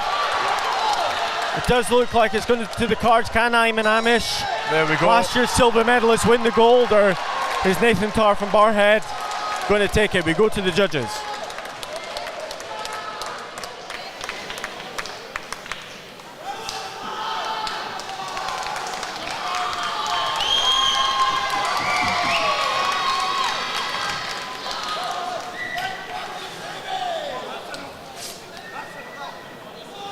Just before we pass to Craig Stephen, if you are interested in sponsoring any JATV Live Scottish Box of the Year awards, you can check out them at jatvlive.com. We're looking for some sponsors. We need 7 more sponsors. Well, ladies and gentlemen, you can also nominate your Box of the Year. Let's pass to Craig Stephen with the official announcement. The lady, along with her staff, who's put this all together, the Chief Operating Officer of Boxing Scotland, Miss Marianne Crichton, please show your appreciation for all the dedication and hard work. Ladies and gentlemen, the super heavyweights come to town. We go to our judges' score totals. We have a unanimous decision in favour of the winner, now the 2023 National Golden Gloves super heavyweight champion in the red corner, Nathan Tarr.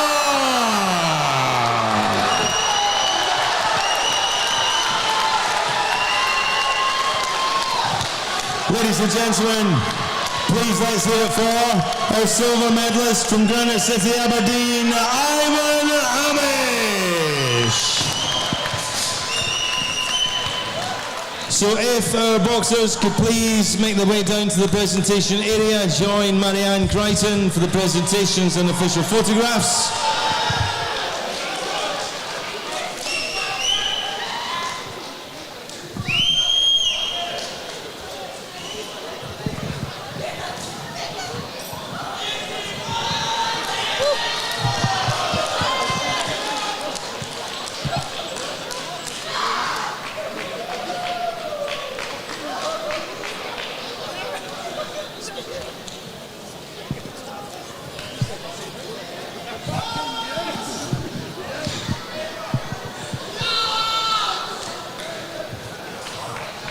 Ladies and gentlemen, contest number 14, about to make its way to the ring.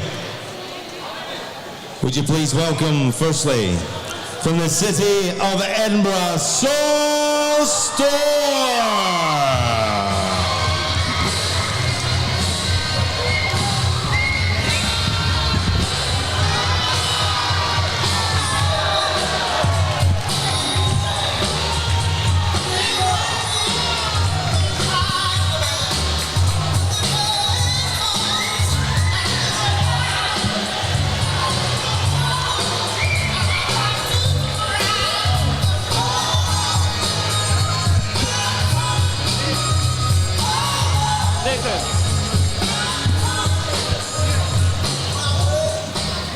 And now, ladies and gentlemen, from the city of Aberdeen, Fawaz Abou. Nathan Tarr, super heavyweight elite champion. How's that sound? Say it again. Nathan Tarr, super heavyweight Scottish elite Golden Gloves champion 2023. Amazing, mate. Amazing. I want to add first and foremost, I'm gutted for my two teammates tonight.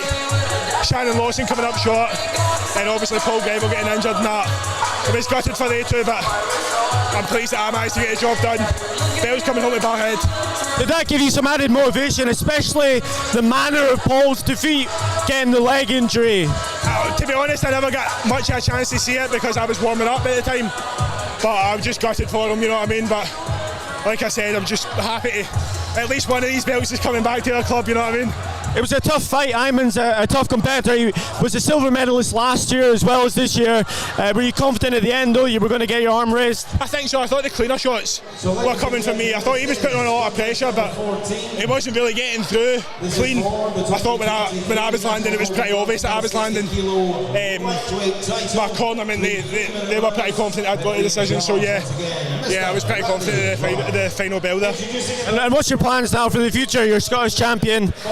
What's your plans? I don't know, mate. I won that Scotland vest.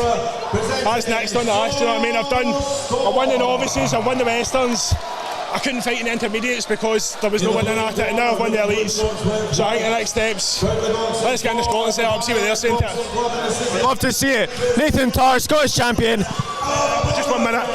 I need to thank all the staff, coaches at the Barhead Boxing Club. Without all of them, I'm going to be here. You know what I mean? It's been a long journey to get here. My mum and dad, all my fans, friends, family, everybody, but none more so than my big brother. Darren Tarry's been with us all the way. I've dropped over 10 stone in the last 4 years. Started the boxing journey and not one single bit of it would be possible without him. So you see what it meant at the end there. As soon as my hand get raised, I'm straight over to him. You know what I mean? We did all this together, and I could talk forever like that. Well, I'm going to let you go enjoy yourself. Well done, Nathan. Well done.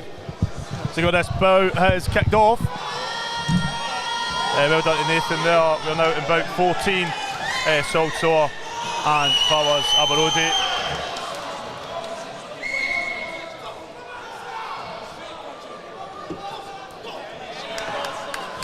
A lot of people have been waiting for this bout. Well, this is the first contest of the final four. And the crowd is just, the minute you said that, you started singing.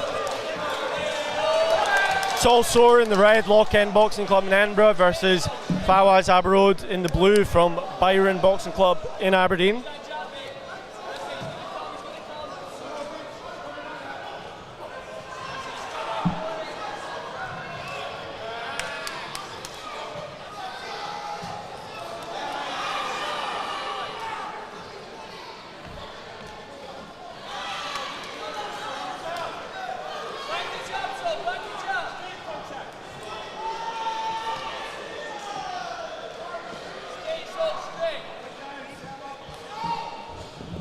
Two extremely experienced coaches in the corner for Lock End. We've got obviously Terry McCormack, obviously trained Josh Taylor at Lock End, and in the blue corner we've got Tony Kerr, former GB boxing coach. A lot of experience in the corner for these two lightweight boxers.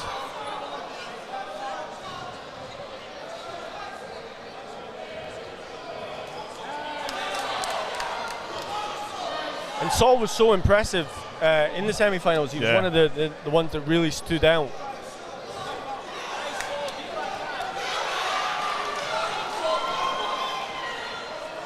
Fawaz as well. They're just like, they're very athletic, the two of them. They could go a lot longer than 3 rounds, I think. Yeah, I mean, I think the experience leads towards Fawaz. I believe Saul's only had around 12 contests. Fawaz has boxed at the Senior World Championships in 2021. He won 1 contest for losing another. But he holds a victory from a World Championship competition, which is no mean feat. So the experience certainly leans the blue way. But Saul was so impressive. Slick southpaw from Lock End. Final 10 seconds around number 1 coming.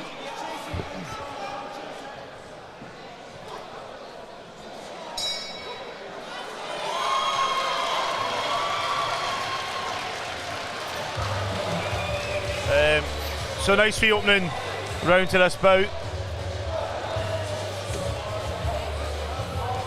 We've got some people joining us from Spain. Luke Bibby, Oral Salaji. Yeah, we've also got Ronald Devlin. Why is he got to put a W in the chat? Why? I don't know. This is the some gamer on Twitch, mate. Is there a reason for this? Is it a secret code? These guys are too young for us. I don't understand what this means. Maybe it means they're support something. I'm sorry, I don't know what Twitch is. I do, but you know, I've never been on it.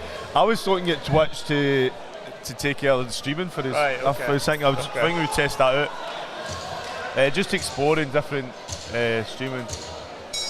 All right, look, we get it. We got W's. Here we go, round number 2.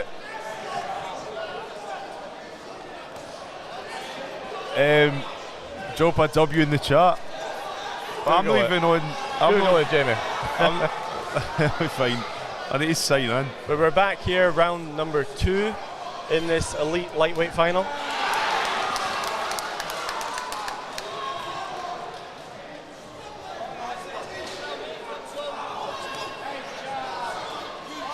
Nice straight left hand there from Saul. Yeah, that's right. Gregory Houston joined in. He said Saul pushed German Target close at Rob Roy's show. Was it last year or was this? I thought it was 2020.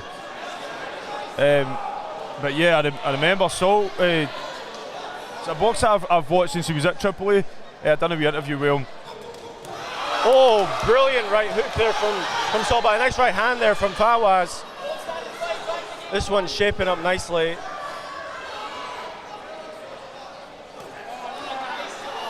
I just done for those asking, I just done an interview with Adam McKinnell last week at the Noble Art Show. You can head to JATV Live's Facebook channel and watch that later.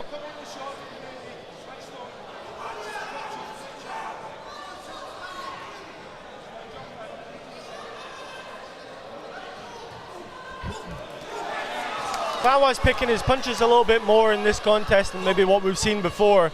Maybe a little bit more maturity from what we've seen earlier in the competition in the last year. We've seen him come out like a ton of bricks before and throw a lot of shots early and then maybe fade later on in the contest. But he seems a little bit more composed tonight. Maybe using his experience there just to try and manage the contest in a better way and pick his shots. A nice right hand gets through there from Fawaz.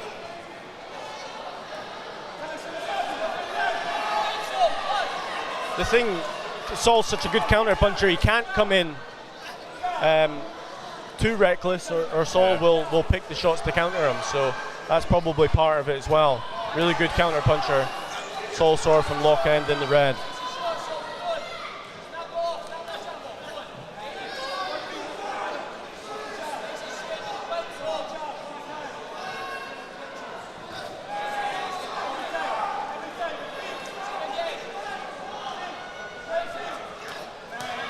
Great right hook there from Saul Sor. And Saul's very good in defence as well. You see him like, not always, but he's got that guard up. The fella's just switching up a bit, moving for that body, going for an uppercut when he can, trying to get through the middle, keeping it close, dodging that, coming back from Saul. Great work there. Ridiculous Fawaz in the last 10 settings.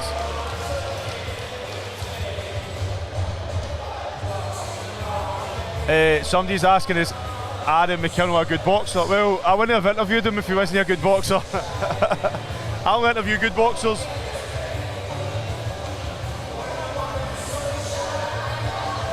So, there's definitely a few bouts that can be nominated for Scottish Boxer of the Year Awards. Bout of the Year, Contest of the Year. And if you don't mind nominating this for Event of the Year, you can look at 2 years in a row. JATVlive.com for the nomination form. It's been a great night so far. We've still got 3 fantastic finals to come as well. Not done yet.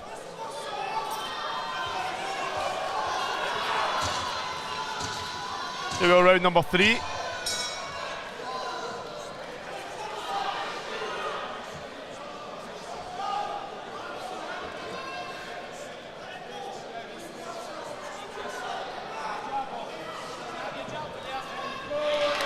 These two are like these boxers. I said it before, but they're just sort of pleasure to watch. Another right hook. Yeah, no, 100%. I think we described Saul in the semi-finals as razor sharp. He's got a beautiful boxing style. I think Fawaz maybe needs to do what he's doing right now, maybe come inside and let the punches go on the inside, because if he stays on the outside, Saul is really, really good at picking his shots and countering. That perhaps this might be the better tactic for Fawaz. Try and get inside, make it a bit ugly, let the shots go on the inside. Shout to Dan Lowe who's watching online.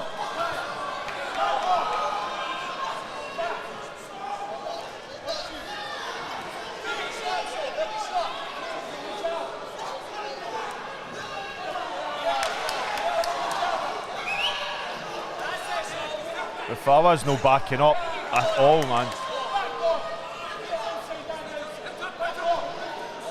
I've been impressed with the way Fawaz has managed the pace of this final.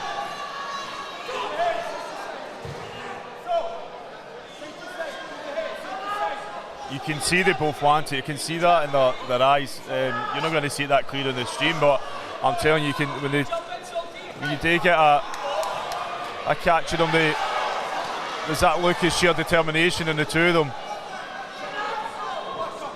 It's been a great contest. Yeah, and this is one I don't want to see anybody go home with a silver medal. I want them both to get gold. But it's going to... I tell you what, it's one of these ones, it's a shame that it's going to end after this round. I'd love to see another 3 rounds. I said that. I said they could go longer than 3 rounds.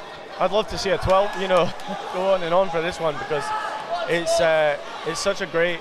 It's a great clash of styles, to be honest. Yeah. We've not seen really any holding. They've both landed clean shots. They've both boxed well, and it looks like it's going to go to the scorecards. This is bout 14. Bad in boxing, Fawaz Abarodi and lock-in Salt Soa.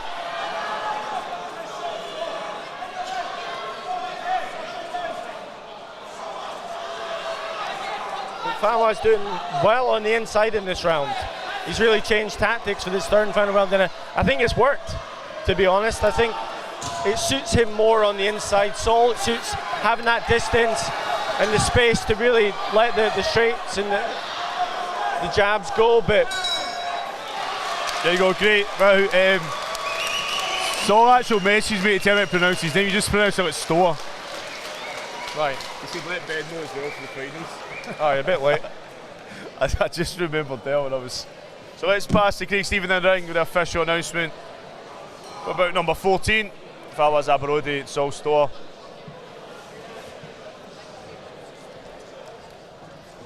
Shout out to Paul Bell Plumbing. That's it, the check. You better be sending a check for that.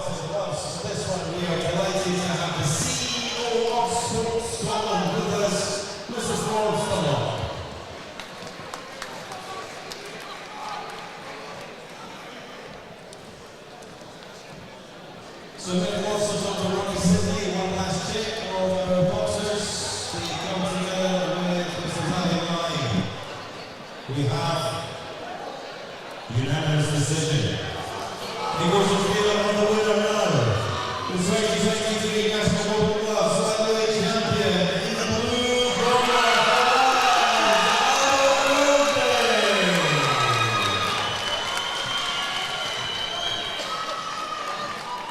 Please, ladies and gentlemen, we appreciate your silver medals for walking so strong.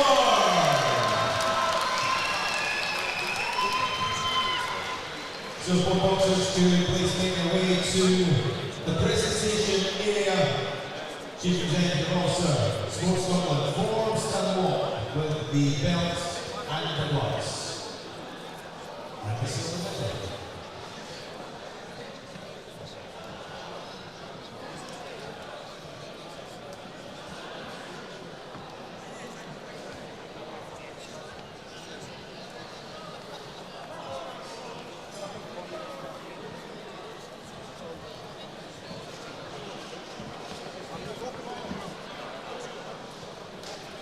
Ladies and gentlemen, contest number 15. Just about to make his way to the ring. East versus West. Capital City versus Glasgow. From Edinburgh, here is Mohammed Zakaria.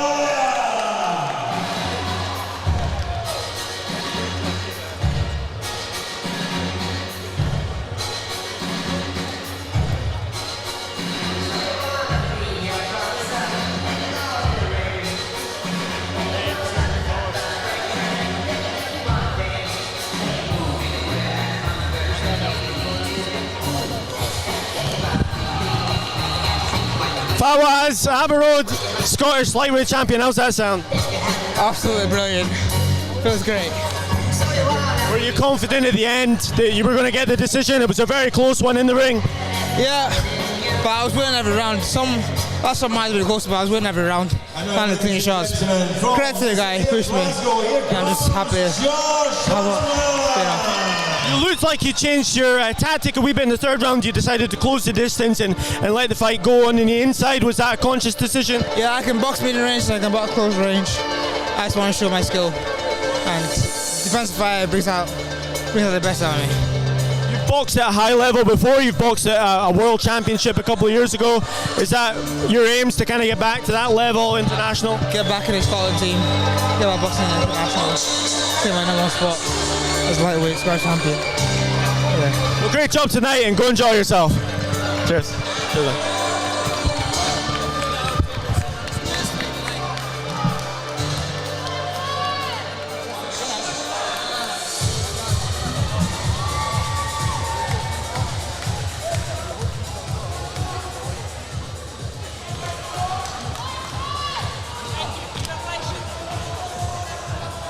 Ladies and gentlemen, welcome back to the action here at Ravenscraig National Sports Facility.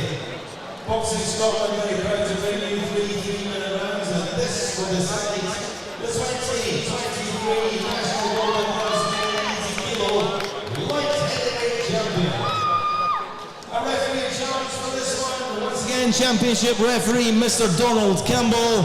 Introducing in the red corner, wearing black with gold, boxing for the Clovenstone Boxing Club, Wester Hills, Edinburgh, presenting Mohammed Zakaria. His opponent across the ring in the blue corner, wearing black shorts with red and white trim. He proudly boxes for the Glasgow City Boxing Club, presenting Josh Husbands.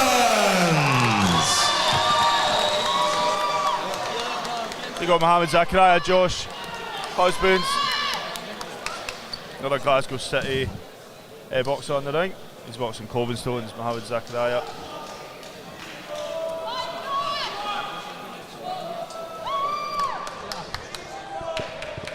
It's a shame somebody's got to lose these close ones. I feel so. I genuinely don't know what else he could have done. No, it's Saul's a little bit upset after that, but he can hold his head high. He put in a great performance. We've seen a couple of these tonight where it's a shame somebody's got to lose because they both did great. It was a great contest. It was a really great contest. One of the fights of the night, certainly, and both of them I think have got big futures. I think this will be as well. Mohammed's, he's got a walkover to the final. He got straight. I believe so. Yeah. Josh Husbands, we've seen him box a few weeks ago in the semi-finals.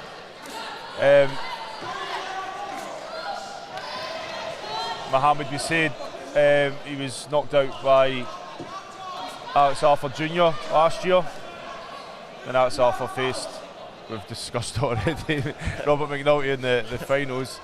It's not kicking off between Alex Arthur and McNulty again, is it? Nah. We get Jason McCormick here though, he's supporting Josh.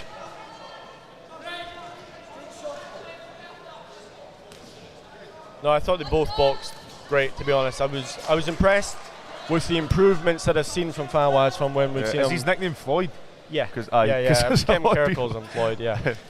I just call him from what's on I just thought people got his name right. We saw not only that he managed the pace a bit better than what we've seen, but he changed tactics as well in that third round and made it an inside fight. But I thought Saul was terrific as well. He's gotten one of them has to lose. Now Mohammed is, I actually seen him box as well. Robert McNulty at the Fall Cup show. Yeah. I remember that. Yeah, boxer. that was the main event for the Falkirk Phoenix. And that was a great bout as well between the two of them. I think Mohammed definitely is in the place he needs to be, but he'll want that belt. Big left. I believe Alex Arthur beat Mohammed in the semi-finals last year. Yeah, it's up a bit.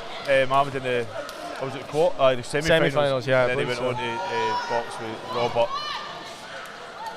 It's got a lot to live up to from last year's light heavyweight final. Yeah. To be honest.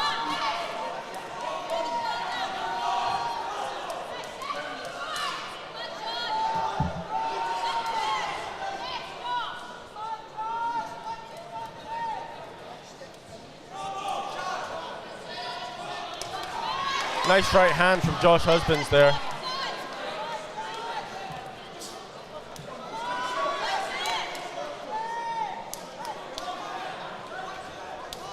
Josh looking to add a second title for tonight for Glasgow City. We saw Ryan Irwin win earlier in the bantamweight final. He's he's in the front row there, watching. But we did see Mohamed Abdullah Bourma lose his final. So 3 from Glasgow City in tonight's finals. What is this music?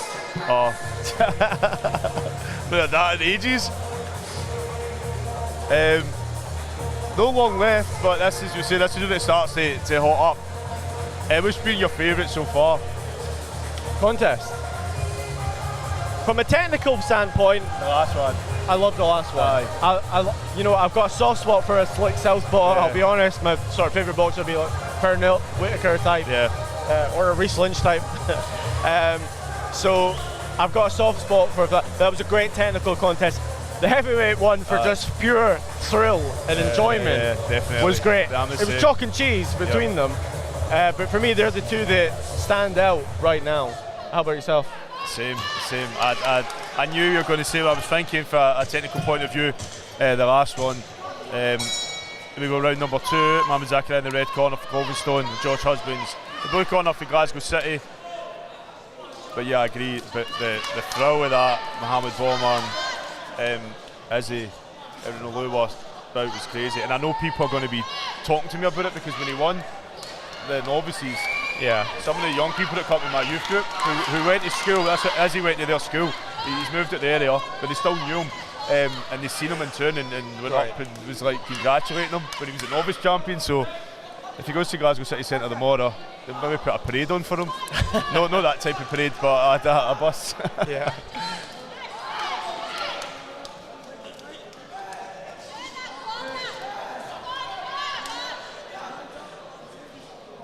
Mohamed Zakaria, nice right hand there. We know that he carries power from seeing him before. He can be lethal, and these big shots and the lands can be dangerous as well. But nice Josh, left hand there from Josh Husbands. Good jab there for Josh. And a right hand as well from Josh Husbands, looking to just box on the outside, counter Mohamed Zakaria as he comes in, using the full length of the ring. Josh, he's got his back to the ropes, but he's kind of sliding along. And I think that's smart. I said this with Nathan Targ, done it in the last round, just ever so slightly. Just use that ring space and walk through, and just, even if it's just a split second, get a wee breather rather than just a constant right hand there. He doesn't want to get trapped in the corner though. I know. No way out. If that landed, I think that would have been it. Lands with a left hook as well. 2 or 3 really nice shots from Mohamed Zakaria there, and Josh again is in the corner. It's taking a lot out of Josh. I would advise him to get out of there because Mohamed is going to unload. I think Mohamed's seen that opening there and just went for it. It was a big right he swung, and Josh. And he backs into the corner again, Josh Husbands. He's able to turn Mohamed though.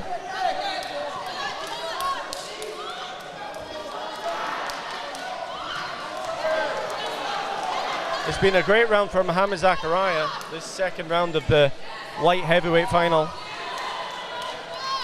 Thought Josh boxed quite well in the first, but Mohamed seems to have taking over. A big right hand from Mohamed Zakaria lands.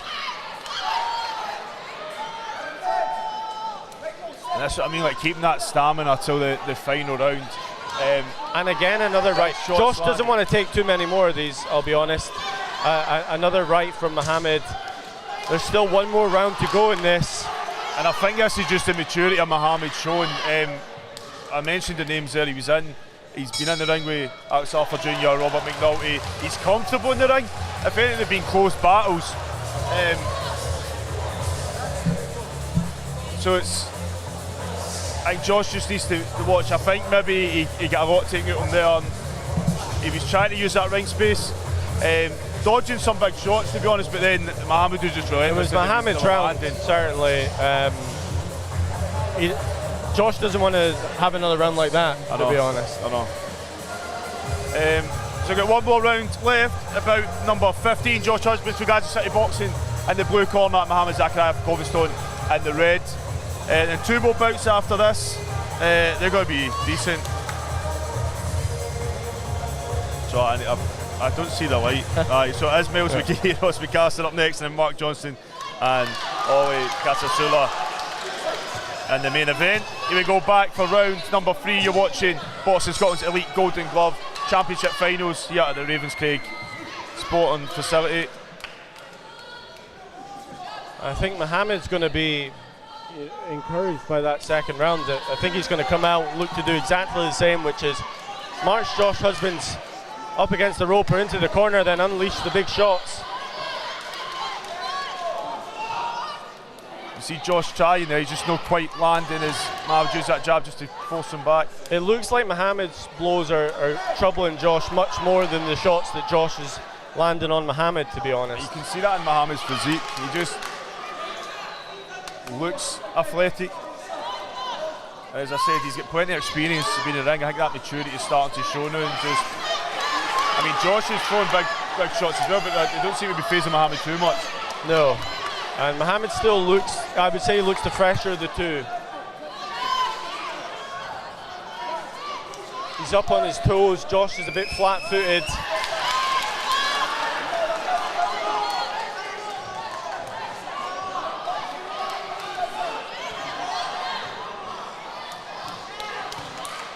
Josh Husband's still throwing though. He's doing better in this round than he was in the second, to be honest. Got halfway through the third and final round of this elite light heavyweight final. And another great contest. This is one of the ones we picked. It's shaped up again to be another great boxing match.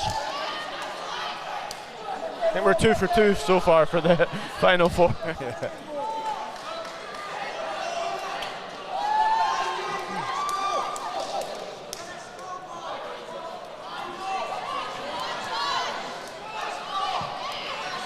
Mohamed hasn't been able to corner Josh in this round. Hasn't been able to really to back him up against the ropes of the... When Josh is getting up close, he has tried to throw a few body shots. Don't know if you see that, maybe pick up some points that way. But Mohamed just almost stalking him around that ring. Josh using the ring space well. I'm sure the instructions from Glasgow City to Josh would have been in the corner to make sure you don't stand still. Nice work from Josh Husbands. Best combination of the round so far. But this is where Mohamed wants him. But Josh boxes well there. Yes, couple of shots and on the move. Totally different for round 2.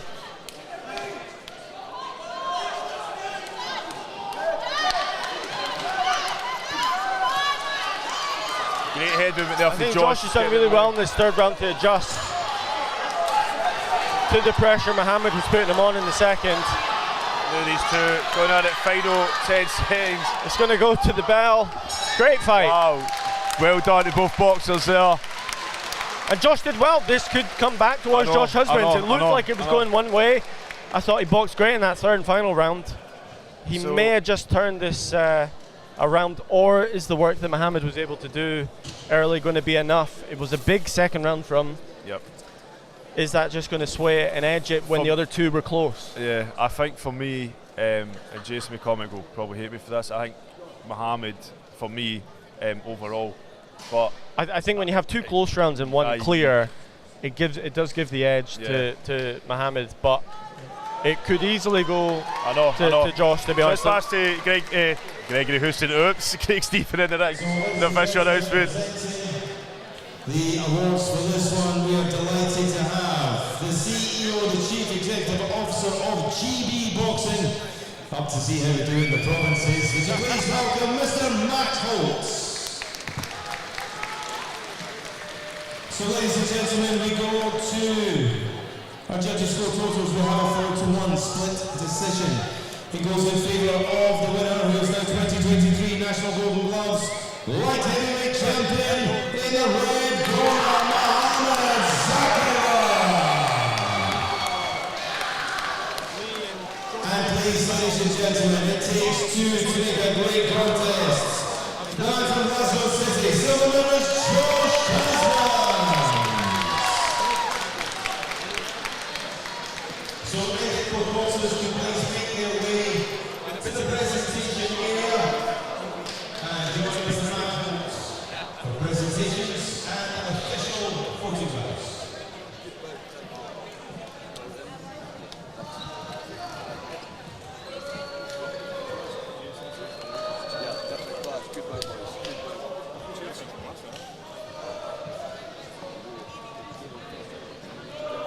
So ladies and gentlemen, the penultimate contest of a fantastic evening of boxing brought to you by Boxing Scotland.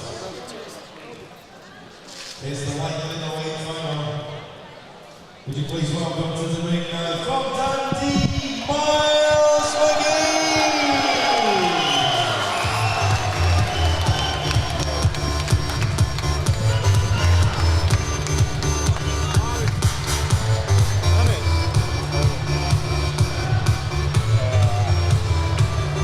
Mohammed Zakarian, Scottish Elite light heavyweight champion. How's that sound? Yes, sir. Sorry? How does that sound? Champion? Sounds great, man. Sounds great. Definitely won't be the first. Definitely won't be first. It was a tough contest, but you had a very, very strong second round where you were very aggressive, landed a number of big shots. Do you think that edged the contest towards you? Nah, it was a good contest. It did good contest there, but obviously after the first round, I realised I was slipping a little bit. I had to up my intensity, which was what my coach Mark was telling me. Second round, just keep it basic, keep it simple, work on the jab, and the rest will come. Obviously you were in this competition last year. I think you were a semi-finalist. So how does it feel to come back and get the belt this time?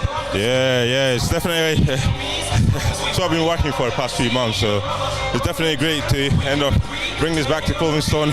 You know, give the youngers a little sign to look forward to. You know, show them that they can do this as well. So it's great. It's great. I'm gonna come back. This is just the first. So we're gonna be back onto better stuff one step at a time. Well, great job tonight. Look forward to seeing you again in the future. Yes, absolutely. Thank you very much, man. Thank you very much. Appreciate it.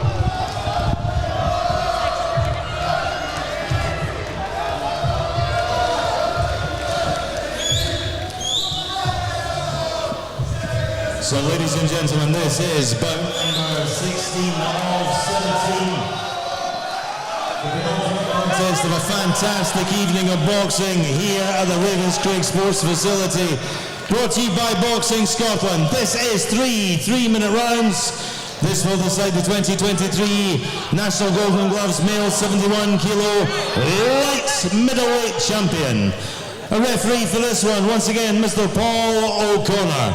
Introducing in the red corner, he wears the black shorts with gold. He boxes for the Rocky Boxing Club in the city of Dundee.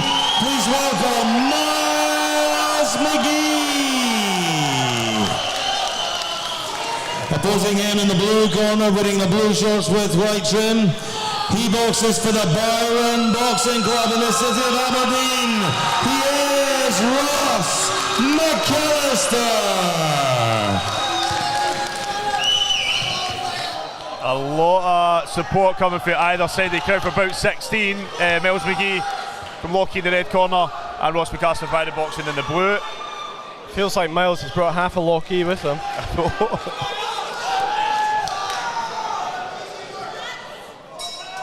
Here we go, round number one. So Miles McGee from Lochie Boxing Club in Dundee in the red versus Ross McAllister from Byron Boxing Club in Aberdeen in the blue. This is an All North District final. Ross was a silver medalist last year. Good left hand there from Miles. Ross got the silver medal. Lost to Harry McGrenor last year's, but he's back. Miles has had an incredible season. He was in our novice development championships. He's won 2 development championships this season. So he's come right through, won the A, won the C, and now he's here in the final. He's had 12 fights, he's undefeated so far. And you see already the style that's brought him success. Kind of buzzes in and out, he stays kind of long distance, and then he'll come in and throw 2-3 shots, then be back on the move again. And you see already, Ross landed a nice right hand though.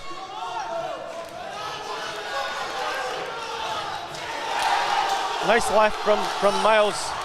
This is already shaping up to be a great contest.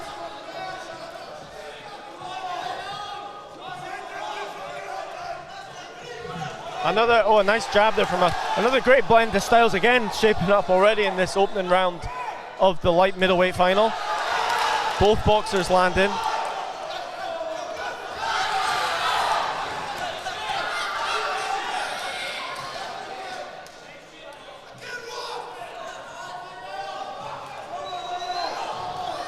Miles, something quite rare in amateur boxing, an undefeated boxer so far in his amateur career. Only 12 fights, but all the same, still undefeated.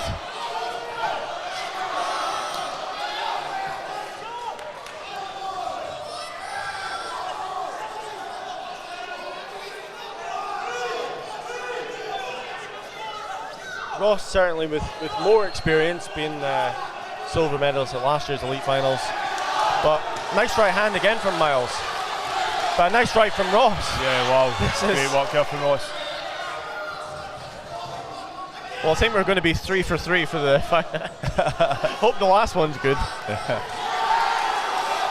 think we've saved the best to last. That's what we were hoping anyway.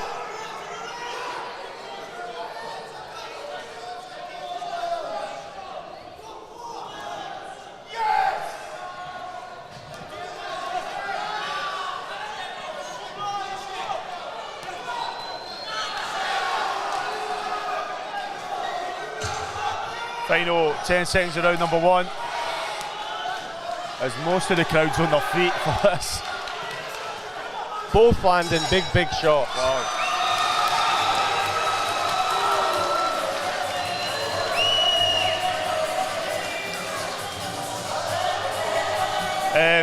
Great opening round there. You know this song?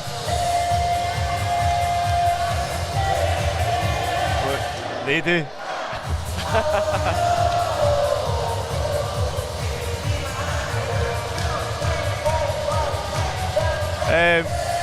So thanks to everybody that's been watching online, been liking, subscribing.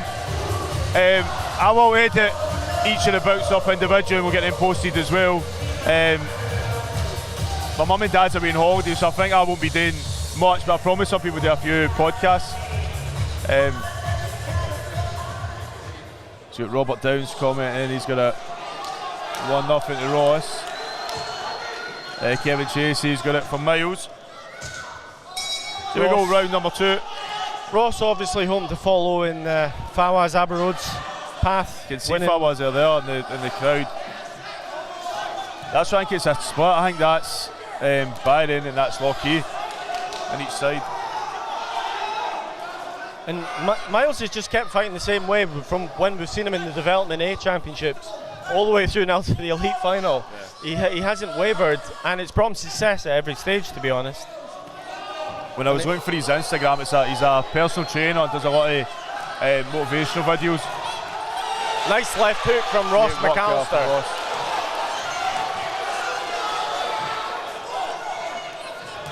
Nice right hand from Miles.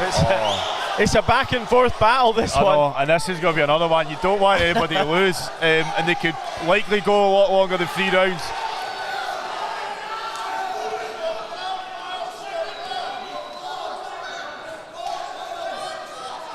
This is like a combination of the heavyweight and the lightweight belts we saw. It's technical, but it's also a lot of big shots landing from both fighters. Ross McAllister got Miles in the corner there. Going to the body, that seemed to hurt Miles there. There was a right hand that went right into the body there. Miles grimaced. He did not like the body shot, and I think if Ross saw that, he's going to target the body again. That's maybe something Miles hasn't come across so much in his amateur career so far, the body shots.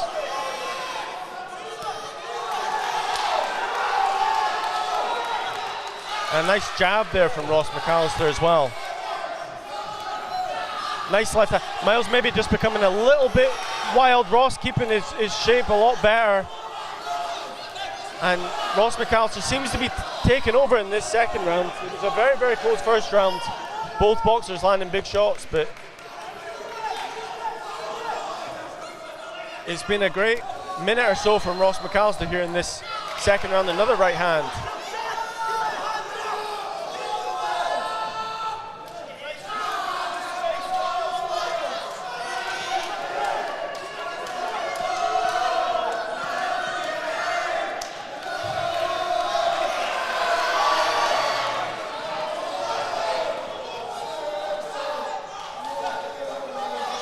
I'm just in awe of these two. Yeah, it's just like when it goes quiet between us, that's why. It's just, we'll just watch these guys we just keep going.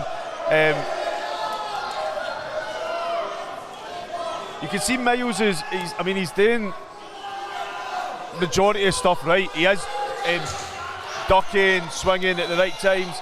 I think Ross definitely earlier in the round was more successful in landing those more accurate jabs. It was a strong second round for Ross McAllister for me.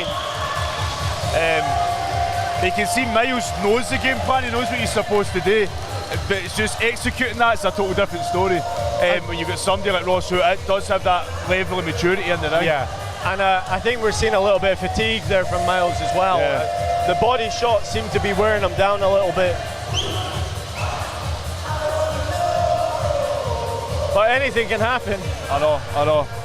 I'm just keeping an eye on the rowdy crowds either side. If we're going to take it by body language, the Aberdeen crowd seem a lot happier than the Dundee crowd just now. We've got one more round, and then we'll find out who is taking that elite championship belt home and their golden gloves. But it could be level right now. The first round was close. Miles could have nicked it. We could be level going into this third and final round. We just don't know. We don't know the scores. It's a close score. It'd be handy to know. I'd love to know, because I'm a gossip. I'd love to know about it first. There we go, round number 3 starting.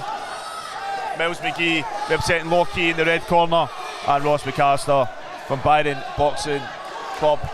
We saw Josh Husbands adjust in the last contest and come back from a difficult second round to have a good third round. It wasn't ultimately enough to turn the contest around against Mohamed Zakaria. But Miles will be home for something similar here.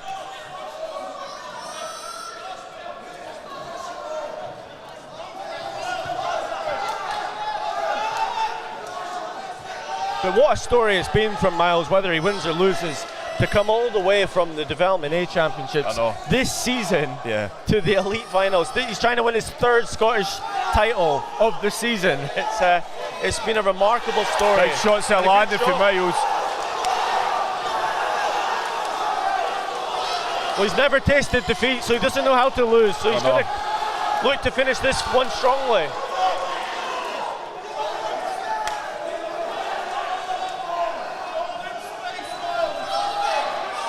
And it's Miles finishing strongly now. Nice right hand. And again from Miles. But Ross lands with a right of his own. What a fight. I know, this is mental. Miles again with a left hand. And he has come back into this in the third round.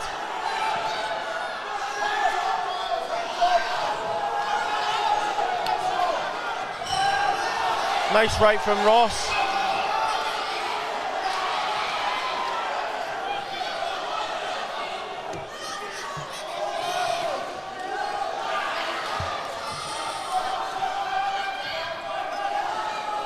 This is the Boxing Scotland Elite Golden Glove Championship Finals.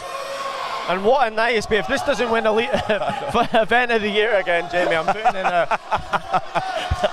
putting in an appeal. Oh, this has been brilliant.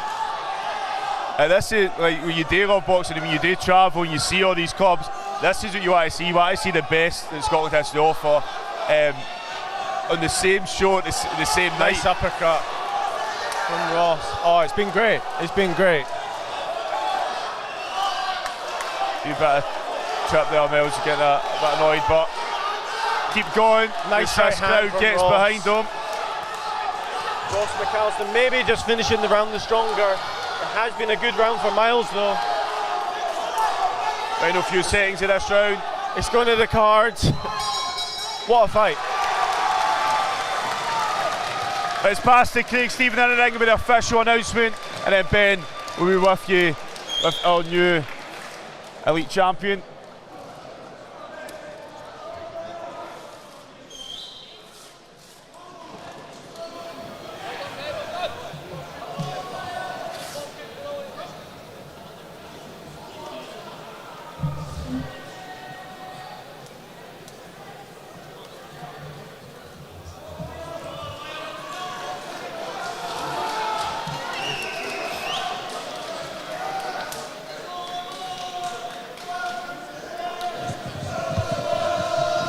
Ladies and gentlemen, presentation for this one once again to be done by the Performance Director of Boxing Scotland, Mr. Craig McElroy. And ladies and gentlemen, our penultimate contest, please, your appreciation for both our boxers in the ring.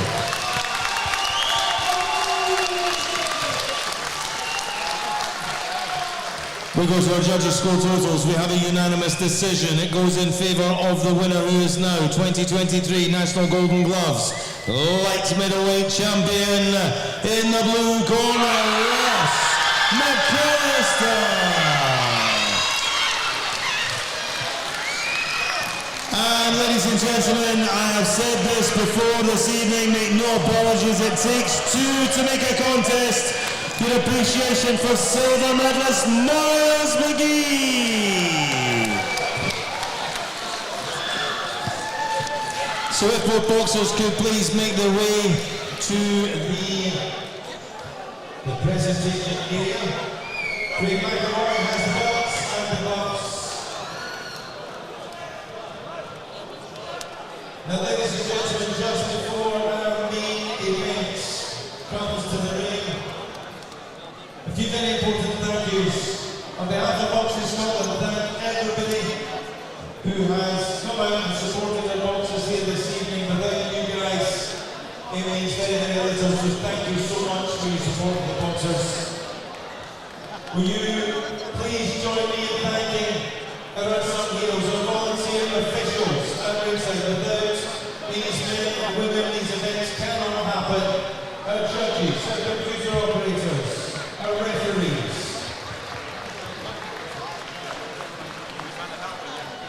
Thank you to Jamie Alexander O'Neill from JATV, who streamed our service all evening. Thank you to Hamish and Lloyd on vision and sound.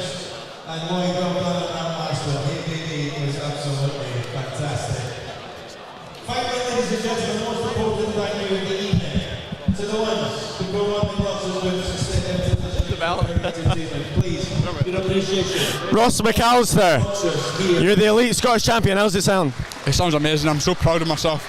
Put in a lot of hard work for it, so it's paying off eventually. You were our silver medalist at last year's event, so how much does it mean for you to come back and get the belt this time? So much. It means a lot. For 2023, it's a good upgrade. I'm happy with that. Were you confident you were going to get a decision? It was a unanimous decision in the end. To be honest with you, Miles is a really strong boxer. He's come forward and I hit very hard. I was expecting to either stop him, but no, he's tougher than I thought he was going to be. Do you think the experience told in the end for yourself? Well, I mean, Miles is good. Like he's been 11 fights in a row undefeated. That'll be his first loss in 11 fights. He's a two-time Scottish champion previously, so I'm really proud of my result. Like, And I remember last year, you were saying ambitions. You maybe want to box for Scotland in the future. Is that still one of your ambitions going forward? yeah, I'm so dedicated to the sport of Olympic style boxing. So, I mean, the Scotland team would do wonders for going forward in the future. I think, yeah. Well, great job tonight, Ross. Go enjoy yourself.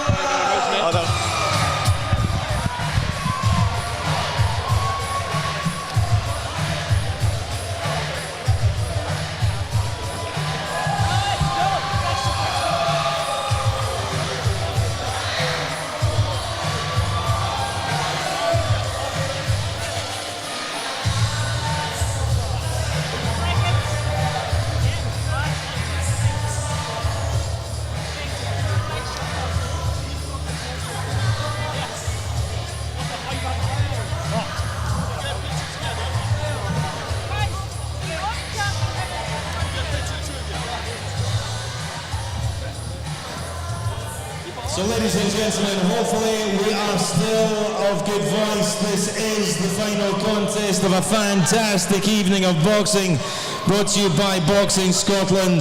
This is three 3-minute rounds, and this will decide the 2023 National Golden Gloves Male 75 kilo middleweight champion. Our timekeeper at the bell is Mr. Jim Spence. A referee in charge of the action is Mr. James Thompson. And so, ladies and gentlemen, in attendance here at ringside, for those watching on JATV, and for the millions around the world who don't know what they're missing, the officials are ready. The boxers are ready. Are you ready for the main event? Introducing first, boxing out of the red corner, wearing white with gold. He boxes for the Newt Hill Boxing Club, Lanarkshire, presenting Mark Johnston. And across the ring in the blue corner, wearing black with white trim, boxing for the Renfrewshire Boxing Club, Olivier Casasula. So we've got a main event of the evening, bout 17. Mark Johnston from Newt Hill and Olivier Casasula from Renfrewshire.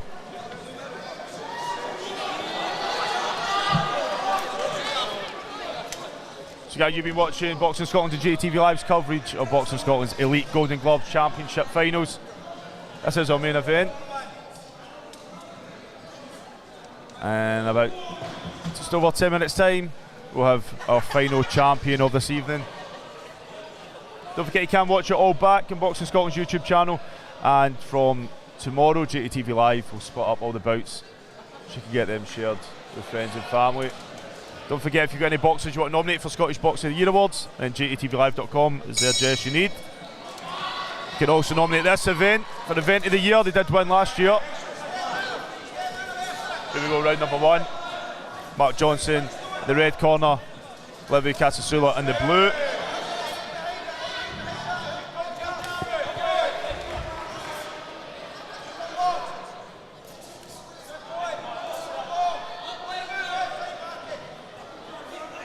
So last contest of the evening.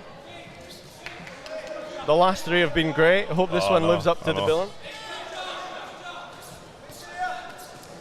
So our 16th and last final.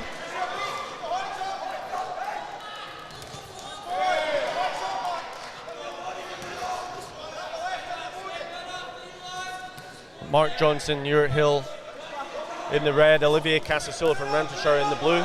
Olivier trying to do what Ross just did. He was the silver medalist last year as well. Olivier got beat in the final by Aaron Devine from Elgin. Yeah. So he's hoping to replicate what Ross did and turn a silver into a gold. And Mark's got to copy Dylan Arbico for last year, become a gold medalist. Oh, nice couple of shots there from Olivier. We've seen the power from Olivier before. Mark, of course, has moved up from light middleweight to middleweight this season. Olivier, fully fledged middleweight, boxed in the middleweight final last year.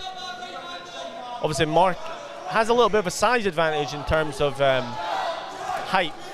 But I think the power is going to edge towards Olivier, if I'm honest. And you see Mark boxing on the back foot, looking to try and keep the contest at long range. But Olivier wanting to get in, throw his power shots. We've seen him stop people to the body as well, isn't he? Body snatcher. Yeah, body snatcher was the. Well, there's a big body for. There's a big lean body for him to target in Mark Johnston. Mark Johnston, good with the head movement so far, using that ring space. Well, for me, Olivier's been a bit more successful, but Mark does have the potential there to combine using those long arms and that head and ring movement. Bit of a slower pace than the last couple. Yeah. But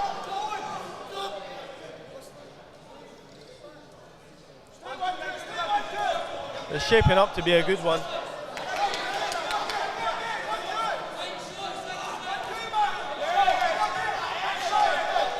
Nice right hand got through there from Mark Johnson.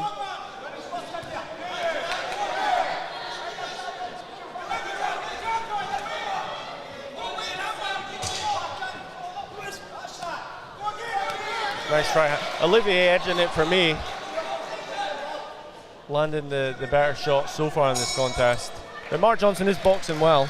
Yeah, that's when you get to this level, it's just because we think one is edging it or the other doesn't mean the other one has the box well. It's like the both of them are doing well. I just think as well, Olivier for me. But Mark does have that potential. He's got that those big arms, that long reach, and if he combines that, as I said, with the head movement, the ring movement, maybe in the next few rounds he'll maybe, I don't know if Olivier's going to tire it, but maybe force him to come for you. So we just about got to round number 2. We're headed for a little bit of an earlier finish than last year. I think last year we finished about 20 past midnight. Yeah. I think we're going to finish about 11:30. We did bring an hour back, so last year we started at 8 o'clock. That's good. We started at 7. I mean, there's more bouts as well this, you know. We might even bring it back more in the future, come to 6:30. At 11 o'clock start next year. Yeah, AM. So we got round number 2, Olivier Casasula from Renfrewshire Boxing, the blue corner, Mark Johnson from Newt Hill in the red. Mark looks like he's ready to step this up a gear. This is our final contest of the evening, our 16th final of the night. We've already seen Martin Kerr from Renfrewshire pick up the gold. Yep. Olivier Holme to do the same. In the blue corner, Olivier Casasula, and Mark Johnson in the red from Newt Hill.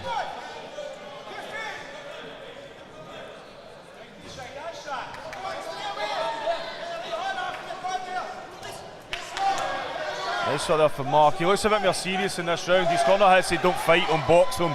But I think he was just a bit aggressive at the beginning. You can see he was ready to maybe just up the gear a bit.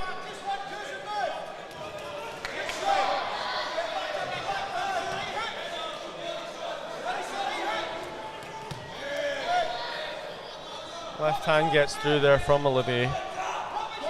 Mark Johnson doing well though on his feet. Yeah. Moving around the ring, caught with the right hand though. But that's the fight that he wanted to be, moving, keeping the distance between the two. He's doing a decent job of that so far, but still think the better shot so far coming from Olivier. And Olivier, you see, will switch, body, head, nice wee combinations, he'll pull back at the right time. Not always landing. Nice there though again from Olivier. A little bit quieter for this last one. I think the Dundee and Aberdeen mob have cleared out. Yeah, we let them at the fire exit.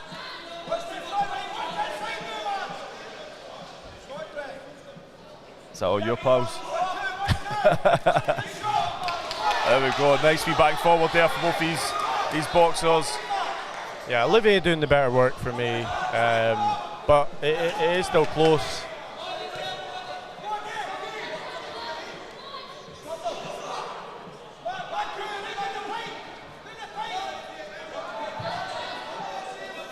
coming towards the end of this second round of this middleweight final.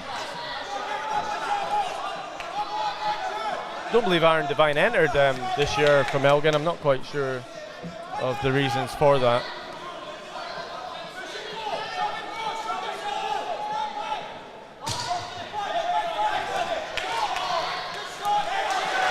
Nice shot there. Two great right hands from Mark Johnson though to end the round. That's, I mean, he's got that potential. Yeah. Switch us up. I think he was a lot busier that round, a bit more successful. I don't know how it's going to go in the third round. For me, over the duration of the round, I think Olivier did better, but the last thing the judges saw was two great right hands from Mark, so you do always wonder if that's the last thing that they saw, will it sway them? And as I said, even in the first round, he is moving a lot, he's dodging, yeah. He's forcing Olivier to miss. But that round for me was a bit closer, first round for me Olivier, that round a bit closer. Maybe I could even see Mark, like some of the judges seen Mark with that. And I mean, I would still edge towards Olivier, even though Mark finished. Dry fight to it. Stronger. But that's, I mean, this it could come down to this round. It's not up to us, it's up to the five judges at ringside. We've been wrong before. Got Robert down saying it's one each to him. I can't agree with that, Robert. So we go round, the third and final round, which is the final round of our final bout of the evening. You've been watching JATV Live and Boxing Scotland's coverage of Boxing Scotland's Elite Golden Glove Championships.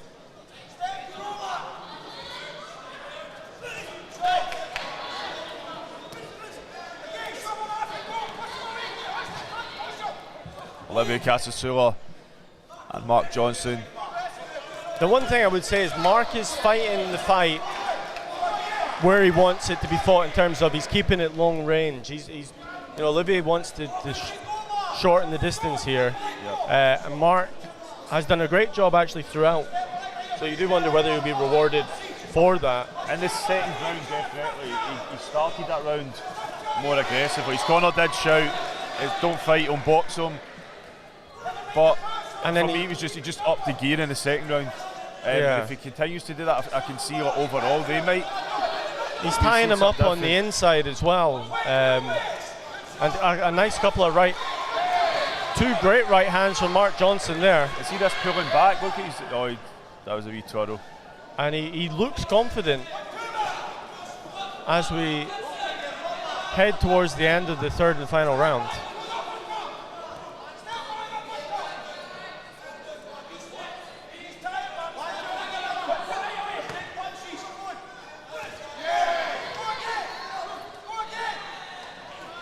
And spoiling on the inside, Mark. He's not letting Olivier fight on the inside.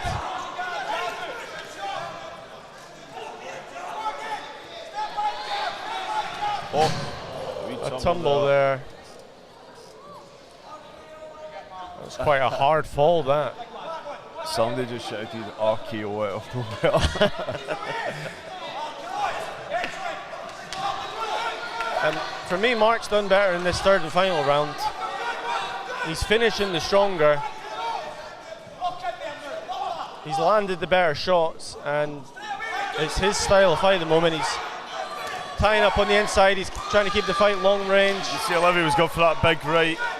I think both were thinking the same thing. For me, I think it's going to come down to that middle round. Again, I think he's gone for that big. Yeah, I think Olivier started better. Mark's finishing stronger. It's that second round, and I think that even in that round, Olivier did better early and Mark did better late. Yep. So it's been a real fight of two halves, as they say. I know. Final 10 seconds now, round number 3, as both these boys try and outload. I've had a message from Ratch up in Elgin again. He said Aaron Devine's injured. He's had surgery, but he'll be back. That's it. They were trying to go. There was a wee tumble there at the end again. No, I thought Mark did well to finish strong. He adjusted in that fight, finished the stronger. I think it's caught, yeah. Did he do it early enough in the contest to bring this one around? Yeah. We'll go to the judges. And we'll find out. Craig Stephen, your man in the ring. He already knows who's won. he's just going to announce it. Here he is. So, ladies and gentlemen, our final presentation will be done by the chair of Boxing Scotland, Mr. Kevin Bell, on his way to the presentation area as we speak. Doctors, one last check of the boxers. They come together with Mr. Thompson. Ladies and gentlemen, our final contest. One last time, please, your appreciation. Both boxers in the ring. We go to our judges. We have a unanimous decision. The winner, who is now 2023 National Golden Gloves middleweight champion. In the red corner, Mark Johnston. And please, ladies and gentlemen, keep the applause going. Silver medalist, Olivier Casasula. So if the boxers could make their way to the presentation area, for Kevin Bell will present the belt, present the gloves. Someone else will take the photographs. Now, ladies and gentlemen, that's not all for this evening. We have two important presentations to make. We have a new presentation. It is for official of the tournament. Our Chief Operating Officer, Marianne Crichton, has the shield.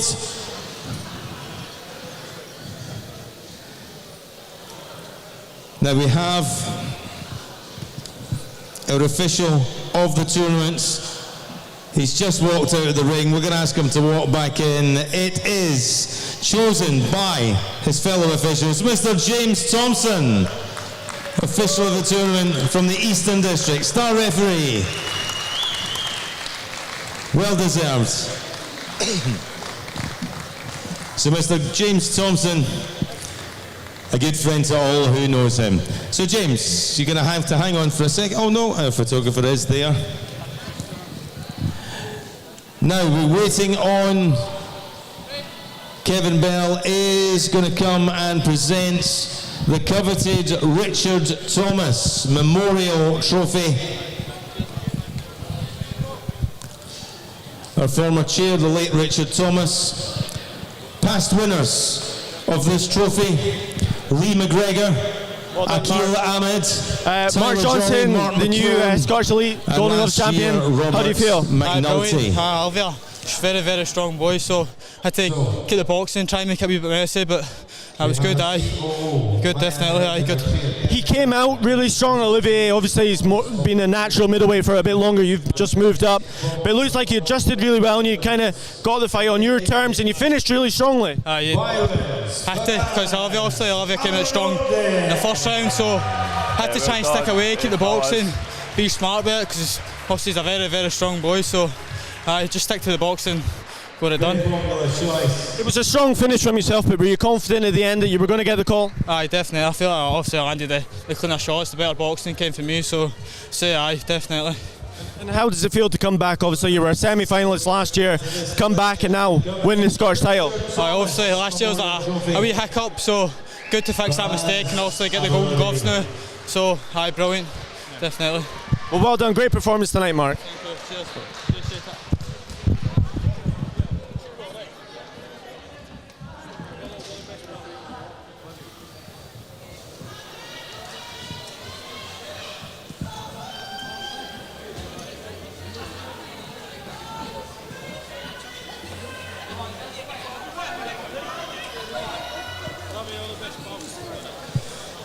So congratulations Fawaz, congratulations Marianne on an absolutely fantastic tournament. Thank you once again, ladies and gentlemen, on behalf of Boxing Scotland for making this evening special. When you do go home, have a very safe journey home. We have the GBs coming up in June. Please keep your eye on the social pages and come along and support us.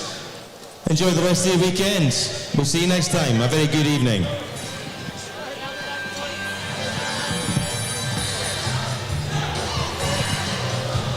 Oh, we've got the lights on. Just the lights up. There we go. Just enough time to say thank you to you lot. Ben, thanks to you as well. And a massive thank you to you, Jamie. I mean, you helped make this happen. It's not it's not the same without you.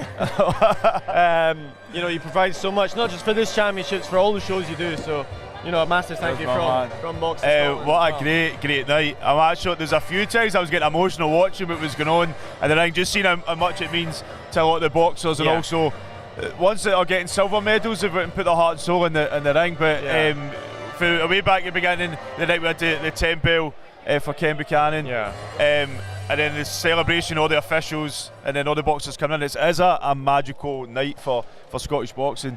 It's been a great night. Some would say event of the year. I don't judge it. I need to excuse myself for judging anyway, because I'm part of it. But yeah. But 16 great contests, great finals, some fantastic boxing. I hope you all enjoyed it. Aye, make sure you click the likes are up at 110. But we've had nearly 5,000 views so far, and I know a lot of the boxers have been going back and watching and writing down the stuff that we've said and any criticism that we've gave to get pulled up next time. But listen, next week, Canada versus Scotland's all-female event. I'll be at that. And then you can head over to jtvlive.com/events. This isn't the end of the year for Box Scotland. So this was our final Scottish Championship of the year. We do have one more big event we're going to be hosting this season, which is the GB Junior and Youth Championships, which I believe is the weekend of 3rd and 4th of June here at Ravenscraig. More details will follow closer we get to that, but that's one to look forward to. Yeah, that will be good. So make sure you click like and subscribe. As always, thanks so much, and we'll see you all very, very, very soon. Thank you very much.